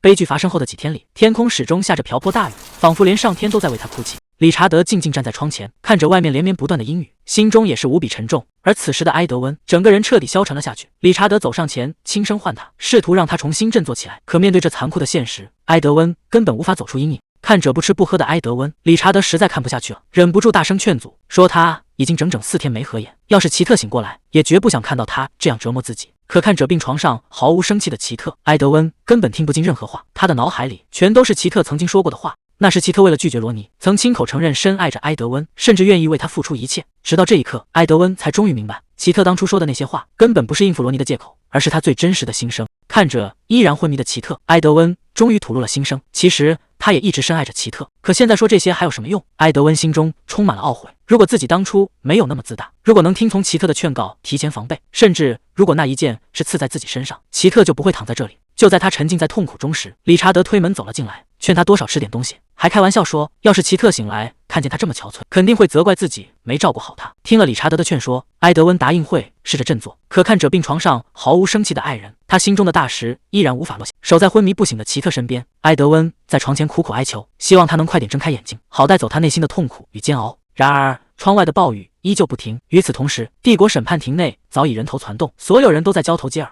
随着法官重敲下法锤，全场瞬间安静下来。这场震惊帝国的舞台惨剧，审判终于正式拉开帷幕。而站在被告席上的罗尼，脸上却看不出丝毫的悔意。可就在这风口浪尖的时刻，埃德温却在深夜秘密来到了大牢。平退了周围的守卫后，埃德温看着牢房里的罗尼，直言没想到他会这么快认罪。罗尼自嘲地笑了笑，说当时台下有上百双眼睛，自己根本就无从抵赖。可埃德温心中却满是疑惑，因为在演出开始前，他明明亲自检查过道具剑，确认绝对没有任何问题。那把致命的真剑究竟是何时被调包的？面对埃德温的质问，罗尼反倒冷笑起来，说殿下心里早就有了答案，又何必多此一问。听到这话，埃德温顿时陷入了沉默。原来惨剧发生之后，调查人员把剧组所有人，甚至连裁缝都查了个遍，可诡异的是，根本没人动过那把道具剑。最终审判庭给出的结论简单的令人难以置信，只说这是一起因嫉妒引发的针对埃德温未婚妻的蓄谋刺杀。可真相真的如此简单吗？上一世的罗尼明明是被幕后黑手控制，才会做出这种疯狂的举动，难道这一世历史又要重演了吗？事情到这里已经很明显了，罗尼这次依然是在替人顶罪，而那个主导调查的人恐怕就是幕后的操控者。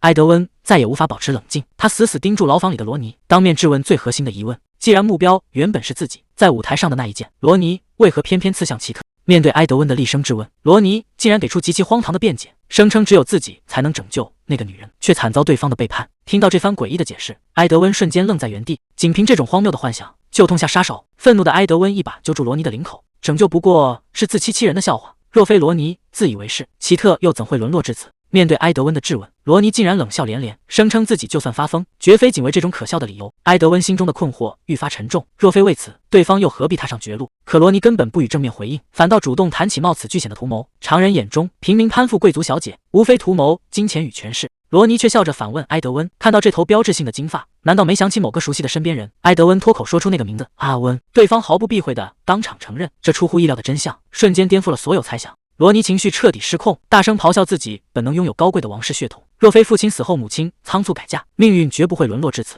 他也坦诚自己确实贪图钱财，毕竟当年的家境早已陷入走投无路的绝境。那是寒风凛冽的冬日，家中甚至毫无取暖的柴火。为了搜寻可燃物，幼年的罗尼在屋里四处翻找，意外翻出一封尘封已久的密信。信中的内容彻底改写了他生，上面赫然质问母亲要隐瞒到何时，为何还不告知关于生父的真相。读完密信的瞬间，罗尼终于恍然大悟。那一刻，罗尼解开了所有的疑惑，难怪自己作为平民却有机会识字，难怪自己与继父长得毫无相似。仅凭这封密信，遥不可及的高贵权贵瞬间与他有了血脉关联。遥望远方宏伟的城堡，罗尼心中滋生出疯狂的野心，他也渴望踏上至高无上的宝座。牢房里的罗尼自嘲冷笑，若从未见过外面的繁华，本可安分守己度过一生，一旦得知了身世真相，心中的贪念再也无法压抑。命运却没有给他预留时间，不久后继父意外身亡，次年母亲也相继离世，将他孤身一人抛在这个残酷的世界。为了在绝境中求生，罗尼只能依靠裁缝手艺艰难为生。就在罗尼以为余生只能平庸度过时，一封突如其来的信件打破了原本的死寂。这绝非普通请柬，而是专属王室成员的宗亲聚会邀请函。听闻至此，埃德温心中瞬间有了答案。放眼整个帝国，有权发放此类邀请函的人绝无仅有。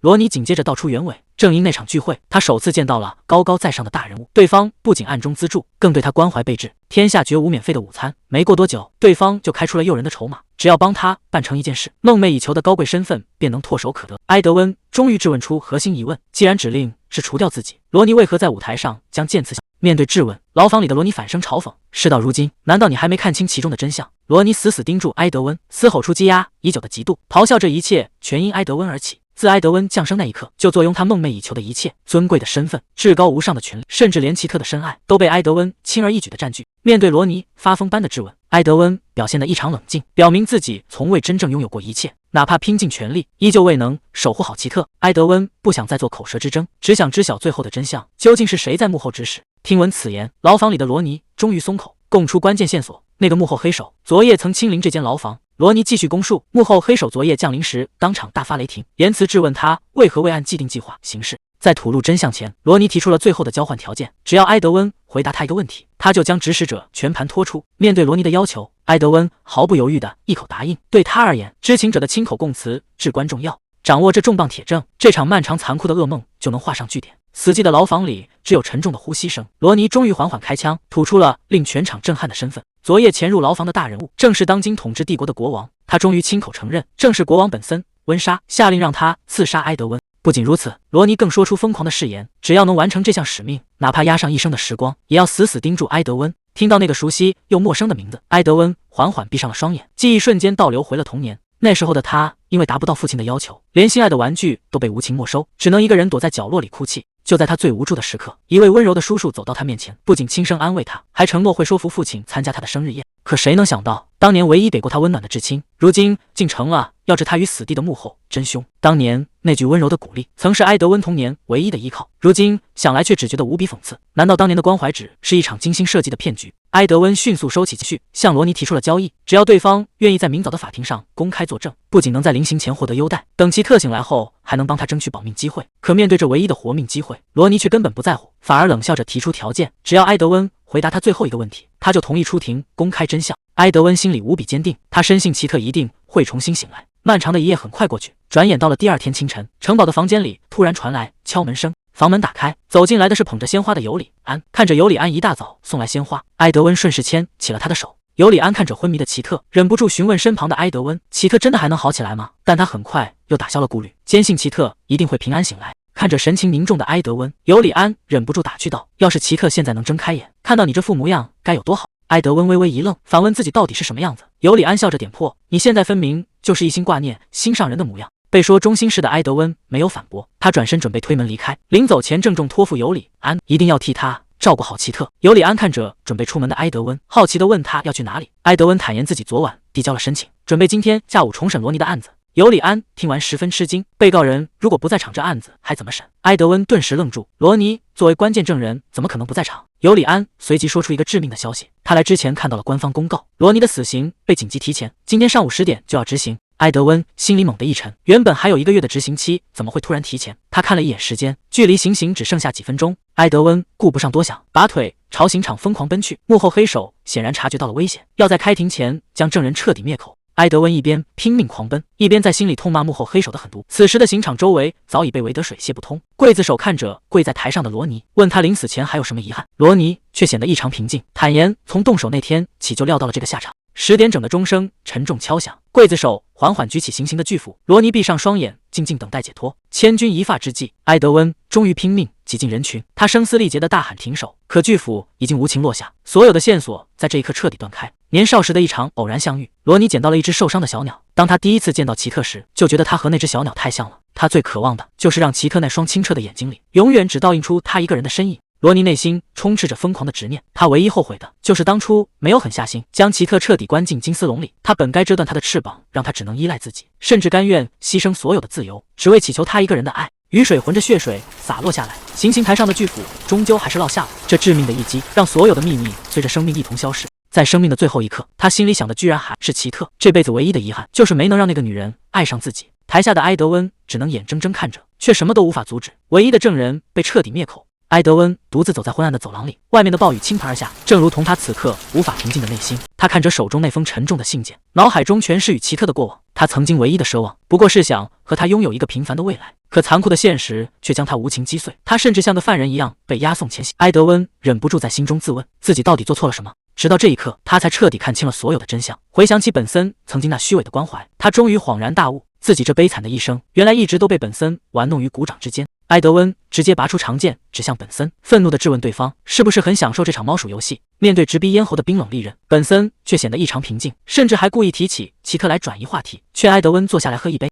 埃德温根本不想听他废话，他一步步逼近，大声质问是不是为了防止证人招供才急着杀人灭口，好掩盖你指使他人谋杀我的真相。极度愤怒之下，埃德温一剑扫飞了本森手中的酒杯，可本森却依然面带微笑，仿佛一切都在他的掌控之中。本森看着眼前愤怒的埃德温，得意地表示自己知道对方已经看穿了一切，但他更清楚埃德温手里根本没有确凿的证据，既然没有任何证据，那只要把所有线索彻底抹杀就行。看着眼前的杀人凶手，埃德温在心里暗暗发誓，必须在这里彻底了结与叔叔的恩怨。可就在要动手的这一刻，他却突然犹豫了。他在心里不断质问自己，难道已经忘了曾经遭受的痛苦和折磨吗？那些濒死的绝望和挣扎，难道就这么算了吗？这一次，他绝对不能再退缩。看着眼前的叔叔本森，埃德温不由得想起童年时对方送他礼物时的温情时刻。他紧紧握住颤抖的剑柄，在心里痛苦地质问：事情为什么非要走到这一步？本森却只是冷漠地表示：既然你已经看穿了一切，那就应该明白接下来的结局。埃德温咬牙解释，自己对王位根本没有兴趣，也从未奢求过什么至高无上的权利。他唯一的愿望不过是想和奇特一起去乡下过平静的生活。可是看着重伤昏迷的奇特，还有那些被鲜血染红的过往，他明白这个小小的愿望已经被彻底粉碎。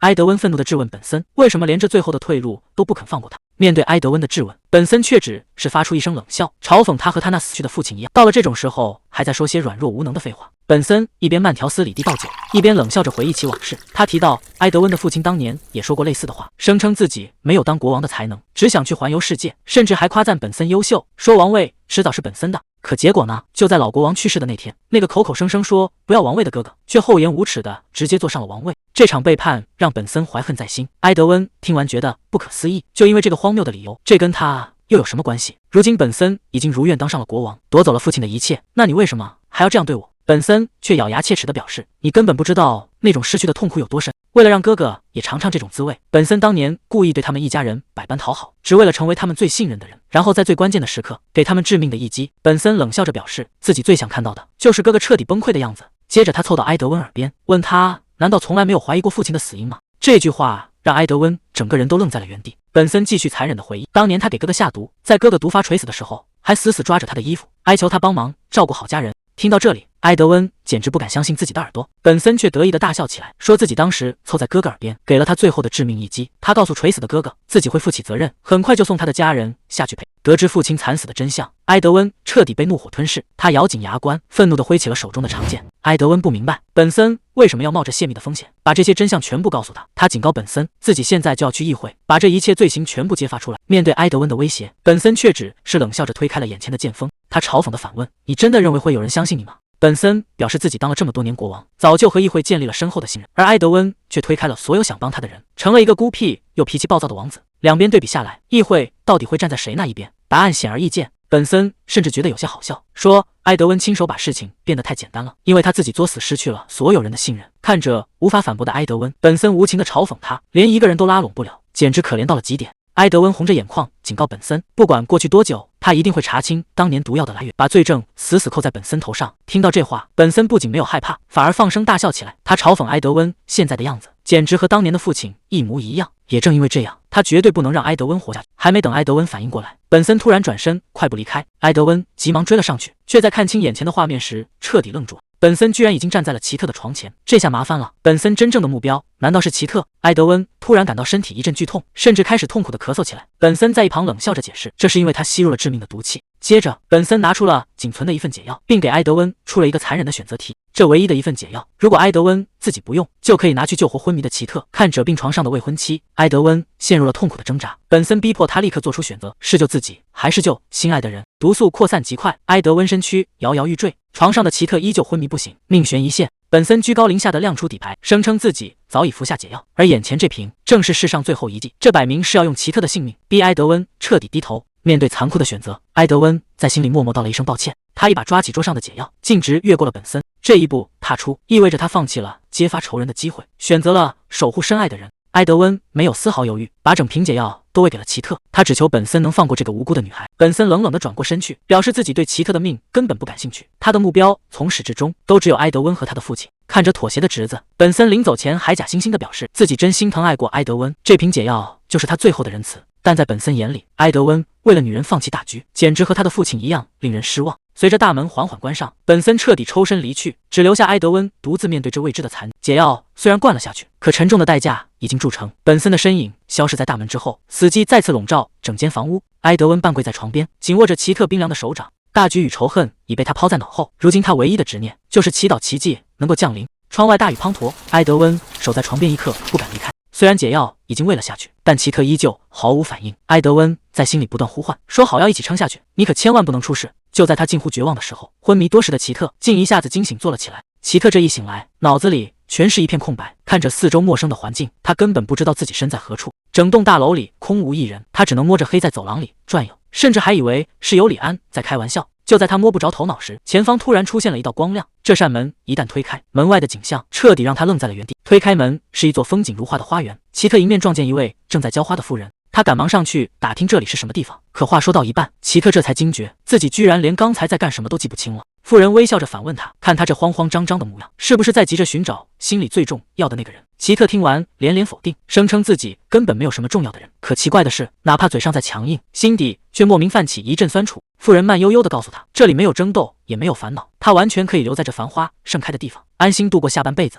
奇特看着眼前这宛如梦境般的净土，这确实是他从小梦寐以求的地方。妇人见状，便顺势邀请他，不如跟着自己去四处逛逛。奇特高兴地答应了妇人的邀请，跟着他一起在花园里散步。妇人一边走一边热情地介绍，说自己在那边种了玫瑰，今年苹果树上的花也开得特别好，结出来的苹果又甜又好吃，还问奇特待会儿要不要尝尝苹果派。看着眼前这片美丽的景色，奇特也忍不住由衷的赞叹，这里真的太美了。可走着走着，奇特心里却突然泛起了敌。虽然眼前的妇人非常温柔善良，这里也拥有他想要的一切，可为什么自己的心底却空落落的？就在这时，一阵冷风突然吹过，奇特忍不住打了个冷战。妇人见状，赶忙关心起来，问他是不是觉得冷，一边说着，一边体贴地把外套披在了他身上。看着妇人这无微不至的照顾，奇特心里有些过意不去。妇人则微笑着提议，既然外面风大，不如他们先回屋里去吧。面对妇人的体贴，奇特下意识地拒绝了。就在这时，一些零碎的画面突然闯入了他的脑海。真奇怪，在这个无忧无虑的地方，他却突然想起了另一个人。微风吹过，那个银发男子的温柔笑容终于在记忆中清晰起来，那是埃德温。奇特一下子全想起来了，他急得直抓狂，自己怎么能把最重要的人给忘了？他必须立刻回去找他。妇人有些不解地问他，这里明明有他想要的一切，为什么还要执意离开？奇特看着眼前的世外桃源，给出了最坚定的回答，因为这里再好也没有埃德温的身影。面对妇人的挽留，奇特轻轻摇了摇头。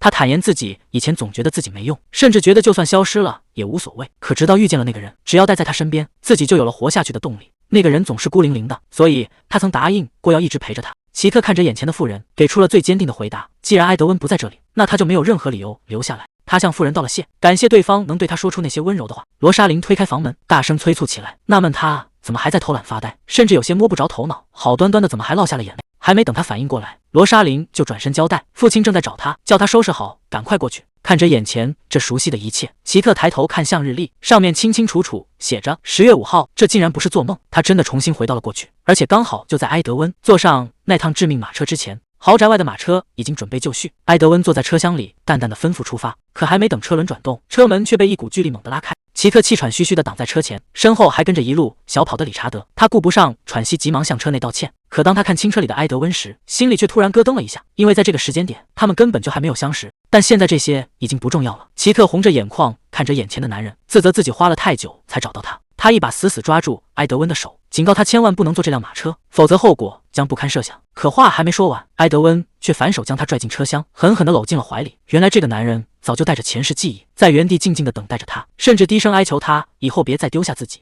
怀里的奇特顿时手足无措，埃德温无奈叹息说他真是不听话。奇特脑子里一片空白，只能结结巴巴地称呼他为殿下，显然还没从这个拥抱里反应过来。这一幕把旁边的理查德彻底看傻了，他瞪大眼睛怀疑自己看错了，而埃德温却神色坦然，当众宣布奇特就是他的女朋友。这霸道的宣言瞬间让全场陷入死一般的寂静。埃德温递上一杯热茶，叮嘱他喝下。奇特有些意外，问是不是他亲手泡的。埃德温点头承认，说是为了以防万一。奇特毫不犹豫地一饮而尽，看着杯中晃动的茶水，前世痛苦的记忆再次涌上心头。奇特低声询问，上一世自己死后，他是不是也遇害了？埃德温摇头说，其实他当时没死，只是被剑刺穿后一直昏迷不醒。随后埃德温平静地提起前世的惨剧，包括罗尼的遭遇和幕后真凶，甚至还透露了一个隐藏的秘密，在生死关头他必须在救他和自救之际做出最残酷的抉择。得知埃德温在生死关头选了自己，奇特感动地紧紧握住他的手，他认真叮嘱以后若再有危险，一定要选能让两个人共同活下去的路。看着眼前的傻姑娘，埃德温温柔一笑，可提起幕后黑手，他的脸色瞬间阴沉。他很清楚叔叔本森对父亲的恨意早已扭曲到了极点，甚至连带要把他这个侄子除之而后快。埃德温严肃地表示，对付这种疯子讲道理是没用的。奇特听懂了，这意思是要彻底清算。可埃德温却突然问他，难道心里就一点都不怨恨自己吗？奇特瞬间愣住，想不通为什么要怨恨。埃德温语气低沉，自责抱有幻想，才害得奇特两次陷入绝境。如果当初自己能更果断一些，也许悲剧就不会发生。话没说完，奇特突然伸手捧住他的脸，大声打断了他的自责。他认真地看着他，表示如果当初没有那些波折，自己可能永远都无法与他相遇。那些街头漫步和互相拜访的时光，还有一起筹备话剧的记忆，就全都会化为泡影。苦难固然痛苦，但没有这些经历，他们根本不可能走到今天。奇特笑着说自己很感激那些磨难，因为这让他最终遇见了对的人。埃德温深情承诺，绝不再让他受委屈。接着他看着茶杯，提起另一件怪事，既然神秘书上的作者名字已经消失，按理说他们根本无法再次重生，那这次循环到底是怎么成功的？奇特也觉得是有蹊跷。埃德温说原本打算带他去图书馆调查，这时门外突然响起了敲门声。埃德温示意他安心，解释说因为他的出现打乱了计划，所以他提前安排了理查德去办事。理查德推门而入，恭敬地呈上那本书。然而理查德带回的消息却让人心凉，那本关键的神秘书根本不在图书馆。埃德温满脸不可置信，理查德解释说自己翻遍了藏书室，只带回了一本名字相近的替代品。可当这本书递到两人面前时，空气瞬间凝固了，封面上的书名竟然只剩下序列2个字，原本的循环2字凭空消失，伴随着滴答作响的钟声。一个残酷的真相摆在他们面前，这意味着他们再也没有重来的机会，这已经是最后一次生命。奇特与埃德温相视一笑，显然都明白了这一变背后的真相。埃德温轻轻握住他的手，眼神坚定。理查德送完书，看着两人暧昧的气氛，忍不住打趣说自己来的不是时候，打扰了他们的2人世界。奇特顿时急红了脸，连忙否认。可谁知埃德温非但没有解释，反而顺水推舟，直接让理查德退下。理查德也是个明白人，立马笑着转身离开。这下可把奇特急坏了，怎么喊都喊不住，只能难以置信地瞪着埃德温。理查德临走前还不忘打趣，祝他们好好享受2人世界。随着房门被紧紧关上，奇特彻底凌乱了。他急忙向埃德温抱怨说理查德这下肯定误会了，以为刚才的话只是在开玩笑。听到开玩笑这3个字，埃德温的脸色瞬间沉了下来，他低声重复了一遍，眼神里满是认真。埃德温直接走到他身后，极其认真地强调自己绝对不是在开玩笑。奇特一时间没反应过来，赶忙回头想要确认。这回埃德温干脆拿书挡住脸，再次重申了自己的态度。紧接着他有些结巴地吐出心里话，坦白自己对他的感觉其实也是一样的。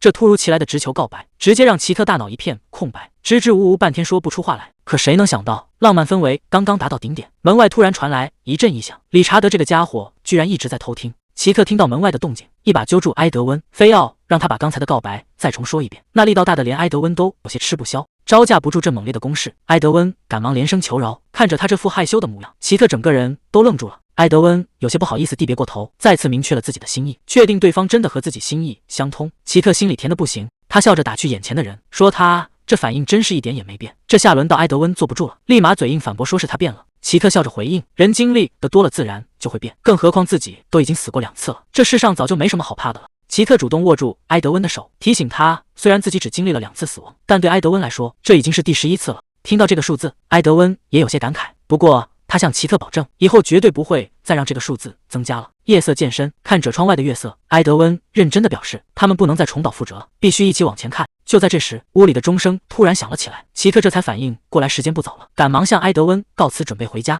可埃德温却有些舍不得，劝他再多留一会儿。奇特虽然心里也想多待着，但毕竟这次是偷偷跑出来的，一想到家里人发现他不见时那腹肌飞狗跳的画面，奇特就有些头疼。他只能好声好气地哄着埃德温，答应明天一早就过来找他。可听到这话，埃德温却有些不高兴地盯着他。奇特见状，只能硬着头皮向他告辞，准备转身离开。看着他离去的背影，埃德温有些失落地低下了头。可还没走2步，埃德温主动提起了奇特昏迷的那段日子。那时候外面每天都在下着暴雨，就好像雨季永远不会过去一样。不管是白天还是黑夜，埃德温就这么静静地看着窗外。他当时想的最多的就是等这场雨停了之后，冬天是不是就要来了？奇特忍不住轻声问他，在那个时候，他心里又在想些什么呢？在那个漫长的时期，埃德温心里只有一个念头，那就是奇特赶快醒过来，一起迎接冬天。说到这里，埃德温有些不自在地别过脸，坦言自从上次在他家过夜后，两人就再也没有好好单独待过，所以今晚他想留他一起度过。这话一出，奇特整个人都愣住了，还没等他反应过来，埃德温已经果断地转身锁好了。看来今晚他是别想轻易走掉了。谁能想到埃德温还真把他留了下来，两人就这么躺到了同一张床上。面对这突如其来的单独相处，奇特紧张的整个人都不敢乱动。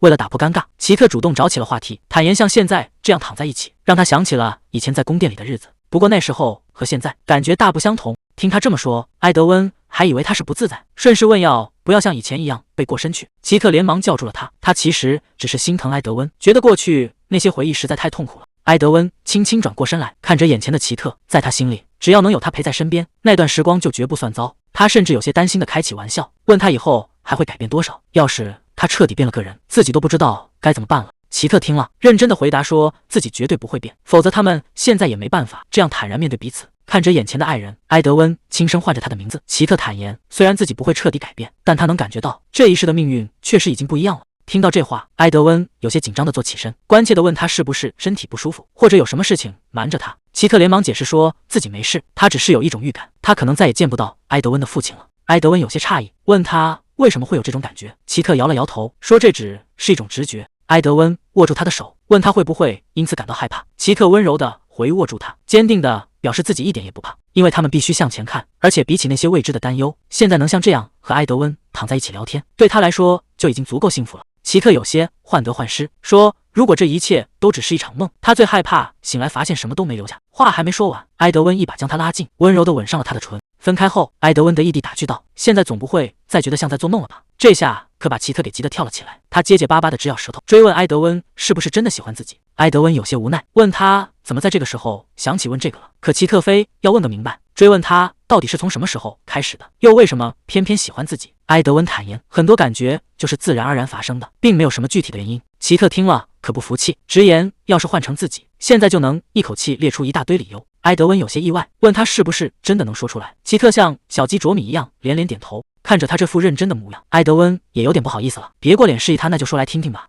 看着埃德温转过来的目光，奇特深吸了一口气，努力让自己平静下来。他认真地看着眼前的男人，终于鼓起勇气开口，我喜欢你是因为……暧昧的气氛已经烘托到了顶点，埃德温紧张的连呼吸都变得急促。奇特终于鼓起勇气看着他，坦言只要能静静待在他的身边，自己就能感受到前所未有的安心。可谁能想到这句话刚一出口，埃德温竟然激动的直接跌倒在床上。这滑稽的反应瞬间把奇特整懵了，他完全不知道发生了什么状况。埃德温有些狼狈地趴在床上，小声提起了当年的往事，那是奇特和他母亲说话时的场景。其实从那时候起，奇特就觉得这个男人的言谈举止之间总带着一股让人安心的温暖。听到这儿，埃德温不好意思地别过脸，小声嘟囔着说这根本就是两码事。奇特一听顿时有些急了，连忙摆着手向他大声解释，说这正是自己最喜欢他的地方。他怎么也没想到埃德温居然把这些细节记得这么清楚，这在心里简直就是超级加分项。看着奇特如此激动的模样，埃德温一时间有些反应不过来。奇特深吸了一口气，像是终于下定了什么决心，他主动凑上前去，准备把所有心里话都说出来。奇特坦言自己以前说话总是被忽视，所以渐渐变得害怕向别人表达想法。但自从那时候见到了埃德温，他就一直在心里默默地想，如果现在还不把心里话说出来，自己以后一定会后悔一辈子的。奇特深吸了一口气，继续说道，当初为了能够主动接近他，自己可是鼓足了极大的勇气。毕竟那时候在埃德温的眼里，他不过是个突然冒出来的陌生女人，嘴里还整天说着些胡言乱语。听到这儿，埃德温脸上有些挂不住，毕竟当初自己确实对他防备心很重。奇特接着说道。虽然那时候自己的话总被当成耳边风，但他心里却有着一种异样的坚持，哪怕埃德温根本就不相信他也想硬着头皮继续走下去，甚至想要把对方抓得更紧。也正是因为经历了一次次的试探，当埃德温终于开始信任他时，他才终于有勇气表达真实想法。说了这么多，奇特深情地看着眼前的男人，终于要说出最核心的那个理由了。奇特看着眼前的男人坦言，正是因为现在能这样坦诚相待，他才喜欢上了现在的埃德温。听到这个回答，埃德温却忍不住笑了起来，打趣说他这更像是喜欢那个变好的自己，而不是真正喜欢他这个人。这下奇特可被急坏了，连忙红着脸大声否认，可埃德温却依然不依不饶，非要他拿出一个合理的解释。被逼无奈之下，奇特只能红着脸坦白，其实自己很早以前就对他心动了。他深吸了一口气，终于说出了那个藏在心底的秘密：埃德温其实就是他的初恋。听到初恋这两个字，埃德温整个人瞬间都愣住了，显然完全没料到会是这个答案。看着奇特那副认真的模样，他终于忍不住笑出了声。埃德温终于忍不住笑出了声，这下可把奇特给急坏了，红着脸大声抗议说自己是认真的。可他的话还没说完，埃德温突然伸手一把拉住了他，顺势将他整个人带进怀里。埃德温搂着他温柔地表示自己很喜欢听他诉说那些改变，但最让他感到心动的还是他最后说的那句表白。接着埃德温提起了以前的往事，说那时候其实是父亲求他去救他的，可现在回过头来仔细想想，真正被拯救的那个人其实是他自己。看着怀里的爱人，埃德温再也克制不住心中的爱意，低下头轻轻地吻了上去。这突如其来的亲吻让奇特一时间有些不知所措，但很快他就沉溺在这个温柔的吻里。埃德温看着身边的奇特，轻声向他坦白，其实奇特也同样拯救了他。在回到那个冰冷的皇宫之前，他曾自欺欺人的希望幕后黑手千万不要是自己的叔叔，但其实他心里比谁都清楚真相，他只是在逃避那个残酷的现实罢了。在那些绝望的日子里，他甚至已经彻底放弃了挣扎，对生活不再抱有任何希望。直到奇特的出现，他就像是一阵温暖的微风，瞬间吹散了他心头的阴霾。现在的他只想和奇特一起好好活下去，再也不允许任何人来摆布他们的命运。所以他做出了一个决定。埃德温看着眼前的女人，深情地问他，如果这都不算爱，那到底什么才是呢？奇特听了忍不住笑出声来，大方承认他说的没错。经历了这么多风风雨雨，在这条漫长又曲折的道路尽头，他最终等到的只有他。埃德温再也克制不住，深情地吻了上去。谁能想到上一秒还在甜蜜温存，下一秒就被理查德给叫醒了。这会儿太阳都已经晒屁股了。奇特一睁眼，整个人都懵了。理查德不仅客客气气的打招呼，还顺便爆出了一个大料，说他是偷偷离家出走跑来的。这句话一出，直接把奇特给整不会了，自己什么时候就变成离家出走了？他越想越觉得不对劲，立马跑去找埃德温要个说法，质问他到底在外人面前编了些什么。虽然家里确实没人在乎他，但背上离家出走的罪名，这事情可就完全变味了。奇特觉得不管怎样，还是得跟家里解释一下。结果他一转头，发现埃德温正忙着在写信。奇特好奇地凑过去询问，埃德温大方承认了，还说这是一封非常紧急的信。奇特忍不住打趣他，说他怎么把自己喜欢的人晾在一边，反而跑去给别人写情书。这话一出，埃德温整个人直接僵在了原地。看到信封上的名字，奇特整个人都愣住了。这封紧急信件居然是写给阿温公爵的。奇特忍不住追问，既然本森才是幕后黑手，为什么还要联系这个可疑的公爵？埃德温停下笔坦言，自己心里其实也在打鼓，但本森之前的嘲讽点醒了他，他不能再像以前那样糊涂。为了能和奇特好好生活，他必须做出改变。埃德温神色凝重，直言单靠写信还远远不够，他必须做两手准备。奇特看着他认真的样子，心里觉得有些新鲜。可下一秒，埃德温却突然问他带了多少钱。奇特顿时愣在原地，连忙解释自己在家里并不受宠，手头根本没有积蓄。埃德温见他误会了，笑着打断他的胡思乱想。他解释说，第一套方案就是带他远离这里的纷争，去一个本森找不到的地方。至于开销，他自己的积蓄完全足够，但现实并没有那么简单。本森对奇特的执念太深，绝对不会轻易善罢甘休。奇特连忙追问第二套方案是什么。埃德温的眼神瞬间冷了下去，直言要跟那个叔叔彻底算清总账。既然和平沟通没有任何作用，那就只能正面硬刚到底。为了对付本森，他必须拉拢一个强力的盟友。奇特立刻明白了他的意思，埃德温这是铁了心要正面迎战。埃德温深吸一口气，表示自己这次是真的下定决心了。奇特有些迟疑地问，所以你才选了阿温公爵当帮手？埃德温点了点头，坦言公爵和自己完全不同，对方不仅在贵族里说得上话，在议会中更是有着举足轻重的影响力，这正是他们现在最缺的筹码。只要能暂时放下对他的怀疑，这笔合作就绝对划算。听到埃德温这么信任阿温，奇特忍不住凑上前去，半开玩笑地问他，那自己算不算也是他信任的人？埃德温有些哭笑不得，直言如果不信任他，根本不可能把这些秘密全盘托出。奇特这才满意地笑了起来，看来是自己之前有些记仇了。埃德温赶紧把话题拉回正轨，解释说阿温是帮他们揭露本森的关键，虽然之前有过书信往来，但这种机密在信里根本说不清楚，他打算亲自去见阿温一面。奇特一听，立刻表示自己也要跟着去。还没等他迈开步子，埃德温就直接拦住了他，问他为什么要跟着。奇特一脸严肃的解释，在排除对阿温的怀疑前，他绝不放心让埃德温一个人去，毕竟那个公爵看起来可没那么简单。听到奇特这么护着自己，埃德温忍不住笑出了声，调侃说：“真希望阿温能听到这番话。”既然两人现在命运相连，他笑着答应带他一起去。可等奇特心匆匆的准备出发时，却发现根本不是那么回事。原来埃德温口中的一起去，只是让管家理查德去送信，他自己根本没打算亲自跑一趟。奇特顿时有些哭笑不得，合着自己刚才白激动了半天。他无奈的叹了口气，问他现在重要的事情是不是都忙完了。埃德温叹了口气，坦言不知道对方什么时候回信，眼下他们只能耐心的等下去。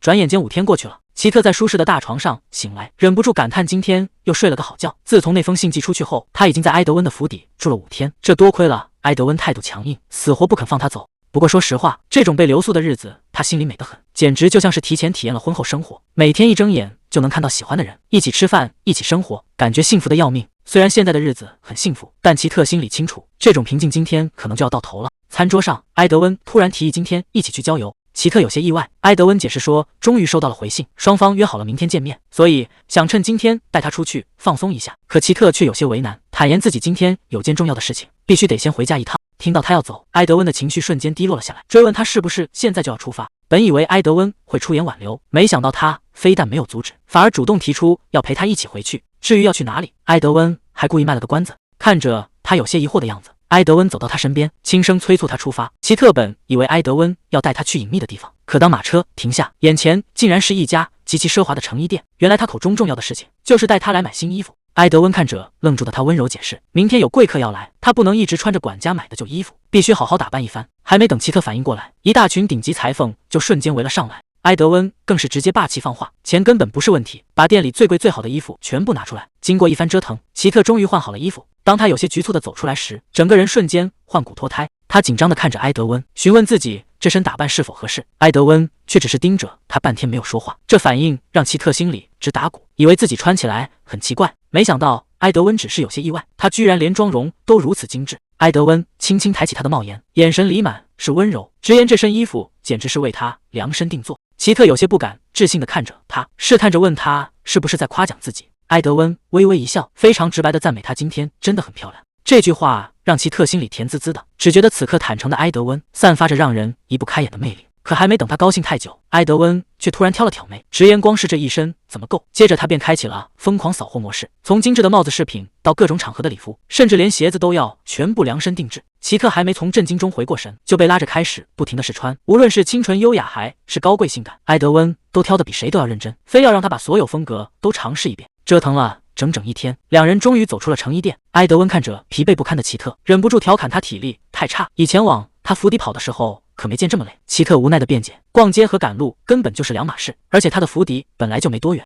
埃德温有些不解地看着他，既然试了那么多套华丽的衣服，怎么最后偏偏穿了最简单的一件？奇特连忙反驳，这身衣服的设计可一点都不简单，而且他买下的衣服早就已经把后面的马车塞满了。不过比起自己的衣服，奇特更纳闷的是，埃德温居然也换上了一身崭新的礼服。埃德温耸了耸肩，直言这家店的手艺确实不错，以后他的衣服也打算在这里定制。奇特有些疑惑地追问，既然是明天才要穿的衣服，为什么现在就急着换上？埃德温微微一笑，反问他难道到现在还没想明白？奇特一脸茫然，完全没有反应过来。埃德温看着他迷糊的样子，笑着反问他，难道以为自己把他的生日给忘了？听到这句话，奇特整个人瞬间愣在原地，他怎么也没想到埃德温居然会记得。埃德温理所当然地表示，自己都参加过2次他的生日宴会了，怎么可能会忘记这么重要的日子？奇特这才恍然大悟，原来今天这一整天的折腾，还有这些昂贵华丽的礼服，全都是为了他的生日宴会而准备的。埃德温优雅地拉开车门，催促他赶紧上车，直言可不能在自己的主场迟到。奇特有些受宠若惊，试探着问他是不是要陪自己一起回去。其实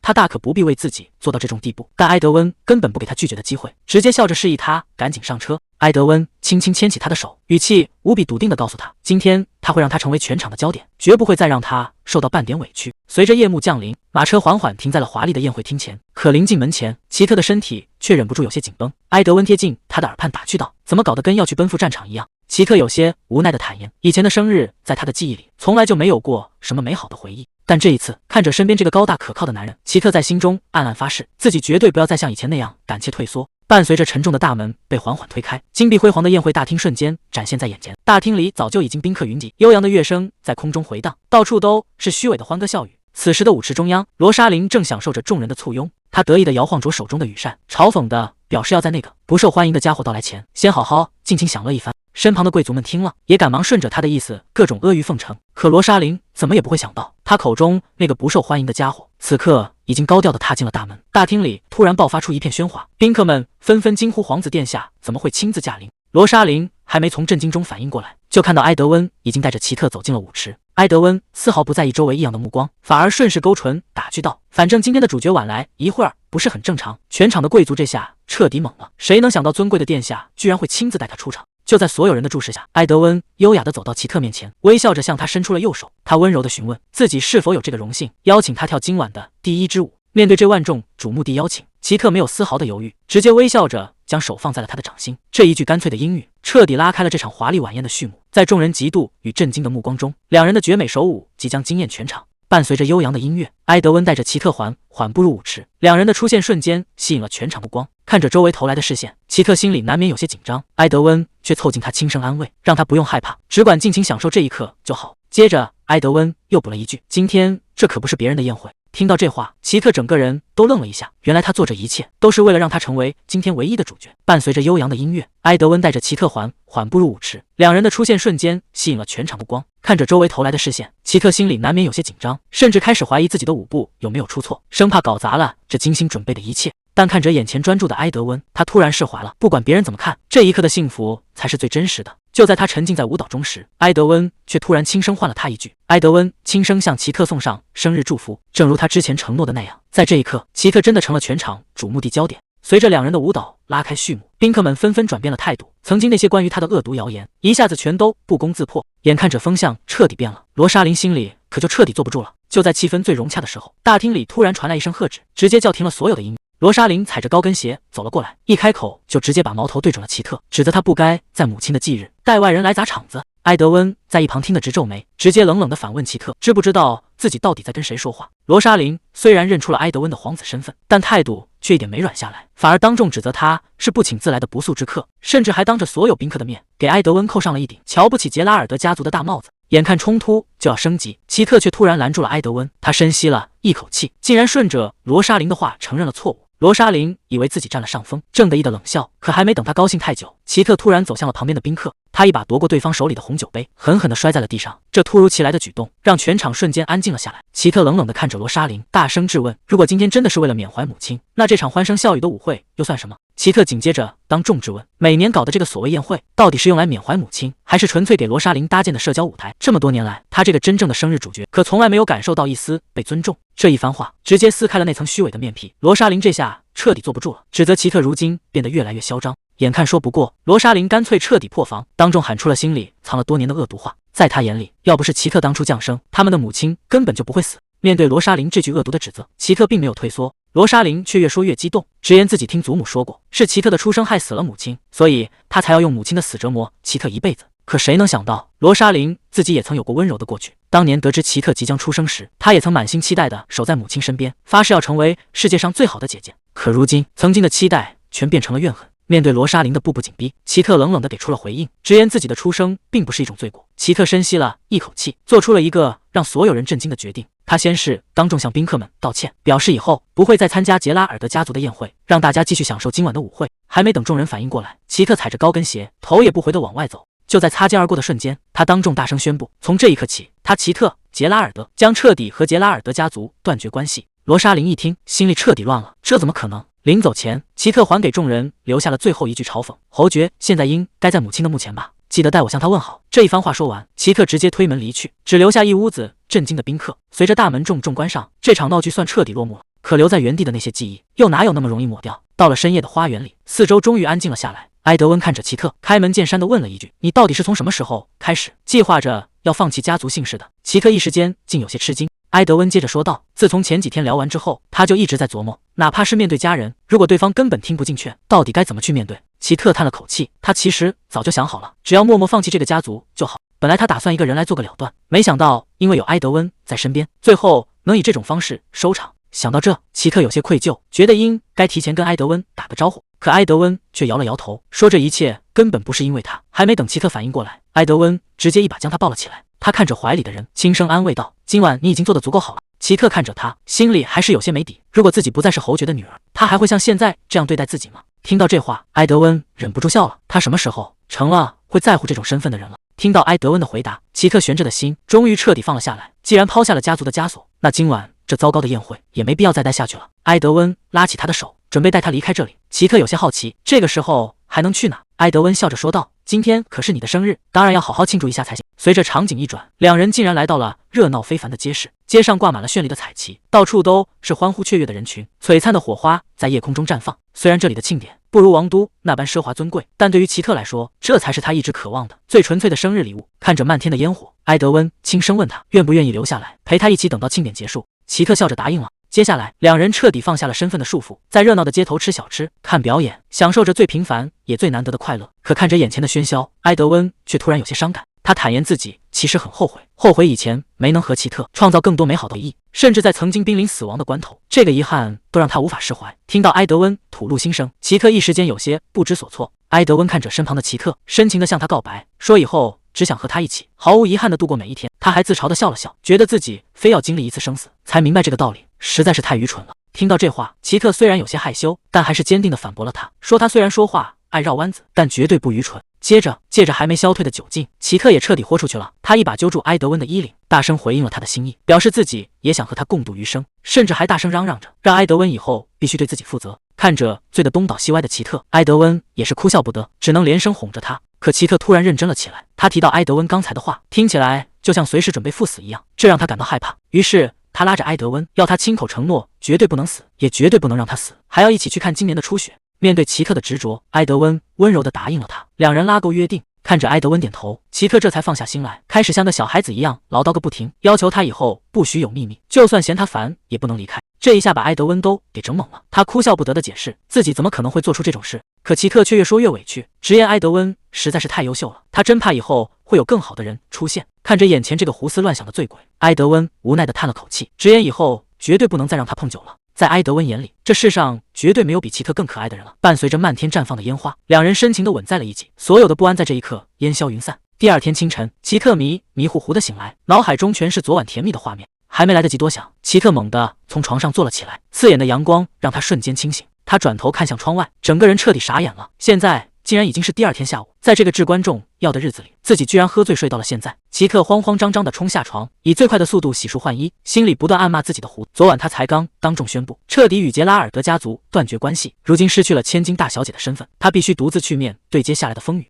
另一边，埃德温终于收到了回信，对方约他明天见面。奇特推开房门走了出来，他本以为埃德温会来找他，可奇怪的是，整栋房子里安静的有些诡异，甚至连一个仆人的影子都看不到。就在他纳闷的时候，大门突然被猛地推开，走进来的人竟然是阿温公爵。更可怕的是，阿温浑身是血，手里还提着一把滴血的长剑。看到阿温独自一人出现，奇特的心瞬间提到了嗓子眼。公爵明明是去见埃德温的，现在却满身是血的独自回来，那埃德温到底在哪？一个恐怖的念头闪过脑海，难道埃德温已经遭遇了不测？为了弄清真相，奇特果断脱下高跟鞋，准备悄悄跟上去。可等他再次抬头时，空荡荡的走廊里，阿温竟然已经凭空消失了。还没等奇特反应过来，阿温竟然神不知鬼不觉的直接出现在了他的身后。奇特吓得魂飞魄散，慌乱中他猛地挥起高跟鞋，朝着对方的脑袋狠狠砸了过去。然而这致命的一击却被阿温轻轻松松抬手接住。阿温看着眼前的奇特，不仅没有生气，眼神里反而充满了新奇。他仔细打量了一番，突然反应了过来，这难道就是埃德温一直挂在嘴边的人？确认了奇特的身份后，阿温激动地围着他直打转，不停夸赞埃德温眼光真好。他还大方地透露，埃德温在信里把他夸上了天，甚至写下了想共度余生的誓言。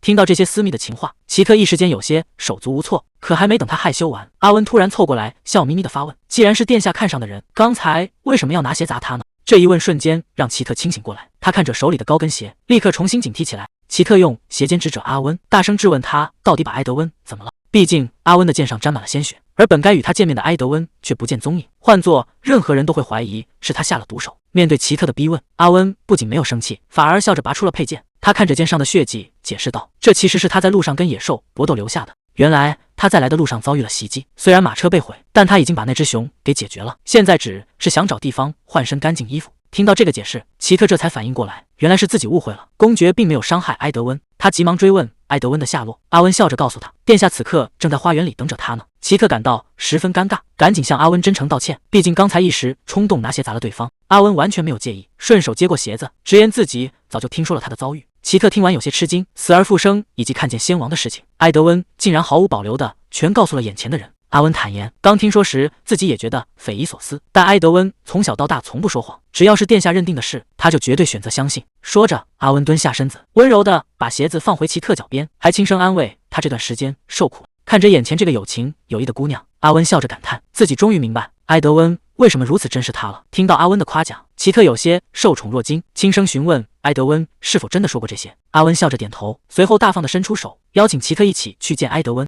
两人并肩朝花园走去，奇特有些好奇的打听，埃德温现在是一个人吗？阿温却摇了摇头，直言埃德温身边还有别人，而且那个人奇特也听说过。奇特心里有些纳闷，顺着阿温手指的方向看去，只见不远处的花树下，埃德温正和一位高贵的女子站在一起。还没等奇特看清对方的容貌，那名女子突然上前一步，一把将埃德温紧紧抱在怀里。这突如其来的一幕让奇特彻底愣在了原地，感受着这久违的温暖。埃德温眼眶微湿，轻声唤道：“能再次见到您真好，母亲。”原来这个让所有人震惊的女子，竟然是埃德温的母亲。莉亚紧紧怀抱着埃德温，声音里全都是自责。自从丈夫离世之后，她曾无意中给埃德温带来了太多的伤害，可即便如此，眼前这个孩子依然愿意叫她一声母亲。听着莉亚的话，埃德温心里有些不敢相信，他试探着发问：“您真的会相信我说的那些离奇经历吗？还是说您只是在可怜一个胡言乱语的儿子？”听到儿子的犹豫，莉亚轻轻托起埃德温的脸，坚定地告诉他：“你就是我的全世界。”这么多年来，他从来没有一刻怀疑过自己的孩子，这份沉寂已久的母爱，终于在这一刻得到了回应。看到眼前的母子重逢，阿温轻声提醒奇特，现在最好还是别去打扰他们。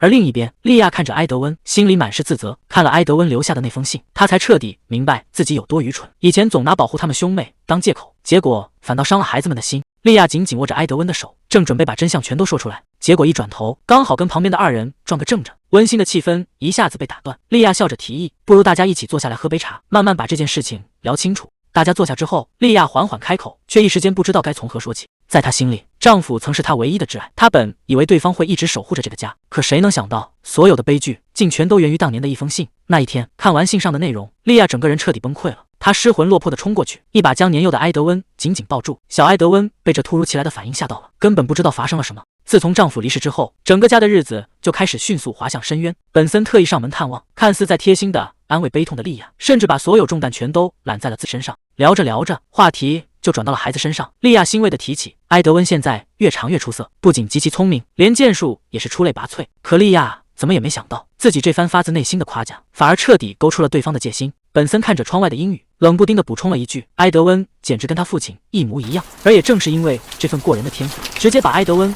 推向了危险漩涡。本森突然一把抓住莉亚的手，直截了当地挑明了局势。他说：“埃德温现在还太年轻，根本没办法继承王位，而且底下的臣子们已经开始分裂，各自站队了。”莉亚想要挣脱，可本森根本不放手。他坦言自己想要坐上王位，但名不正言不顺，而莉亚作为王后，刚好能给他最需要的合法身份。说到这里，本森露出了真面目，冷冰冰地向莉亚求婚。这哪里是求婚，分明是赤裸裸的威胁。本森用最温柔的语气说着最狠的话，他暗示莉亚，只有对王位没有威胁的王子，才能平平安安地活下去。如果想要保住孩子们性命，莉亚就必须嫁给他。为了保住孩子们的性命，莉亚最终只能选择妥协。可这个决定却让她背上了所有的骂名，不管是高高在上的贵族，还是街头巷尾的平民，全都在背后对她指指点点。有人骂她贪图权力，也有人骂她不知廉耻，竟然改嫁给先夫的亲兄弟。面对这些铺天盖地的污蔑，莉亚没有做任何解释。在所有人看不见的角落，她只是一遍遍安慰自己，只要能换来2个孩子的平安，受再大的委屈也值得。很快，这场华丽的婚礼正式举行了。莉亚如愿保下了孩子们，可本森也终于登上了至高无上的大位。莉亚坦言，自从答应了本森的条件，她就再也没办法对埃德温表现出亲近。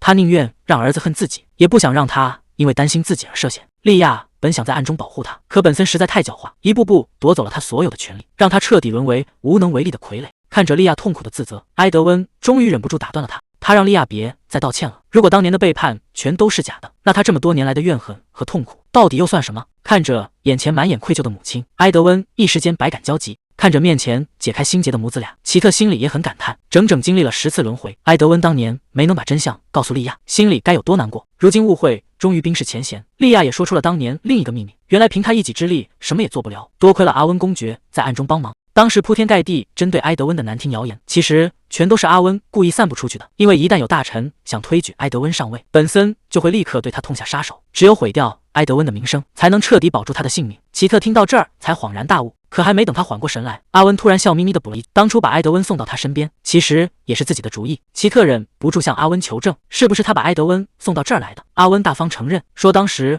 为了保护埃德温，才故意演了出贬谪的戏码。接着他话锋一转，调侃说：“没想到埃德温能在这儿收获真爱。”还顺便问了问旁边的莉亚。莉亚看着害羞的奇特，温柔的表示自己也非常高兴，甚至还夸奖奇特的头发漂亮。看到莉亚和阿温合伙打趣奇特，埃德温终于坐不住了，赶紧出声护妻，让大家别再逗他了。这温馨的一幕让原本紧张的气氛一下子轻松了不少。如果事情真能像童话那样误会解开，坏人主动退场，那确实是个皆大欢喜的结局。可惜现实从来都不是童话。阿温收起了笑容，埃德温则直接戳破了平静。他看着阿温问：“你今天特意把我们叫来，应该不只是为了说这些吧？毕竟就算他们相信了当年的真相，外面的那些人也绝对不会买账。”看着神色严肃的埃德温，阿温追问：“你是不是已经有计划了？”阿温直接把话挑明：“你必须先说服我，让我觉得除了跟你合作，已经别无选择。”埃德温道：“也痛快，直接给出了肯定的答复。”他的计划其实很简单：第一步，联络更多支持自己的盟友；第二步，找出父亲当年被谋杀的铁证；最后一步，把本森彻底从王位上拉下来。听完埃德温的打算，阿温点了点头，接着追问：“那具体的细节，你现在都想好了吗？”阿温直接泼了盆冷水，他提醒埃德温，本森这个人做事极其谨慎，稍有不慎，大家可就全成叛国贼了。而且当年的线索肯定早就被抹干净了，这是真的能成吗？埃德温道是一脸淡定，说自己心里有数。看着两人你来我往，旁边的奇特紧张的不行，总觉得这气氛随时要崩。阿温可没打算就这么放过他，直言这种只有大概轮廓的想法，根本算不上什么计划。埃德温听完笑了，他说：“正因为这样，自己才特意找阿温合作。毕竟只有阿温有足够的政治资本，去争取议会支持来对抗本森。”看着埃德温那副严肃的表情，阿温忍不住调侃说：“他这种时候简直跟母亲一模一样。”坐在一旁的莉亚听了也笑着搭话，说：“看到埃德温把人逼得这么紧，才发现这孩子其实最像自己。”这突如其来的调侃让原本严肃的谈判一下子变得有些微妙了。莉亚在旁打趣说：“还以为埃德温会冲动的直接找对方拼命。”埃德温无奈的反问：“难道自己在大家心里就这么鲁莽吗？”他认真的表示，经历过这么多挫折，自己早就明白了，光凭一时冲动根本解决不了问题。看着成长起来的儿子，莉亚心里满是欣慰。可还没等气氛温馨多久，莉亚突然抛出了一个重磅决定。她说：“既然大家都准备好了，那明天就直接回皇宫。”这句话一出，直接把在场的所有人都给整懵了。莉亚接着解释，光靠阿温公爵一个人根本撑不起来，埃德温必须亲自站出来，向大家证明自己值得信任，这样才能赢下议会那帮老狐狸的支持。趁着对方还没察觉，他们必须立刻回到皇宫，为接下来的生死决战做好所有准备。埃德温转过头，温柔地征求奇特的看法。奇特有些不好意思，觉得自己不太懂这些大局，怕给不出什么有用的意见。埃德温轻轻握住他的手，认真地告诉他，大家现在同舟共济，他的想法对自己非常重要。听到这句话，奇特终于有了底气，支持大家重返皇宫。看到这两个年轻人这么甜蜜，一旁的阿温和莉亚都忍不住偷笑。莉亚笑着站起身说：“既然埃德温的女朋友都同意了，那这事就这么定了。”莉亚顺势定下了行程，她决定明天一早跟阿温公爵先回皇宫，先去帮埃德温打通关节，好让他一到就能直接见那些议员。为了保证安全，他还特意交代埃德温他们路上多换几趟马车，绕开对手的眼线，商量完回皇宫的计划。管家准备带大家去房间休息。埃德温跟莉亚道晚安，感谢他特意赶来支持自己。结果话还没说完，他就发现大家的眼神有点不对劲。莉亚和阿温在一旁偷笑，莉亚甚至还打趣的祝他们两个今晚玩得开心。这话一出，奇特急得直摆手，拼命解释他们其实是分房睡的，根本不是大家想的那样。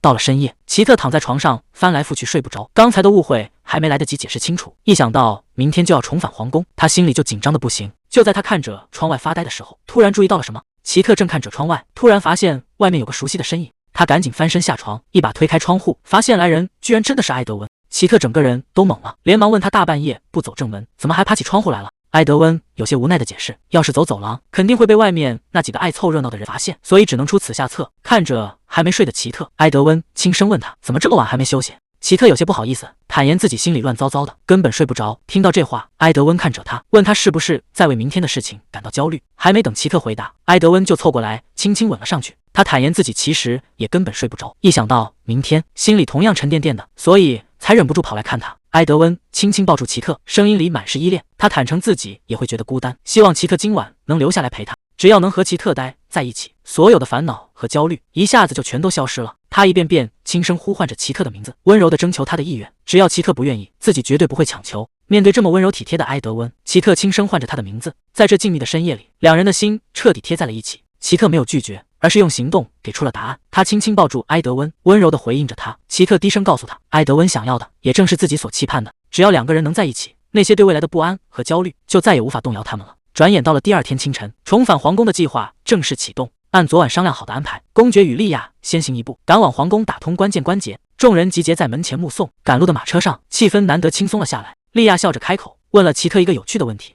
她问奇特知不知道埃德温平时最常挂在嘴边的是哪句话。奇特偷瞄了眼埃德温，试探着吐出2个字：滚开。这话一下子把莉亚逗笑了，夸赞奇特最懂埃德温。看到儿子身边有他陪伴，莉亚心里彻底放下心来。看着窗外飞逝的秋景，奇特心里感叹万分。重返皇宫的旅程终于正式开启。埃德温注意到奇特在发呆，轻声问他在想什么。坐在赶路的马车里，奇特看着手里的落叶，感慨秋天就要过去。埃德温随口应着，说树上的叶子确实都落光了。犹豫再三，奇特还是决定开口询问压在心里很久的问题。以前的每一次轮回，埃德温都没能活过18岁的冬天。他认真地看着埃德温问，如果这次真能成功打破宿命，第一次活到19岁会是什么感觉？听完这话，埃德温转头看向窗外，看着漫天飞舞的红叶，他淡然地给出答案。在自己真正活到那一天之前，未知的未来究竟会怎样，谁也说不准。马车缓缓停在皇宫门前，重返皇宫的第一关比预想中来得更快。早已提前入宫的莉亚此刻正高调在门前迎候，一看到埃德温出现，莉亚便笑着迎了上来，当着众人的面演起了戏。她打趣说儿子要带未婚妻来，自己这个做母亲的哪有不亲自出来迎接的道理。看着两人配合的天衣无缝，一旁的奇特在心里暗暗擦汗。虽然明白这是演给眼线看的假戏，但现场各怀鬼胎的气氛依然让人感到莫名的压迫感。莉亚笑着上前拥抱埃德温，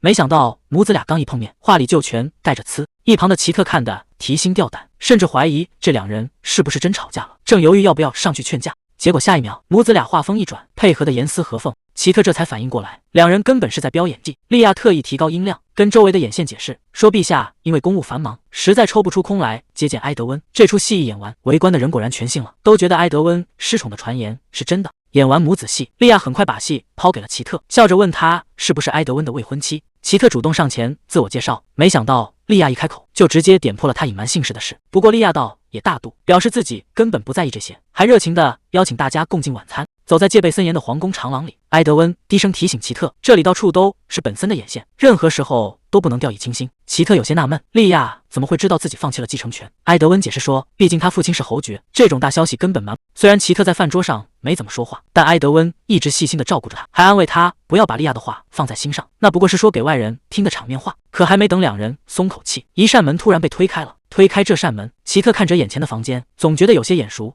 埃德温在一旁解释，这确实是他们上次住过的房间，而且离莉亚的寝宫非常近。奇特突然反应过来，在皇后生日那天，莉亚特意把埃德温安排在附近，或许就是为了能随时保护他。听到这话，埃德温也有些触动，承认确实有这个可能。就在奇特还在思索的时候，埃德温突然从身后一把抱住了他，这突如其来的拥抱直接把奇特给整懵了。他这又是闹哪一出？埃德温不仅一把抱住了他，甚至直接把他带倒在沙发上。奇特完全没想到，埃德温现在居然变得这么胆大。埃德温靠在他耳边，重新提起了之前问过的问题。奇特有些好奇，想知道他究竟想出了什么答案。埃德温轻声解释，当一个人高兴到极点的时候，往往会兴奋地说不出话来。奇特笑着打趣他，难道他一整天都在琢磨这个问题？埃德温还嘴硬地反驳，说自己只是不喜欢留下未回答的问题。可看着奇特看穿一切的眼神，他终于不再伪装，大大方方地承认了。只要一想到能和奇特拥有一辈子，他就高兴得说不出话来。在这个安静的夜晚里，所有的顾虑和不安彻底烟消云散，等待着他们的将是重返皇宫后的终极较量。深夜里，奇特迷糊糊地醒了过来，却发现身旁的人突然独自站了起来。奇特轻声问埃德温要去哪，可他就像没听到一样，径直走向了角落的柜子。看着埃德温反常的在抽屉里翻找，奇特也跟着走下了床。看着埃德温手中的神秘宝盒，奇特完全摸不透这个男人的心思。难道他是想让自己亲手打开吗？可就在他伸出手去接的瞬间，极其诡异的事情发生了。无论他怎么向前抓握，那宝盒都像长了脚一样急剧远去，这根本就不是现实能发生的事。奇特被迫停下动作，猛然抬头看向眼前的埃德温，这诡异的一幕让他瞬间联想到先王。还没等他彻底想明白，奇特便猛地从床上坐了起来，周围一片死寂。原来刚才惊悚的一切只是一场噩梦。看着自己完好无损的双手，他悬着的心这才稍微落了地。就在此时，房门被轻轻推开，埃德温抱着盒子径直走进房间，刚要开口询问他醒了没有，抬头看见奇特早已睁开双眼，他也瞬间愣在原地，停止了动作。眼看奇特状态不对，埃德温立刻冲到床边，紧紧握住他的手，满脸紧张地询问他是否出了意外。奇特连忙轻声解释，自己只是做噩梦，并没有受伤。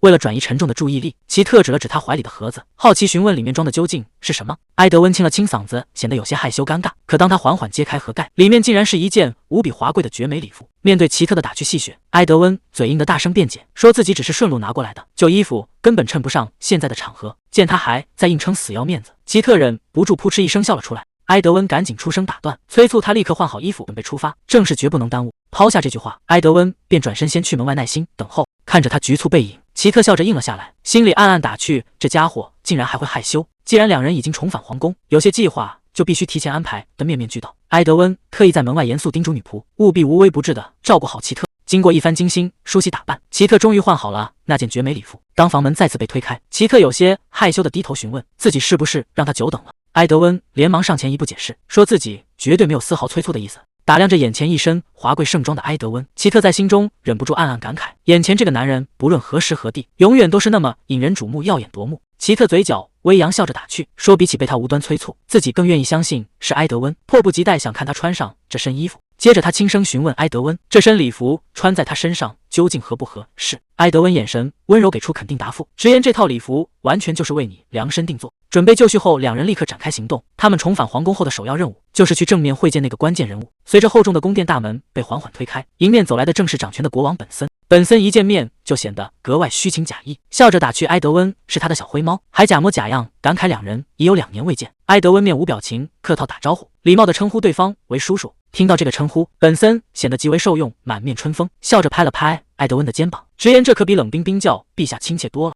本森紧接着开口试探，说自己知道埃德温很难接受他和莉亚的婚事，所以从不奢望埃德温改口叫他父亲，能叫一声叔叔就已经足够了。奇特在旁默默观察着全局，没想到埃德温根本不给对方留半点面子，直接语气冰冷的改口称呼陛下。现场气氛瞬间降到冰点，极其尴尬。奇特见状，立刻挺身而出，主动行礼，从容介绍自己正是埃德温的未婚妻。本森死死盯着奇特审视许久，突然意味深长的大笑起来，夸赞她是个极有胆识魄力的姑娘。随后本森转身抛出圈套，既然是未婚妻首次光临皇宫，自己特意准备了一场盛大舞会迎接他们，还顺口询问埃德温有何意见。奇特在心中暗暗咂嘴，看来刚才的试探根本没有震慑住对方。埃德温则是似笑非笑的回应，说自己现在可做不了主，毕竟真正拿主意的人并不是他。话音刚落，埃德温霸道的一把揽住奇特的肩膀，这突如其来的亲密举动瞬间把奇特整得有些发懵。埃德温毫不犹豫把难题踢给奇特，直言这件事应该去问他的未婚妻。奇特瞬间会意，顺水推舟，先是客客气气感谢国王的贴心安排，随后委婉表示噩耗刚过，消息突兀，让他们实在有些措手不及。听闻此言，本森的脸色瞬间阴沉下来，冷冷质问他们这是想要当面拒绝吗？紧接着他又转过头逼问埃德温，想知道他是不是也是这个态度。埃德温耸了耸肩，态度异常坚定，直言自己与未婚妻向来共同进退，他的决定就是自己的最终决定。本森无可奈何的长叹一口气，阴阳怪气的嘲讽打趣说，真没想到昔日冷酷的侄子，如今也会有为爱冲昏头脑的一天。不过本森随即语气一转，声称自己绝不会强人所难，紧接着便抛出了一枚重磅炸弹，揭露这场舞会其实是埃德温的母亲莉亚亲自一手操办的。本森阴笑着补充强调说，莉亚非常期待能看到他们携手出席，对方话都说到这个地步，如果继续强硬拒绝，可就彻底撕破脸了。奇特与埃德温眼神交汇，瞬间达成共识，倘若连续2次驳了国王的底线，反而会打草惊蛇，暴露企图。于是奇特顺水推舟，微笑答应下来，明确表示舞会当天他们一定会准时出席露个面。艰难打完这轮凶险的试探交锋，二人告别国王，缓缓走出大殿，漫步在戒备森严的皇宫走廊。奇特眼中难掩担忧，轻声询问埃德温，这样做真的安全吗？埃德温道，是神色坦然，甚至风趣的自我打趣，大不了也就是在被暗中下一次毒，反正上次都挺过来了，这次绝对也难不倒他们。见埃德温如此自信从容，奇特也终于放下了悬着的心。这扇大门一推开，等在屋里的正是莉亚。莉亚热心的招呼他们进来喝茶，可这茶还没喝上，她的注意力就被奇特身上的礼服吸引了。莉亚笑着调侃，说自己还在纳闷呢，到底是哪个小贼顺走了自己的裙子。听到这话，奇特整个人都愣住了，埃德温更是瞬间没了底气，急得连忙开口想要挡过去，可莉亚根本不给他这个机会，直接转头向奇特爆了大料，说今天大清早埃德温就跑过去死缠烂打，非要把这件裙子要走不可。之前埃德温还装得云淡风轻，说裙子是随便拿的，眼看老底被揭得一干二净，埃德温急得连忙找借口，说时间紧迫得赶快离开。莉亚道也没继续为难他，反而温和地夸赞奇特，说这身裙子穿在他身上特别好看，还许诺下次要送他更漂亮的。奇特看着身上的这套华服，心里这才彻底明白过来，原来埃德温大老远跑去折腾，甚至不惜把莉亚的裙子要过来，完全是因为觉得这身衣服适合她。想到这儿，刚才的尴尬一扫而空，取而代之的是止不住的心动。奇特低声应了下来，发自内心的向莉亚道了一声谢。莉亚没有拐弯抹角，直接跟他们切入了正题。她透露自己正在和阿温联手，暗中为埃德温重返皇宫铺路。想要在皇宫里站稳脚跟，就必须先拿到议会的信任，而这需要足够的影响力。接着，莉亚递过来一份名单，埃德温看着上面的名字，觉得十分眼熟。莉亚解释说，这上面全是保守派贵族，这3年他们被本森打压的极惨，正是他们可以争取的同盟。随后，莉亚又拿出一本书递给奇特，奇特接过来一看，书名居然是小猫埃迪的故事。看着两人诧异的反应，莉亚笑着问他们是不是知道这本书，并解释说这其实是根据首都最火的木偶戏改编的。奇特看着手中的书，想起这本书最近才刚进皇家图书馆，甚至在前世阿温就专门向他推荐过，这绝不可能是个巧合。莉亚听完也赞同他的看法，说阿温当初虽然是根据首都的木偶戏写下这本书，可里面的剧情和埃德温现在的遭遇简直一模一样。既然这样，他们打算干脆顺水推舟，把故事的后半段改一改，然后再把风声散布出去，直接公开指控本森当年害死先王，如今还要对埃德温下毒手。听到这个大胆的计划，奇特吃了一惊。这种谣言要是传开，岂不是直接把埃德温推到了风口浪尖？莉亚解释说，这反而能起到保护作用，只要舆论造起来，本森投鼠忌器，就绝不敢轻易对埃德温动手。埃德温听明白了，莉亚是想利用这些谣言来拉拢人心，对抗国王，但他还是有些担心，不确定那些贵族会不会买账。就在这时，一只手突然搭了过来，阿温笑着走了进来。看到阿温突然现身，埃德温和奇特都吃了一惊。阿温不紧不慢地解释，虽然埃德温以前没参加过议会，但他的名字在议会里依然经常被提起，也就是说，他作为正统继承人的号召力依然非常强大，这也是本森一直忌惮他的原因。接着，阿温又抛出了另一个关键信息。阿温接着说，埃德温身边还有他这个得力帮手，单凭这一点就足够让那些贵族死心塌地的追随了。看着阿温这副自信满满的样子，埃德温忍不住打趣说，看来自己这次是选对盟友了。结果阿温顺杆爬，笑着调侃说自己绝对能把这个幼稚的王子扶持成合格的国王。听到幼稚这个词，旁边的奇特一脸无奈，埃德温也只能在心里暗暗叹气。玩笑归玩笑，莉亚接着把话题拉回正轨，说他们现在正在暗中拉拢势力，但最关键的还是得拿到本森当年害死先王的确凿证据。听到这里，埃德温突然开口问，如果能让本森亲口承认罪行，这算不算铁证？听到这个大胆的想法，大家都愣了一下。莉亚虽然觉得这主意不错，但还是有些怀疑，问他到底打算怎么做。埃德温微微一笑，似乎心里早就有了盘算。看着埃德温自信的样子，奇特有些疑惑，不知道他到底有什么办法。埃德温解释说，自己可以利用精湛的演技来诱导本森说出真相。在他看来，本森虽然做事谨慎，但骨子里其实非常傲慢。在前世，本森就曾毫不避讳地直接承认了杀害先王的事，因为他觉得埃德温根本无能为力，所以这一世只要让本森觉得局势依然在掌控之中，他肯定会再次得意忘形，亲口说出真相。听完这个计划，奇特立刻明白了埃德温的意图。埃德温肯定了他的猜测，随后站起身，准备开始他的计划。埃德温很清楚，这一次绝对不能重蹈覆辙，不能再像前世那样被人当成傀儡随意操控。既然要演戏，那就把局势彻底闹大，要和本森正面交锋，把那个不可一世的国王彻底拖进毁灭的深渊。交代完计划，埃德温没有多留，直接转身离开了房间。看着他离去的背影，奇特的心跳快得异常，根本无法冷静下来。一旁的莉亚满脸担忧，低声感叹这个计划实在是太冒险了。这个疯狂的决定立刻遭到了奇特的强烈反对。奇特急切地劝阻他，本森那个人心狠手辣，一旦被他抓住机会，绝对会痛下杀手。现在去当诱饵就是送死。他希望埃德温能稳扎稳打，一步步拉拢势力，而不是去冒生命危险。看着奇特急得不行，埃德温却显得十分轻松。他笑着安慰奇特，自己的演技绝对能骗过本森。可看着他这副无所谓的态度，奇特心里更加感到不安。埃德温收起笑容坦言，其实自己心里也没底，但本森做事滴水不漏，如果不主动当诱饵，根本抓不到他的破绽。他温柔地看着奇特，希望他能相信自己一次。面对埃德温的坚持，奇特只能无奈妥协，嗔怪他实在是太固执。看着奇特终于松口，埃德温顺势将他搂进怀里。这温馨的一幕却被阿温和莉亚撞了个正着。阿温尴尬的连声道歉，恨得立刻找个地缝钻进去。莉亚倒是一脸笑意，调侃着问要不要先回避。原本紧张的气氛瞬间变得有些微妙。莉亚收起玩笑，正色道，虽然她也很担心埃德温，但这确实是击垮本森的捷径，只要拿到本森认罪的铁证，他就彻底翻不了身。听到这里，奇特突然想起了一件事，他打断了大家的讨论，说自己最近这段时间总是梦见已经过世的先王。埃德温和莉亚有些意外，连忙追问梦境的细节。奇特回忆着说，今天早上他又做了那个梦，梦里他在个陌生的房间醒来，虽然场景有些模糊，但能看出极其奢华。奇特接着描述梦境，先王在梦里拿出一个木盒，示意他接过去，可每次他伸手去拿，手都会直接穿透过去。奇特非常笃定，这绝对不是普通的噩梦，盒子里一定藏着关键证据。阿温听完有些犯难，仅凭奢华这一个线索，根本猜不出那是哪里。埃德温建议奇特把梦里房间的布局画出来，奇特立刻拿起画笔，凭着记忆在纸上勾勒。他一边画一边补充，那间屋子有个怪异的特征，正中央立着一根巨大的柱子。草图刚刚完成，一旁的莉亚瞬间愣在原地，手里的茶杯摔碎了都没发觉。埃德温和阿温也脸色大变，看着大家震惊的反应，奇特忍不住开口询问：“这里到底是什么地方？”埃德温缓缓开口说：“那是先王生前的寝室。”一旁的莉亚也点头确认，但紧接着埃德温抛出了最棘手的问题：如今那个房间早就被本森据为己有，既然知道了证据的藏匿点，他们就必须尽快动手，在计划正式开始前把那个关键的木盒偷出来。随着夜幕降临，皇宫的晚宴终于拉开序幕，奇特盛装出席，一亮相就成为全场的焦点。但在此之前，阿温看着图纸有些犯难，想要溜进本森的房间，可没那么容易。埃德温却微微一笑，说：“正因为困难，他才需要阿温的帮忙。”阿温忍不住苦笑起来，没想到自己接到的第一个任务居然是去当神偷。调侃归调侃，阿温还是爽快地答应下来。眼看时间差不多了，埃德温提议大家先去参加晚宴，免得4个人同时迟到，反而会引起本森的怀疑。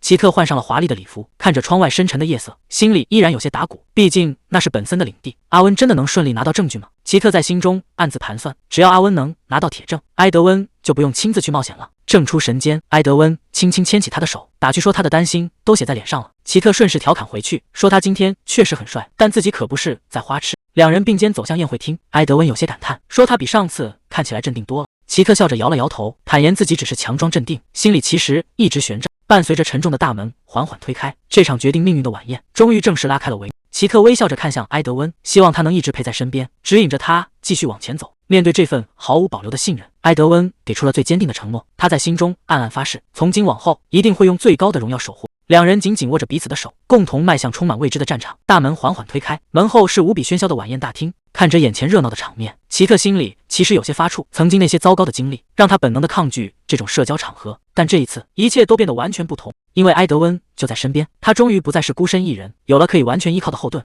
两人紧紧牵着手，迈着无比坚定的步伐，在众人的瞩目之下，正式踏进了这场风暴的中心。进入大厅之后，奇特忍不住小声吐槽，说自己对这种晚宴实在提不起兴趣。埃德温笑着打趣道：“看来他已经看透了聚会的本质，而且照这个形势来看，今天这场舞会恐怕会更加无聊，毕竟戏码都是现成的。”两人还没聊上几句，讨厌的家伙就自己找上门来。本森笑着迎了上来，极为热络地跟埃德温打招呼。面对这虚伪的关切，两人表面上只能耐着性子应付。好在对方并没有多留，说了几句客套话就转身离开。看着他离去的背影，埃德温有些感慨，现在的剧情跟之前简直一模一样。奇特也立刻反应过来，如果一切都在按原样发展，那接下来要登场的岂不就是那个难缠的家伙？埃德温肯定了他的猜想，觉得接下来大概率就是他了。话音刚落，大厅里突然传来一道亮堂的喊声，直奔埃德温而来。来的人正是乔治。埃德温低声提醒奇特，这家伙可不是什么善茬。乔治一上来就热情的打招呼，可埃德温根本不给他面子，连手都懒得握一下。乔治倒也不觉得尴尬，转头就把注意力放在了奇特身上。还没等他把话说完，奇特就主动大方的表明了身份。听到奇特就是埃德温的交往对象，乔治显然有些意外，但他很快就换上了一副笑脸，自我介绍说是埃德温的老朋友。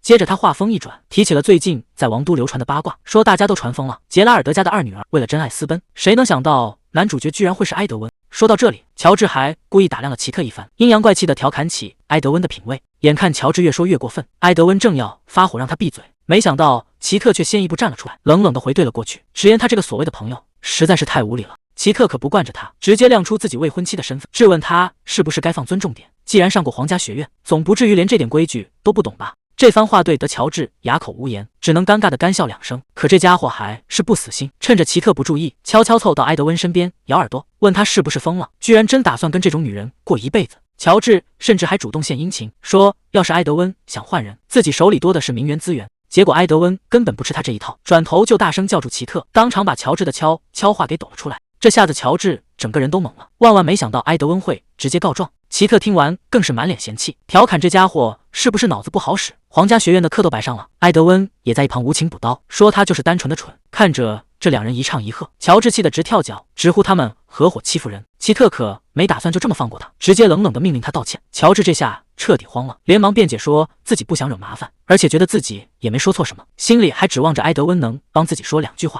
可奇特根本不吃这一套，直言他刚才的话不仅是针对自己，更是对皇室成员的大不敬。这顶大帽子扣下来，乔治顿时哑口无言，冷汗直冒。他下意识地看向旁边的埃德温，可埃德温正忙着跟别人打招呼，连个眼神都没分给他。眼看没人撑腰，乔治就算心里再怎么不甘心，也只能咬着牙低下头，乖乖向奇特赔礼道歉。奇特微笑着接受了道歉，顺便警告他别再有下一次。就在这时，旁边突然传来一声呼喊，直接叫住了乔治。这突如其来的声音又会是谁呢？埃德温甚至还嫌不够，临走前又补了一刀。他冷笑着告诉对方，可不是自己在迁就奇特，分明是奇特一直在容忍他。解决了这个麻烦，埃德温忍不住夸起奇特来说，真没想到他这么厉害，居然能把那个厚脸皮的家伙对得哑口无言。可还没帅过3秒，埃德温的注意力就偏了，他一脸不满地抱怨起来，说乔治刚才居然叫他亲爱的埃德温，连奇特都没这么称呼过他。埃德温越想越气，甚至开始设想，要是哪个男人敢当着他的面这么亲热地叫奇特，他非要当场打翻醋坛子不可。看着埃德温这副幼稚吃醋的模样，奇特真是又好笑又无奈。不过提到刚才的事，奇特也有些感叹，看来王都关于他们俩的流言确实传得沸沸扬扬。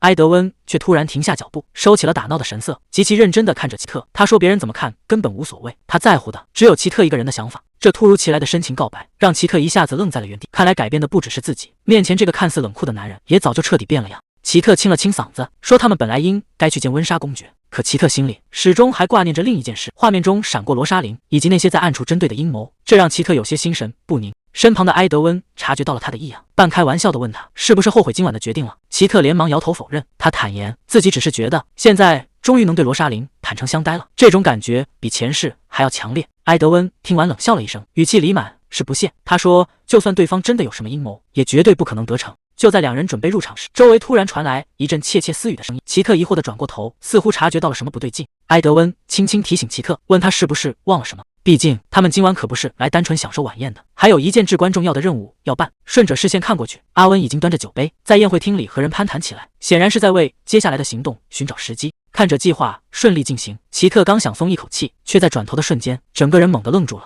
趁着舞会还没正式开始，埃德温带着奇特来到了偏僻的走廊。他们今晚最大的计划是暗中搜集证据。城堡里临时雇了大量仆人，四处一片忙乱，这正好成了绝佳的掩护。国王的寝殿平日里严加看守，但如果是一个迷路的新侍从，误打误撞走错地方，就顺理成章了。埃德温打开眼前的木箱，里面早就准备好了侍从的衣服。看来这场行动需要奇特亲自出马了。换上侍从的衣服后，两人的行动出乎意料的顺利。城堡里到处都是临时帮手，根本没人注意到这两个生面孔。连走廊上的守卫都在聚在一起喝酒偷懒，奇特随便找了个借口，就轻易糊弄了过去。穿过长长的走廊，他们终于来到了墓地的门前。奇特深吸一口气，缓缓推开了紧闭的大门，可门后的景象却让他整个人愣在了原地。进到房间里，奇特环顾四周，发现这里的陈设和他记忆中的一模一样。他凭着记忆走到房间中央，指向不远处的柜子。当初那个关键的盒子就是从这个抽屉里拿出来的。埃德温顺着方向走过去，神色变得严肃起来。他伸手敲了敲柜子，随后拉开了抽屉，两人顺利找到了那个盒子。看着眼前的盒子，奇特有些恍惚，这和他梦里的场景一模一样。埃德温发现盒子并没有锁死，顺手就给打开了。里面的东西让两人有些意外，居然是一本有些年头的日记本。埃德温翻开了第一页，看清上面的字迹时，他整个人都愣住了。日记本里记录的文字揭开了一段尘封的皇室秘闻。原来在很久以前，这王位背后的争夺远比想象中更加残酷，而记录这一切的人正是如今的掌权者本森。画面回到了很久以前，哥哥笑着对年轻的本森说，你比我更适合坐上那个王位。本森也明白哥哥的脾气，他确实受不了整天困在王座上。哥哥甚至打趣说，等本森成了国王，不如雇佣他去当个外交官。面对哥哥的玩笑，本森当时只是默默听着，可人心总是会变。本森原本只打算替哥哥暂管位置，但随着日子一天天过去，看着触手可及的权势，他的想法彻底变了，他要真正成为下一任国王。本森怎么也没想到，自己期盼了一生的王位，最后却戴在了哥哥的头上。看着台下欢呼的人群，本森只觉得无比讽刺，难道以前的承诺都只是笑话吗？直到他无意中听到哥哥对那个女人吐露心声，说抢走王位只是不想让弟弟承担痛苦。可这种自我感动的借口，在本森听来只觉得恶心。他认定哥哥是在虚伪的演戏，既然如此，那就别怪他动手抢夺了。在他心里，曾经最信任的哥哥，如今已经变成了彻底的叛徒，想坐上那个位置，现在只剩下了最后一条路。既然文的不行，那就只能来硬的。本森彻底下定了决心，如果哥哥不肯主动把王冠交出来，那他就亲自去抢。看到眼前日记的内容，埃德温和奇特彻底愣住了。这里面清楚记载着本森当年写下的复仇计划。如果哥哥一开始乖乖让位，他也不至于痛下剧毒。为了梦寐以求的最高权力，这个疯子早已丧失理智。随着剧毒灌入喉咙，曾经的亲哥哥彻底倒下。在日记的最后一页，本森冷冷地留下一句话：这从头到尾就是一场无法挽回的悲剧。曾经高高在上的国王就这么失去了呼吸。伴随着老国王的离去，本森梦寐以求的王位终于落到了他的手。看着日记里的字字句句，奇特小声提醒，这可不是普通的随笔，而是坐实本森篡位的铁证。面对这残忍至极的真相，埃德温许久说不出话来。他死死按着这本日记，积压已久的愤怒与悲痛在这一刻彻底爆发。哪怕知道过去无法改变，埃德温心里依然充满痛苦。要是当年能有另一种选择，事情是不是就不会变成这样？父亲当年究竟说了什么？为了至高无上的权位，究竟葬送了多少无辜的生命？他忍不住低声质问：为什么这本记录罪证的日记，偏偏到了今天才被揭开？面对情绪近乎崩溃的埃德温，奇特赶忙伸手扶住了他。可惜有些遗憾和真相，终究是来得太迟了。现实从来不是台上的剧本，根本没有重演一次的机会。那些已经造成的伤害，再也无法挽回了。哪怕过去再让人痛苦，眼前也逼着他们必须往前看。可还没等几人缓过神来，门外突然传来了说话声。这熟悉的声音竟然属于本森。屋里的埃德温瞬间警觉起来，连忙低声提醒奇特。奇特心里也是一惊，明明计划好让人把本森引开，他怎么会突然折返回来？脚步声越来越近，本森正一步步朝这边走来。听着门外越来越近的脚步声，埃德温赶忙把日记本放回原处。眼看敌人就要推门进来，这间屋子偏偏只有一个出口。奇特整个人瞬间慌了神，对方早就认得他的脸，要是被当场撞见，就彻底完了。危急关头，埃德温却出奇的镇定，他一边安慰慌乱的奇特，一边迅速用布条扎紧绳索。奇特这才明白过来，他竟然打算从高空阳台跳下去。还没等奇特反应过来，埃德温一把抱紧了他，毫不犹豫冲向阳台边缘。门外的人已经抬手推门，埃德温抱着奇特直接跳了下去。大门被缓缓推开，本森自言自语地走了进来。房间里早已空无一人，只剩下随风飘动的窗帘。本森进屋后环顾四周，看到打扫得一干二净的房间，想起刚才守卫提过的侍从，他并没有产生怀疑，顺手把重要的日记本收好。外面的侍从催他回舞会，本森一边答应，一边在心里暗自盘算，既然埃德温已经回来了，有些手段倒也不用急于一时。靠着那根简易绳索，埃德温和奇特总算有惊无险的落地。刚才那一幕实在太惊险，差一点就被当场抓住。虽然推车丢在了里面，但好歹安全脱身。奇特十分担心地表示，本森明天肯定会起义，甚至可能直接下手。埃德温也意识到事情正在变得越来越棘手。可奇怪的是，本森回去后没有任何动静，就像什么都没发生过。既然明着查行不通，他们只能把日记里的秘密悄悄告诉了阿温。奇特觉得非常可惜，当时要是把日记本带出来就好了。阿温却摇了摇头，就算拿到了日记本也没用，本森完全可以反咬一口，说是他们伪造的证据。画面一转，大家聚在花园里喝下午茶，奇特正坐着发呆，突然被尤里安叫回了神。尤里安大方的把草莓分给奇特，还撒娇说只要多陪陪他，以后好吃的都分给他。看着眼前活泼的小女孩，奇特心里暖洋洋的，能再次见到这些熟悉的面孔，真的比什么都强。奇特笑着道谢，把草莓放进嘴里。坐在一旁的埃德温突然开口，他说其实该道谢的人是他，谢谢奇特愿意陪在他身边。不过奇特很快发现，埃德温虽然嘴上说着客套话，整个人却显得心不在焉。奇特虽然有些意外，但还是顺从的吃下了这颗草莓。看着奇特吃下去，埃德温微微一笑，又递过去一颗。这一下可把尤里安给看傻了，手里的草莓直接掉在了地上。尤里安咽了咽口水，整个人都有些凌乱了。他忍不住跟奇特嘀咕，自己长这么大还从没见过哥哥对谁这么温柔过。奇特也跟着点头，表示自己也是第一次见到这样的埃德温。尤里安盯着奇特看了一会儿，突然得出了一个结论。他一脸认真地问奇特，你其实是仙女吧？不然怎么可能彻底改变一个人？听到这话，奇特有些哭笑不得，这孩子之前还叫他天使呢，这会儿直接升级成仙女了。不过看着不远处的埃德温，奇特心里也泛起了嘀咕，埃德温这反常的举动到底是因为什么呢？听完尤里安的话，奇特干脆顺着他的意思开起了玩笑，说自己确实是仙女，今天要把眼前这个男人带回仙境去。坐在对面的埃德温正喝着茶，听到这话，一口茶差点没把他给呛死。看着平日里冰冷的哥哥被呛成这样，尤里安直接乐坏了，直夸奇特太给力。奇特倒觉得没什么，要说震撼，刚才埃德温亲手喂他草莓的举动，那才叫真正的让人意想不到。大家正聊得开心，尤里安突然清了清嗓子，把话题一转，他一脸神秘地问奇特，外面可都在传你们的绯闻呢，你到底打算什么时候和我哥结婚？这句话威力实在太大了，奇特和埃德温两个人直接把嘴里的茶全喷了出来。这下轮到尤里安猛了，他本想打探个八卦，谁能想到两人反应会这么大。面对这猝不及防的提问，埃德温彻底说不出话来。尤里安见两人没反应，又追问了一句，难道你们连结婚的事都没商量过吗？奇特有些不好意思的解释，倒也不是完全没想过。坐在一旁的埃德温突然接过了话茬，他说并不是他们不想结婚。听到这话，奇特的心思一下子乱了，还没等他反应过来，埃德温已经在桌子底下悄悄握住了他的手。埃德温有些不自然地把头扭向一边，小声嘀咕着，毕竟结婚这种大事也不是他一个人说了算的。奇特也跟着紧张起来，结结巴巴地表示自己其实也是愿意的。看着眼前这两个人互相推脱的样子，对面的尤里安直接笑出了声，他忍不住打趣道，这有什么好不好意思的，怎么两个人都害羞成这样了？为了打破尴尬，奇特连忙换了个话题，说有件重要的东西要送给尤里安。说着，他从桌下递过去一个东西，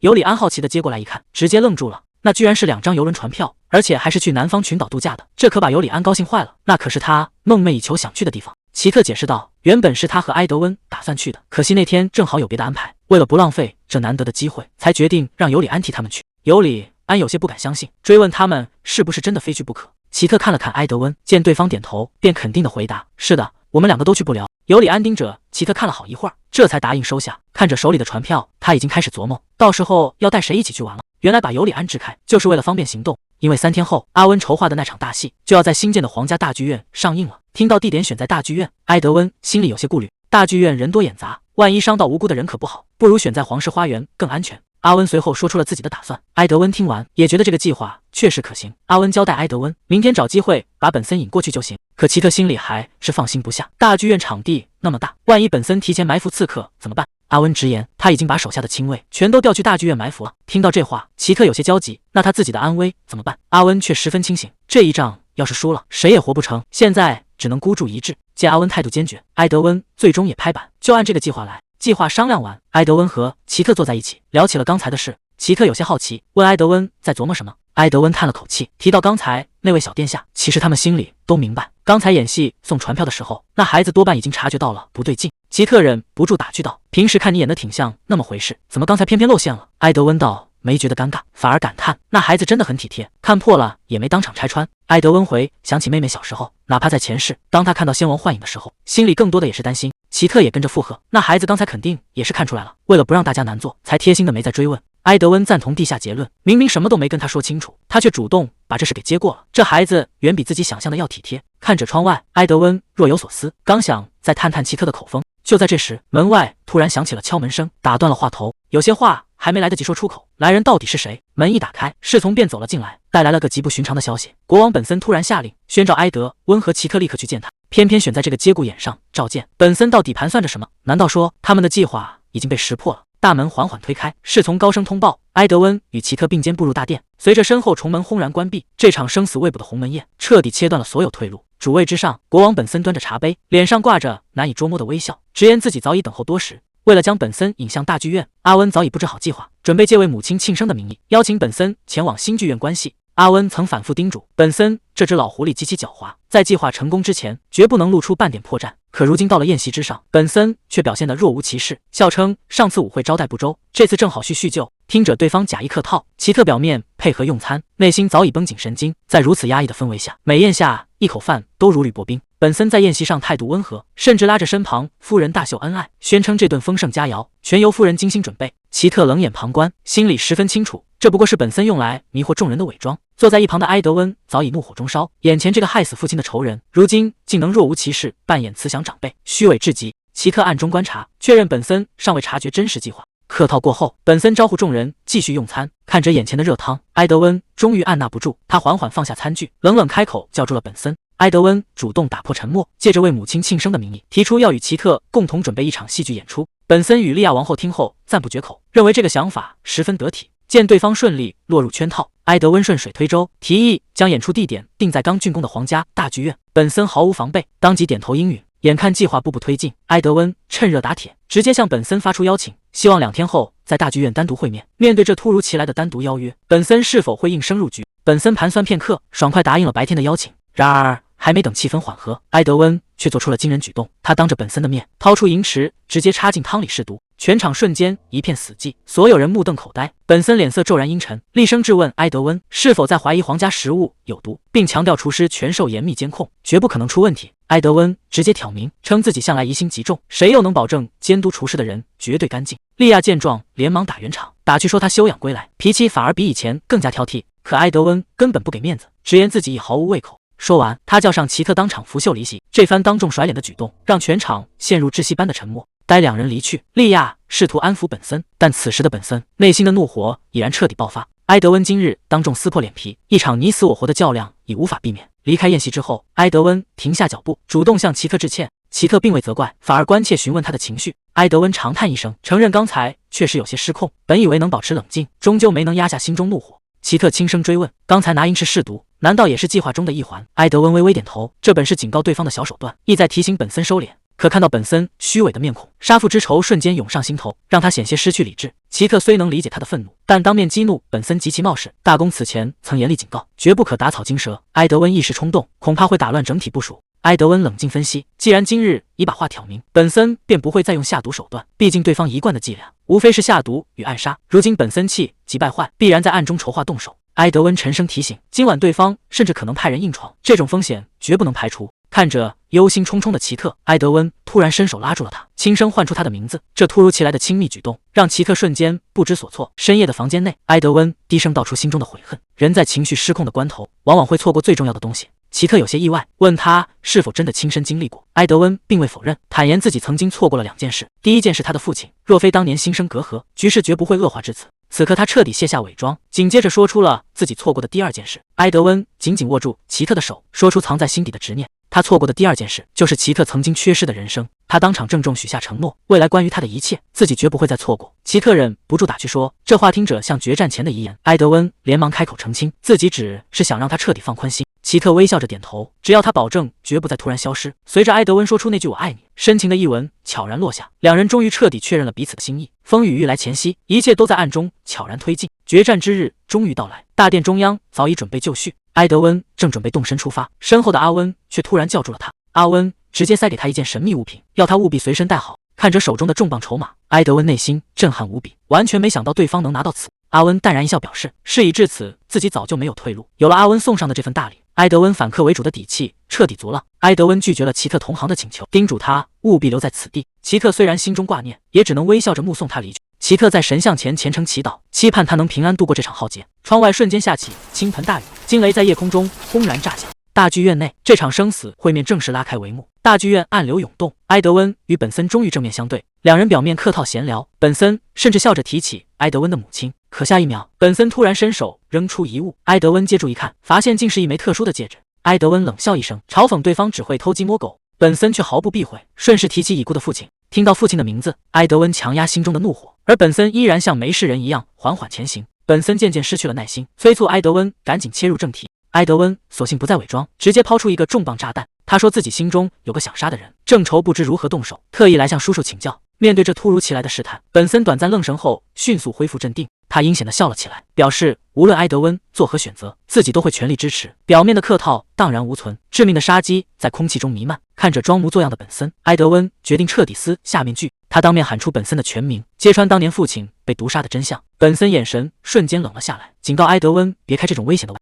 埃德温根本不吃这一套，直言自己早已掌握全部铁证，不仅是当年的毒杀事件，包括逼迫母亲与暗中刺杀的旧账，今天都要一笔算清。面对排山倒海的指控，本森非但没有慌乱，反而发出了疯狂的笑声。狂笑过后，本森竟当场亲口承认了罪行。他遗憾当年没能斩草除根，只怪抚养过程中动了恻隐之心。面对如此虚伪的言辞，埃德温怒将戒指狠狠砸向地面。他摊牌表示自己早知对方的野心，只是不敢相信至亲会痛下杀手。面对摊牌的侄子，本森一步步逼近，捡起戒指重新套回埃德温手上。他甚至以长辈的口吻继续对埃德温进行疯狂洗脑。本森不仅没有悔改，反而说出当年毒杀父亲时的恶毒狠话，声称很快就会送埃德温下地狱。听到这句话，埃德温整个人彻底震怒。埃德温冷声质问对方，多年来的抚养到底有多少是在演戏？看着眼前极度虚伪的叔叔，埃德温再也无法克制滔天怒火，终极反杀一触即发。本森不仅没有松开手，反而当场声泪俱下控诉起来，声称当年无比敬重兄长，才深信对方会遵照约定让出王位。在幕后隐蔽处的奇特厅的失神愣住，本森的情绪完全失控，咆哮着说是自己先被背叛，那句承诺轻易作废，让他的人生沦为一场笑话。本森越说越发激愤，大声质问埃德温知不知道他父亲即位后又是如何看待自己的。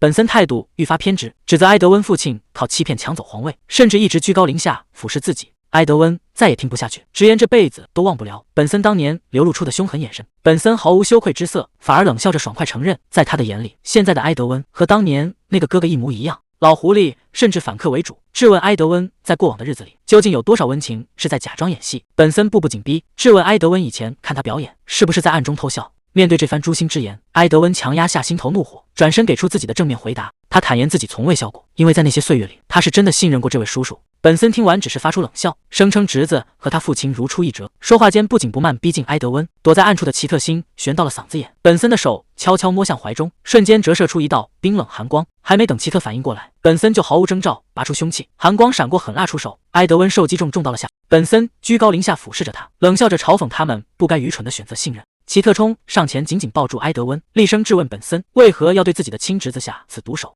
奇特试图做最后劝说，强调埃德温根本无心争夺权位，但本森根本听不进去。在他眼中，为了巩固统治，所有隐患都必须斩草除根。既然奇特目睹了行凶过程，他也绝不可能留下活口。本森漫不经心地擦拭着匕首，冷酷地让奇特留下遗言：就在此时，原本到地不起的埃德温突然发出冰冷的嘲讽，打断了他的动作。埃德温警示本森，该准备遗言的人恐怕是他自己。本森瞬间愣在原地点，不敢相信眼前的变故。埃德温缓缓拉开外套，刚才那致命的一刀竟被胸口藏着的硬物结实挡下。本森神色慌乱，明明亲手刺中，却毫发无伤。奇特顺势取出那本带刺痕的手记，问本森是不是在寻找此物。看着藏得极深的手记赫然出现，本森惊得脸色铁青。埃德温没给他丝毫喘息机会，果断拉响了机关绳索，彻底将局势反客为主。剧场幕布轰然拉开，阿温与莉亚冷冷现身。阿温当场揭露，正是本森的亲信提供了线索，他们才在今早锁定了关键证据。本森难以置信，背叛自己的竟会是莉亚。埃德温当场宣告，本森刚才亲口承认罪行的言语已被所有人听得一清二楚。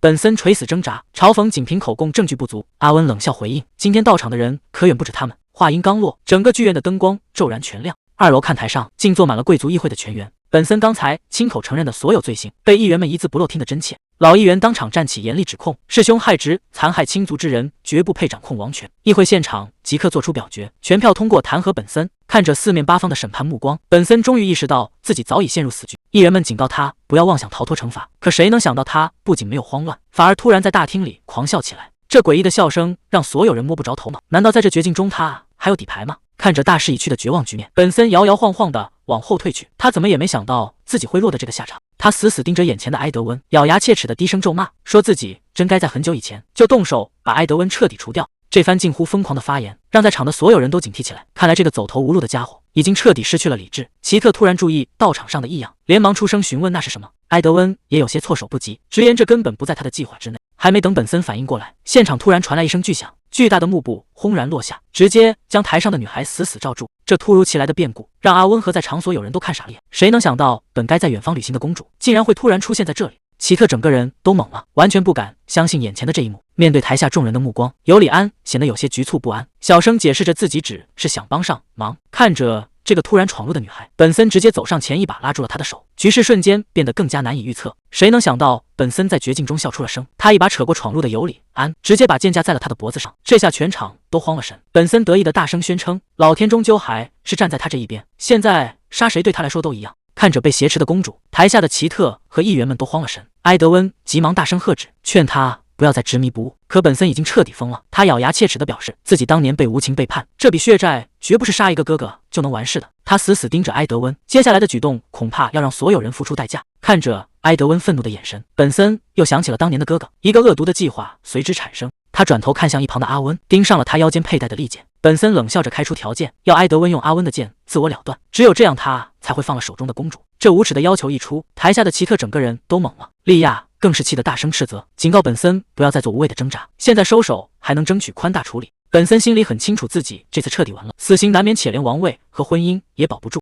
既然已经退无可退，他决定在临死前拉个垫背的。他一把夺过阿温腰间的佩剑，当场改变了要挟的条件。本森冷笑着对埃德温说，自己其实并不想看他死。接着他把目光投向了旁边的奇特，问他是不是愿意代替公主去死。奇特看着被挟持的公主，心里瞬间做出了决定，他主动站了出来，问本森如果自己代替公主，是不是就能放人。本森立刻满口答应，表示自己绝对会遵守诺言。旁边的埃德温急坏了，一把拉住奇特，警告他千万别做傻事。还没等奇特回答，本森突然盯向了埃德温，质问他手里拿着剑是想干什么。面对这突如其来的质问，埃德温一下子愣住了，根本不知道该怎么回答。奇特看着眼前的埃德温，突然问他是否还记得昨晚的月光下，两人曾深情相拥。埃德温甚至悲观地交代了遗言，希望自己若有不测，奇特能忘掉他，好好生活。但奇特当时就给出了回答，因为在他眼里，埃德温是那么让人心动。奇特把这句话重新送给埃德温，而这也是他做出的最终选择。话音刚落，奇特竟趁着本森不备，果断拔剑从背后狠狠刺了过去。谁也没想到奇特会突然发难，本森中剑后发出一声冷笑，反手猛地一掌将奇特狠狠推了出去。奇特被本森猛地推开，埃德温急得大喊他的名字，飞身冲上去将他接住。就在这混乱的关头，寒光突然一闪，局势瞬间被彻底逆转。被挟持的尤里安抓住机会，趁乱夺下了本森手中的武器，在奇特的掩护下安全脱身。谁也没想到，一直被挟持的尤里安突然哭着开口，大声劝阻本森不要再错下去。看着眼前的尤里安，本森竟一时间有些失神。就在这分秒之间，埃德温看准时机，抓起地上的佩剑猛冲上去。本森慌忙挥剑迎击，两柄利刃在空中剧烈碰撞。埃德温眼神冰冷，直言早就受够了这场无聊的把戏。伴随着一声清脆的利刃入肉声，这场生死对决终于落下帷幕。冰冷的剑尖直倒地的本森看着四周安全无恙的众人，本森心里十分清楚，自己已经全盘皆输，他以为是别人背叛欺骗了自己，直到这一刻才彻底想通，真正把他一步步推入深渊的，从来都是他自己的滔天执念。机关算尽到头来不过是一场空，这位不可一世的野心家终于迎来了落幕。剧院的帷幕缓缓落下，后续的处理速度出乎所有人的预料。在铁一般的事实面前，本森放弃了所有反抗，当场承认了全部罪行，从毒杀先王到谋害埃德温，他一字一句交代得清清楚楚。那些原本不在现场的议员们看完确凿证据后，没有任何犹豫，一致投票认定本森罪名成立。这一次，这只老狐狸彻底输光了底牌。曾经高高在上的国王，如今成了死牢里的阶下囚。面对空荡荡的牢房，本森终于清醒地意识到自己的贪婪到底换来了什么。就在开庭审判的前夜，本森服下了当年毒杀兄长的毒药，亲手结束了自己的生命。无人知道他是出于愧疚，还是为了保住最后的尊严。这场长达多年的恩怨彻底尘埃落定，众人一致认为第一顺位继承人埃德温最合适。可无论旁人怎么劝说，埃德温呀，根本没打算接下这个重担。埃德温当场明确表示，明明有更合适的人选。说罢，他伸手一指，直接推举了年轻的小公主。这番举动让全场所有人彻底哑口无言。面对这突如其来的重任，尤里安当场站起身来，坚定地向所有人许下誓言，绝不会让过去的悲剧再次重演。其实，埃德温早就打好了算盘，由小公主继承王位才是对王国最好的选择。消息一经传出，整个王国立马陷入沸腾，街头巷尾全是欢呼庆祝的人群。在庄严的大教堂里，新女王郑重许下守护王国的誓言，当至高无上的皇冠稳稳戴在她头上，全新的时代正式开启。盛大的宴会上，所有人举杯同庆，曾经的阴霾彻底成为过去，王国的未来迎来了曙光。宴会大厅里热闹非凡，奇特看着窗外狂欢的人群，心里忍不住感慨万千。这一路走来实在太不容易。埃德温端着酒杯走上前，打趣他是不是又在瞎操心。奇特无奈地笑了笑，直言只是想起了过去的风雨。提起之前那场惊心动魄的对决，埃德温至今仍感到后怕，埋怨奇特当时太冲动，差点把命给搭进去。可奇特却不以为然，表示自己绝非意气用事。得知埃德温的计划后，他早就暗中做好了最坏的打算。埃德温无奈地摇了摇头，叮嘱他以后绝不能再冒这种危险。奇特笑着点头应下。就在这时，天空洋洋洒洒飘起了雪花，漫长的深秋终于离去，寒冬以致美好的春天不再遥远。看着漫天飞舞的雪花，所有的阴霾与痛苦在这一刻烟消云散。奇特在心里默默对父亲倾诉，自己终于平安活了下来，没有辜负任何期望，经历无数风雨沉浮，他们终于迎来了属于自己的曙光。谁能想到，奇特随口的一句打趣，直接把埃德温给整不会了。眼看奇特准备抢先告白，埃德温急忙伸手叫停。这种关键时刻，怎么能让女孩子先开口？他从怀里掏出早已准备好的戒指，在漫天飞雪中单膝下跪，向奇特许下了最真挚的誓言。看着眼前守护了自己一路的男人，奇特甜甜地答应了下来。所有的风雨彻底过去，属于他们的幸福才刚刚开始。埃德温紧紧牵着奇特的手，坦言直到现在都像在做梦一样，不敢相信他真的回到了自己身边。看着眼前满眼都是自己的男人，奇特笑着问他是不是还不相信。为了给他最真切的答案，奇特主动吻了上去。漫天飞雪中，两颗心紧紧贴在一起。一吻过后，奇特笑着询问：这下总该相信了吧？就在这温存时刻，尤里安突然在露台上大声呼喊，催促他们赶紧回屋避雪。新女王尤里安加冕成功，整座王国正步入正轨。缺少专业训练的尤里安，虽然要补的功课堆积如山，但这姑娘实在过分聪明。阿温刚布置完的新作业，她眨眼间就全部搞定，甚至还主动催着要学更多。如此夸张的学习劲头，把阿温公爵都给看愣了。在年轻女王狂补功课时，太后莉亚与阿温公爵也没闲着，两人联手将王国政务理得井井有条。这新时代的开局，远比所有人预想的还要顺利。本森的审判正式落幕，阿温一心只想赶紧回家，结果却收到妻子的警告信，在安顿好公主前不准跨进家门，直接把她给整委屈了。正当奇特在旁边尴尬安慰时，埃德温突然从身后一把抱住她，这旁若无人的亲密举动让阿温忍不住凑上来打趣。奇特无奈地笑了笑，本来答应求婚时气氛无比温馨，谁能想到喜讯刚一传开，整个王宫就彻底炸开了锅。理查德更是兴奋发疯，非要按最高规格张罗皇家婚礼，各种繁杂文件像雪花般飞来。面对这夸张的阵仗，奇特直犯嘀咕，觉得节奏太快。埃德温却坏笑着凑到耳边，问他难道不想早点完婚？虽然奇特心里甜滋滋的，但看着纷乱的筹备现场，隐隐还是有些担忧。看着奇特一直在那里犯犹豫，埃德温顺势将他紧紧拉入怀中，用温柔的语气软声安抚。紧接着他当场宣布重磅决定，繁琐无比的皇家婚礼直接取消，改到奇特的家乡去办理。理查德在一旁急得大呼小叫，直嚷嚷着这完全不合规矩。可埃德温根本懒得搭理，在他看来，在王宫办婚礼过于繁琐，还会引来一群无关紧要的眼光。他可舍不得自己的宝贝新娘被外人直勾勾的围观盯着。这一番甜言蜜语下来，彻底把奇特给拿捏得死死。两人果断抛开王宫的繁文缛节，径直踏上了返乡的旅途。说好只办一场低调的小型婚礼，结果刚一出发，10辆马车的庞大随行队伍就紧紧跟上。更离谱的是，埃德温随手就把皇家珍宝当做礼物送给奇特，这豪横操作把众人全都整不会了。看着这大张旗鼓的阵仗，奇特一时间哭笑不得。明明是他自己提议要回家乡，结果现在他反而拉长着脸，一副满是不耐烦的样子。就在这时，一道熟悉的声音突然从前方传来，原来理查德早就提前等在门口，难怪此前在王宫不见他的踪影。理查德笑着解释，自己特意加急赶回来，就是为了给他们布置豪华婚房。看着理查德干劲满满的模样，奇特心里暗暗发慌，看来接下来的日子是注定清闲不了了。更离谱的是，理查德甚至连未来孩子的房间都给提前规划得清清楚楚，甚至大言不惭表示自己连带娃的绝活都准备好了。听着理查德越说越起劲，奇特整个人直接被整懵了。本以为埃德温推进婚事就够迅速，结果理查德直接一步到位，把进度条瞬间给拉满了。就在理查德兴高采烈领路时，奇特忍不住凑到埃德温身边，小声吐槽，直言理查德是不是兴奋的太不正常。然而平日里最积极的埃德温，此刻居然破天荒的在原地发愣，直到奇特连续叫了好几声，他才后知后觉的回过神来。埃德温刚一回过神来，就以为奇特是在嫌理查德烦，甚至当场提议干脆把理查德直接打包送回王宫。奇特吓得连忙摆手阻止，直言不能因为自己一点小情绪就去折腾辛苦的理查德。可埃德温却完全不在乎，在他心里奇特的喜怒才是第一位。说着说着，两个人之间的气氛便愈发暧昧甜蜜。埃德温顺势一把将奇特横抱起来，坏笑着询问今晚是不是要睡在一起。奇特被他这举动逗得娇羞不已，直言这种事哪还需要特意发问。就在两人沉浸在甜蜜温馨中时，夜幕悄然降临，原本热闹非凡的城堡也渐渐沉寂了下来。这看似平静祥和的夜晚，是否预示着风雨欲来？半夜，奇特突然从睡梦中惊醒，下意识伸手往旁边一摸，身侧却早已冰冷空无一人。埃德温不知何时已经悄悄离开。大半夜不睡觉，他究竟能跑去哪里？奇特连忙提起一盏油灯，在空旷寂静的城堡深处寻找。随着脚步不断向前，奇特心里愈发感到不踏实，甚至脑海中浮现出曾经痛苦的噩梦。难道埃德温真的遭遇了意外？就在这时，前方转角处的微光突然闪烁了一下，奇特瞬间收直脚步，其特顺着极其微弱的光亮，轻轻推开了书房的木门。果不其然，埃德温独自一人寂寞地站在里面，看见奇特大半夜寻了过来，埃德温显得有些意外，轻声问他是怎么知道自己在这儿的。奇特只是微微一笑，直言这是属于两人之间的默契，凭借直觉就能精准猜到。在寂静清冷的月光照射下，两人就这么紧紧相依在一起。本以为曾经的阴霾早就彻底散去，可重新踏上这片熟悉的土地，埃德温心里依然埋藏着难以跨越的坎。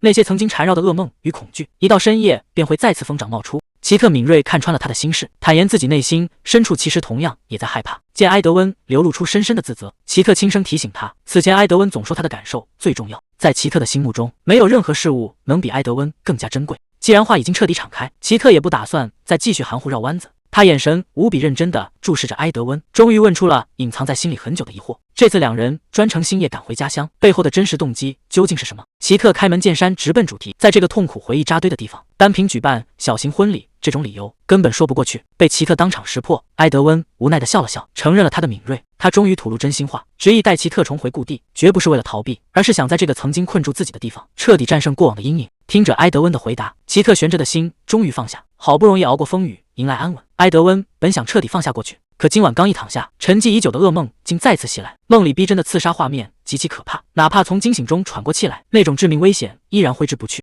更让他后怕的是，看不见的黑暗中仿佛随时会伸出利刃，伤害身边毫无防备的奇特。他根本无法安睡，只能独自一人跑去户外抽离。埃德温自嘲地承认自己刚才动过逃避的念头，企图找回当年线索，却一无所获。看着他自责落寞的样子，奇特没有多说什么，而是直接上前给了他一个紧紧的拥抱。奇特在他耳边轻声询问：“现在还会觉得害怕吗？”这深情的一抱，彻底抚平了埃德温心中的不安，压在心头的浓重阴霾，在这一刻彻底烟消云散。有了奇特的坚定陪伴，埃德温终于彻底释怀。他轻声说出心中感谢，多亏有奇特在身边，自己才能走出过往的阴影。深夜的小插曲温馨收场，两人的生活也迎来了改变。为了能睡个安稳觉，他们养成了睡前去花园散步的新习惯。曾经困扰彼此的噩梦，终于彻底成为了过去。冬夜的花园里冷风阵阵，埃德温早有准备，一把将奇特揽入怀中取暖，顺势温柔地亲了上去。奇特心里偷着乐，直言这一切都是为了帮他睡个好觉。正当两人亲到浓情蜜意时，理查德手里拿着御寒衣物，正好撞见了这火辣一幕。奇特吓了一跳，赶忙推开埃德温。理查德反应神速，一看自己成了电灯泡，竖起大拇指转头就溜，只留下害羞不已的奇特站在原地。理查德甚至已经在脑海里规划起未来孩子的衣服了。小插曲过后，他们迎来了最核心的任务，筹备属于两人的婚礼。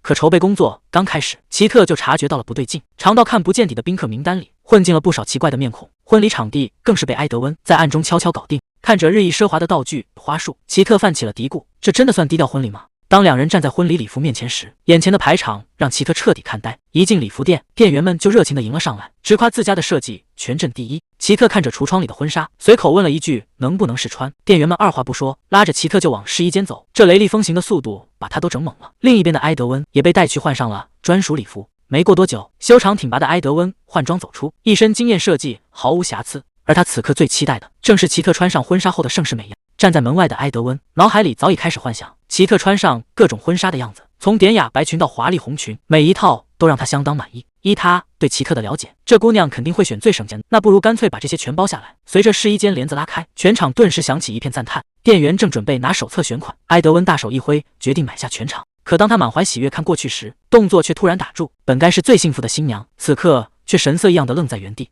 埃德温轻声询问身旁的奇特，问他是不是身体有什么不舒服。奇特猛地从恍惚中回过神来，有些慌乱的转过身询问，刚刚是不是在叫自己？看着他这负心不在焉的模样，埃德温眼中的担忧更深了。奇特勉强挤出一丝苍白的微笑，轻声解释自己真的没事，让他不要太担心。虽然他极力想要掩饰过去，但埃德温心里非常清楚，这姑娘绝对有心事在瞒着他。究竟是什么可怕的阴影，能让奇特在试婚纱的幸福时刻露出如此悲伤又抗拒的眼神？回到房间后的埃德温坐立难安，脑海中全是奇特试婚纱时的反差。明明穿着最华丽漂亮的婚纱，可奇特看着镜子里的自己，眼神里却写满了痛苦与难过。这让埃德温忍不住联想到奇特以前那些自卑的话语，以及罗莎琳曾经对他无情的折磨。难道那些过去的阴暗阴影，直到今天还在死死纠缠着他？想到这里，埃德温转过头去，看着站在一旁的侍从理查德，突然问出了一个奇怪的问题。他问理查德有没有什么一直无法走出来的心理创伤。听到殿下突然问起这个，理查德虽然感到有些纳闷，但还是非常爽快地承认了，直言谁心里还没点过不去的坎。埃德温顿时被勾起了好奇心，连忙追问他到底遇到了什么伤心事。谁知理查德突然话锋一变，嬉皮笑脸地表示自己最大的创伤就是恨得天天催着殿下把恋爱进度拉满，这根本就不是什么心理创伤，分明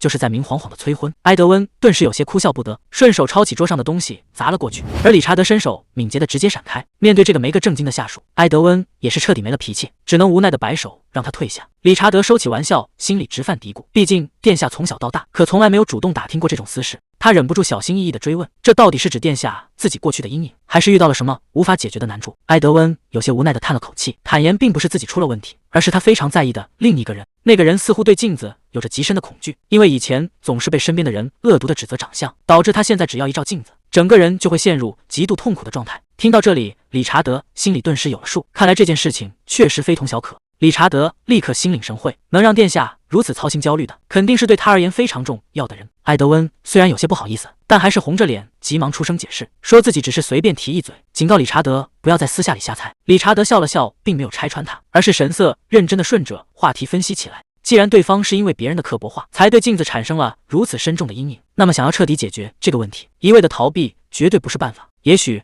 只有让对方直接去面对那个曾经造成巨大伤害的根源，才有可能真正从阴霾中走出来。直接去面对伤害的根源吗？理查德的这番话让埃德温瞬间陷入了沉。理查德直言不讳地说道，越是试图去压抑内心的伤痛，伤口往往就会变得越发疼痛。只有勇敢地去直面恐惧，事情才有可能迎来真正的转机。因为一旦真正站出来面对，就会发现那些曾经困扰自己的东西，其实根本就没有什么好怕的。这番话让埃德温深有感触，觉得这确实是一个可行的办法。理查德紧接着又提出了另一个建议，除了直面过去之外，还可以尝试带他换个全新的环境，用创造出来的美好回忆去把那些痛苦的过去彻底覆盖掉。用全新的美好回忆去覆盖吗？听到这里，埃德温心里顿时有了主意。不过看着理查德讲得头头是道，埃德温忍不住有些怀疑的反问，你这家伙了解得这么透彻，该不会自己也藏着什么伤心往事吧？面对埃德温有些怀疑的询问，理查德笑着摇了摇头否定了，直言自己并没有什么伤心往事，纯粹只是希望能替殿下分忧解难。他看着埃德温认真的补充道，能看到殿下重新找回最好的状态，对他来说比什么都重要。听着这番发自肺腑的真诚发言，埃德温嘴上虽然开着玩笑，说就算说再多好听的话也不会加薪，但心里早就明白了他的良苦用。理查德的这番话彻底点醒了他，想要让奇特真正摆脱过往的阴霾，一味的逃避根本解决不了问题，只有带他勇敢的重回旧地，去直面那个曾经带给他伤痛的根源，才能把过去的困扰彻底解决。看着奇特那负心事重重的模样，埃德温的心里满是心疼与担忧。他实在不希望奇特受到任何伤害，更不想在奇特难过痛苦的时候，自己只能在一旁无能为力的看着。埃德温忍不住开始回想，自己到底是从什么时候开始对奇特产生了如此深沉的感情。记忆一下子被拉回到了他们小时候，那时候的奇特在埃德温眼里简直是个最爱管闲事也最麻烦的家伙。可偏偏就是这样一个爱管闲事的姑娘，却在不知不觉的相处中，一步步走进了他的心里，成为了他生命中最无可替代的存在。这一切的改变，正是因为当年奇特毫不犹豫地主动走向他，才帮他彻底结束了那段漫长又灰暗的绝望时光。就像是心里的寒秋终于过去，温暖的阳光悄然洒满心田。看着如今被心事深深困扰的奇特，埃德温在心里默默发誓，这一次换他来成为奇特的依靠，他要尽全力去帮他摆脱痛苦。画面一转，城堡外面正下着鹅毛大雪。就在这时，杰拉尔德侯爵的房间门被推开，手下神色匆忙地进来汇报，说外面有贵客突然登门拜访。侯爵心里还感到有些纳闷，自己今天明明没有任何行程安排，便直接交代女仆让对方改天预约再来。可女仆却吞吞吐吐地表示，这位来客的尊贵身份实在推脱不得。侯爵这下有些坐不住了，赶紧亲自过去一探究竟。结果推开会客室的大门一看，在里面悠哉喝茶的竟然是埃德温。侯爵赶忙上前惶恐地致歉，埃德温道是一点也不介意，反而极其客气地请他坐下喝茶。紧接着，埃德温看着眼前的侯爵，直接叫了一声未来的岳父大人。这突如其来的客套让侯爵心里直犯嘀咕，根本不知道该怎么接话。埃德温开门见山直言来意，侯爵强装镇定试探底细，结果埃德温冷笑着反问：新郎找岳父聊天本就理所当然。看着对方慌乱的神色，埃德温眼神沉了下来，质问他是不是藏着什么秘密。埃德温当面摊牌，奇特当年受过的所有委屈，他早已调查得一清二楚。侯爵还想打哈哈蒙混过关，埃德温却毫不留情揭穿底细，声称这种冷漠无视同样是犯罪。一句话直接戳中侯爵的痛处，让他当场哑口无言。紧接着，埃德温又提起罗莎琳，质问其特受尽那个姐姐的折磨，作为一家之主却纵容了半辈子。今天这笔旧账，他必须替奇特彻底算清。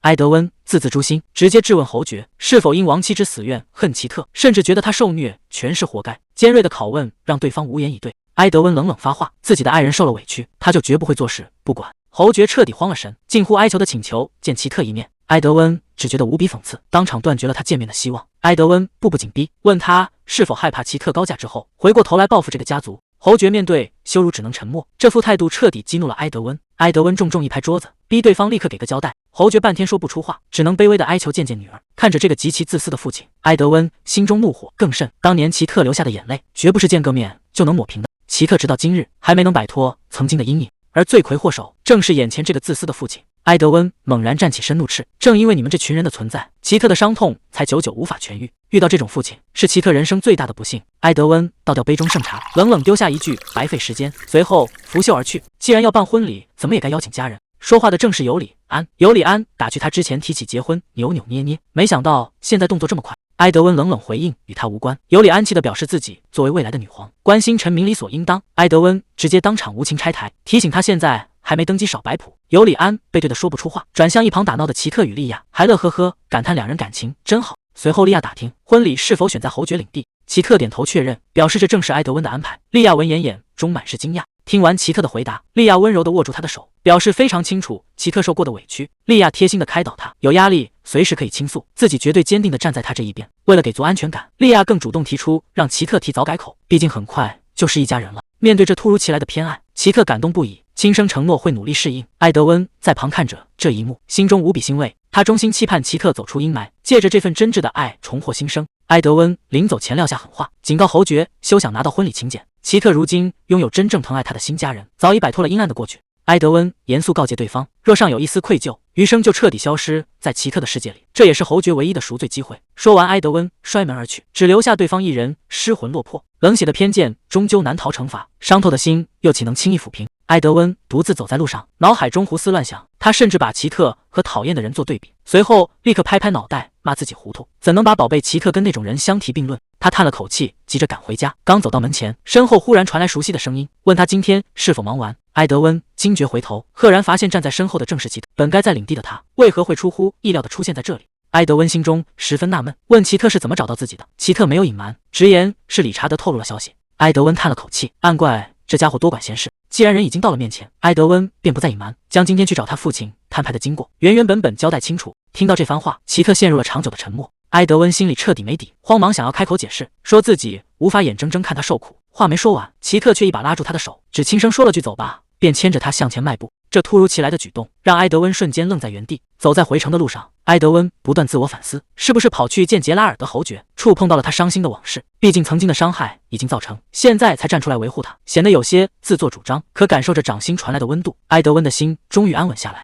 两人手牵手走在草地上，奇特主动紧紧握住他的手，轻声说希望他能够幸福。听完这句话，埃德温也说出了心里话，他希望奇特彻底忘掉那个家，不要再因为过去而自卑怀疑，因为在他心里，奇特永远值得最好的对待。听到如此真挚的告白，奇特忍不住红了眼眶，笑着向埃德温道谢。看着奇特的灿烂笑容，埃德温一时看呆了过去。奇特吸了吸鼻子，有些委屈的坦白，之前一直没开口，是害怕埃德温会因此生气。埃德温连忙解释，自己怎么可能会生气，顶多怪他什么都憋在心里，感到有些闷闷不乐罢了。话说到这里，奇特带着埃德温来到大树旁，指着面前清澈的湖水，轻声说这里是母亲安息的地方。这让埃德温大吃一惊。奇特缓缓讲起当年往事，母亲生前极其喜欢湖水，但因为体弱多病，父亲从不让她贸然靠近。为了完成母亲的心愿，父亲当年特意在花园建了池塘，可惜湖水还没建好，母亲就已经遗憾离世。每到寒冷的冬天，父亲每天清晨都会跑来确认，看湖面有没有结冰。直到今天，奇特才发现这片湖水居然从没结过冰。看着四周被悉心照料的树木，埃德温心里若有所思。奇特顺势讲出了深埋心底多年的秘密。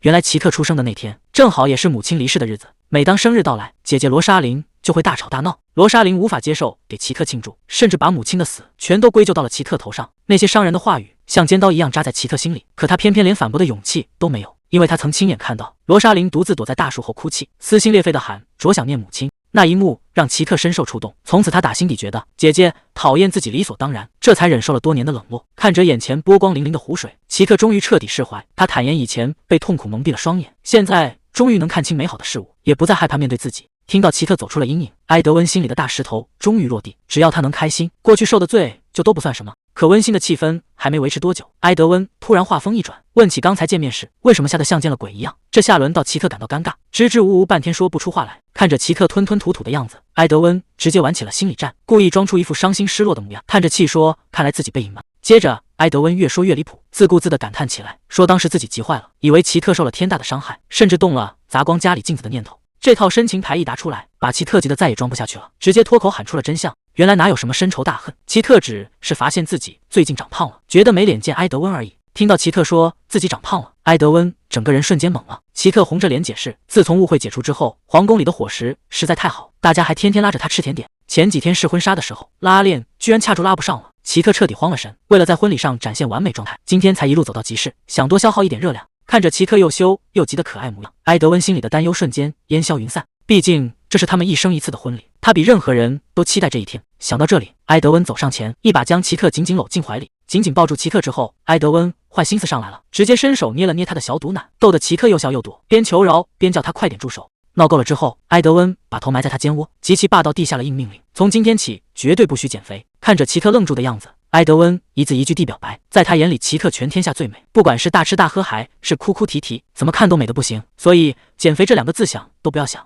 听到这番让人哭笑不得的告白，奇特忍不住扑哧一声笑了出来，怪埃德温总是毫无底线的夸自己。埃德温一点不反驳，顺感爬得更快，笑着坦白自己就是要彻底惯坏他，这辈子都要对他全权负责。埃德温越说越来劲，甚至霸道地表示希望全天下只有自己知道奇特有多美。听着这近乎独占的告白，奇特心里甜得不行，顺势搂住埃德温大放表白。两个人在这棵树下紧紧相拥，所有的顾虑在这一刻消散殆尽。等这股甜蜜进过去，奇特主动提到了婚后安排，建议办完婚礼之后，两个人一起去埃德温父亲墓前看看。这话说到了埃德温心坎里，他攒了一肚子的话想对父亲倾诉。奇特温柔地答应下来，愿意陪他面对过去的一切，两只手紧紧牵在一起，就再也不会松开。不管以后还要面对什么，只要两个人能一直并肩同行，就没有任何东西能将他们分开。伴随着教堂嘹亮的钟声，期待已久的婚礼终于到来。埃德温站在礼堂中央，心里把所有细节盘算一遍，不仅没邀请奇特那些坏事的家人，彩排也整整确认了5遍，现场安保更是安排的严丝合缝。按理说一切都完美无瑕，可临到头来，他还是紧张的浑身发慌。就在埃德温平复情绪时，身后突然传来一声呼唤。他一转过头，奇特正穿着华丽精致的婚纱，手捧鲜花站在阳光下，看着如此耀眼夺目的新娘，埃德温整个人彻底看傻了眼。看着埃德温看呆的样子，奇特轻声叫了他一句，埃德温这才回过神来，脱口而出夸赞奇特今天实在太美。奇特听了心里甜得不行，也跟着夸埃德温帅气。两个人居然在门口互相抢着夸，整的气氛既肉麻又好笑。就在两个人蜜里调油时，门外突然传来阿温的大嗓门，催着问他们是不是偷偷逃婚了。这句话一下子打破了浪漫气氛，埃德温坏笑起来，顺着话茬提议干脆逃婚算了。被他这么一逗，奇特忍不住笑了起来，刚才所有的紧张一下子散得干干净净。随着礼堂大门被缓缓推开，埃德温向奇特伸出了手，奇特微笑着把手搭了上去，两个人紧紧牵在一起，共同迈向属于他们的幸福未来。大门一推开，伴随着嘹亮的号角声和漫天的彩带，婚礼正式拉开了序幕。台下的宾客全沸腾了。阿温兴奋的手舞足蹈，在人群里欢欢喜喜的欢呼。理查德也在一旁温柔安慰着那些情绪激动的长辈。在全场亲友的祝贺声中，埃德温和齐特挽着手，一步步走上了红毯，感受着周遭满满的祝福。两个人脸上全是藏不住的幸福。主婚人站在台前，郑重地发表着新婚致辞。看着这梦寐以求的一幕，埃德温心里忍不住感叹，眼前这一切美得甚至让他觉得有些不太真实。站在这个曾经见证过无数痛苦的地方，齐特看着身边的埃德温，心里百感交集。谁能想到，曾经那个冰冷的结局，如今却被这温暖的婚礼彻底改写。就在齐特有些出神时，埃德温悄悄凑到他耳边，轻声问他冷不冷。这温柔的关切让齐特一下子回过神来。紧接着，埃德温当着所有人的面郑重许下誓言，无论生死，这辈子都只认定齐特一个人。看着埃德温深情吻向自己的手背，齐特整个人轻飘飘的，幸福的就像在做梦一样。他也紧紧回握住埃德温的手，大声说出了自己的誓言。感受着彼此手心传来的温度，齐特主动低下头，在埃德温的手背上落下一吻。这一刻，所有的不安和痛苦彻底烟消云散，他们终于迎来了属于自己的幸福。看着齐特主动亲吻自己的手背，埃德温整个人都红了脸。齐特微笑着看着他，当着所有人的面大声宣誓愿意嫁他为妻，直到死亡将他们分离。在主婚人的见证下，两人深情地吻在一起。这一刻，他们终于正式结为了夫妻。婚礼仪式结束后，城堡外早已准备好了盛大的宴会，现场张灯结彩，热闹非凡。罗莎琳端着酒杯，正兴致勃勃地拉着身边的人，非要去尝尝宴会上的各种美食。毕竟这么豪华的宴席，可不是天天都能吃到的。看着大家都在尽情享受着喜悦，这场婚礼总算圆满落幕。罗尼本来身体不太舒服，同伴们便让他留在原地，说去给他带点粥回来，随后便离开了。看着同伴们走远，罗尼其实有些局促，他本来就没打算来参加这场婚礼，毕竟之前求婚失败，送的生日礼物也全被退了回来。他担心一直站在这里会碰到奇特，于是打算保持距离，等一会儿就悄悄离开。可还没等他走开，一抬头却发现罗莎琳正端着酒杯，冷冷地盯着他。这下可尴尬了，罗尼直接愣在了原地。面对这尴尬的局面，罗尼硬着头皮向罗莎琳打了声招呼。结果罗莎琳一点面子都没给，开口就是一句冷嘲热讽。虽然被戳中了痛处，罗尼倒也没生气，只是有些意外会在这个偏僻的角落遇到他。看着远处热闹非凡的宴会，大家都沉浸在欢声笑语里。出乎意料的是，罗莎琳居然主动道了歉，承认自己刚才只是在迁怒。听到这话，罗尼大方地原谅了他。随后，罗尼向罗莎琳倾诉起自己的心声。他说自己这段时间的经历就像做了一场漫长的噩梦，在那个噩梦里，自己彻底迷失了方向，变成了最糟糕的模样。因为嫉妒蒙蔽了双眼，他做下了许多不可原谅的错事。当初看着齐特被抢走，那种痛苦让他彻底失去了理智，甚至妄想通过伤害别人来发泄绝望。罗尼自嘲地笑了笑，觉得自己以前的想法真的很荒谬。毕竟在这个世界上，谁也没办法强行去占有另一个生命。看着远处正幸福起舞的奇特，罗尼心里彻底释怀了。他说看着自己曾经可怜的那只鸟，如今终于获得了真正的幸福，这种感觉其实也挺不错的。听到这番话，罗莎琳沉默了片刻，随后轻声说自己完全能理解这种感受，因为曾经的他也是一模一样。当深爱的人被夺走时，他同样被愤怒彻底蒙蔽了双眼。罗莎琳无奈地叹了口气，她突然意识到自己以前把所有的怨恨都发泄在奇特身上，其实根本就是找错了对象。如今看着奇特脸上那灿烂的笑容，罗莎琳心里五味杂陈。她以前从来没见过妹妹笑得这么开心，她忍不住开始反思自己和家人以前到底是被什么蒙蔽了双眼，才会对奇特的痛苦视而不见。好在现在一切都过去了。另一边，埃德温体贴地拉住奇特，问他要不要先去休息一下。奇特笑着点了点头，两人便手挽着手走回了房间。随着大门缓缓关上，外面的喧嚣被彻底隔绝。可谁能想到，还没来得及喘口气，门外就出现了一道诡异的黑影。刚回到休息室，埃德温心疼奇特跳舞太累，甚至开玩笑要把所有宾客赶走，提前结束这场婚礼。被他这么一逗，奇特也忍不住笑着打击起来。两人你一言我一语，空气中弥漫着甜蜜的气息。可就在这温馨的时刻，身后突然传来了沉重的脚步，伴随着一声久违的呼唤，缺席已久的杰拉尔德侯爵竟然毫无征兆地出现在了门口。一看到侯爵出现，埃德温立刻挡在奇特身前，厉声质问他怎么敢违背警告跑来这里。面对埃德温的怒火，侯爵只是默默低下了头，坦白自己只想以父亲的身份最后见奇特一面。他曾无数次幻想过能亲手牵着女儿的手，陪她一起走过婚礼的花路，可他也无比清楚自己过去犯下的滔天大错，根本就不配提出这个请求。看着眼前早已长大的奇特，侯爵终于说出了一声迟来的道歉。面对这迟来的道歉，奇特主动走上前去，语气平静地问杰拉尔德侯爵，为什么偏偏是现在？难道是因为自己要嫁给皇子了，他才终于舍得露面了吗？听到这句刺骨的讽刺，侯爵一下子慌了神，急忙开口想要辩解。看着眼前局促不安的父亲，奇特心里只觉得荒谬，这居然是这么多年来父亲第一次真正正眼看着自己。在过去那些漫长的岁月里，他无时无刻不在刻意躲避着他。看着眼前这个缺席了自己半生的男人，奇特积压已久的情绪彻底爆发。当年那些冷漠与无视，给他带来了无法抹平的伤害，无数个无助孤独的日夜，又岂是一句轻飘飘的道歉就能抹去？面对女儿声泪俱下的控诉，侯爵重重地低下了头。他说自己从来不敢奢望得到原谅，因为自己根本就不配。他只是希望在远走高飞之前，能最后看一眼女儿出嫁的模样。侯爵声音沙哑的坦白，当年失去挚爱之后，自己就陷入了无尽的自责与悔恨。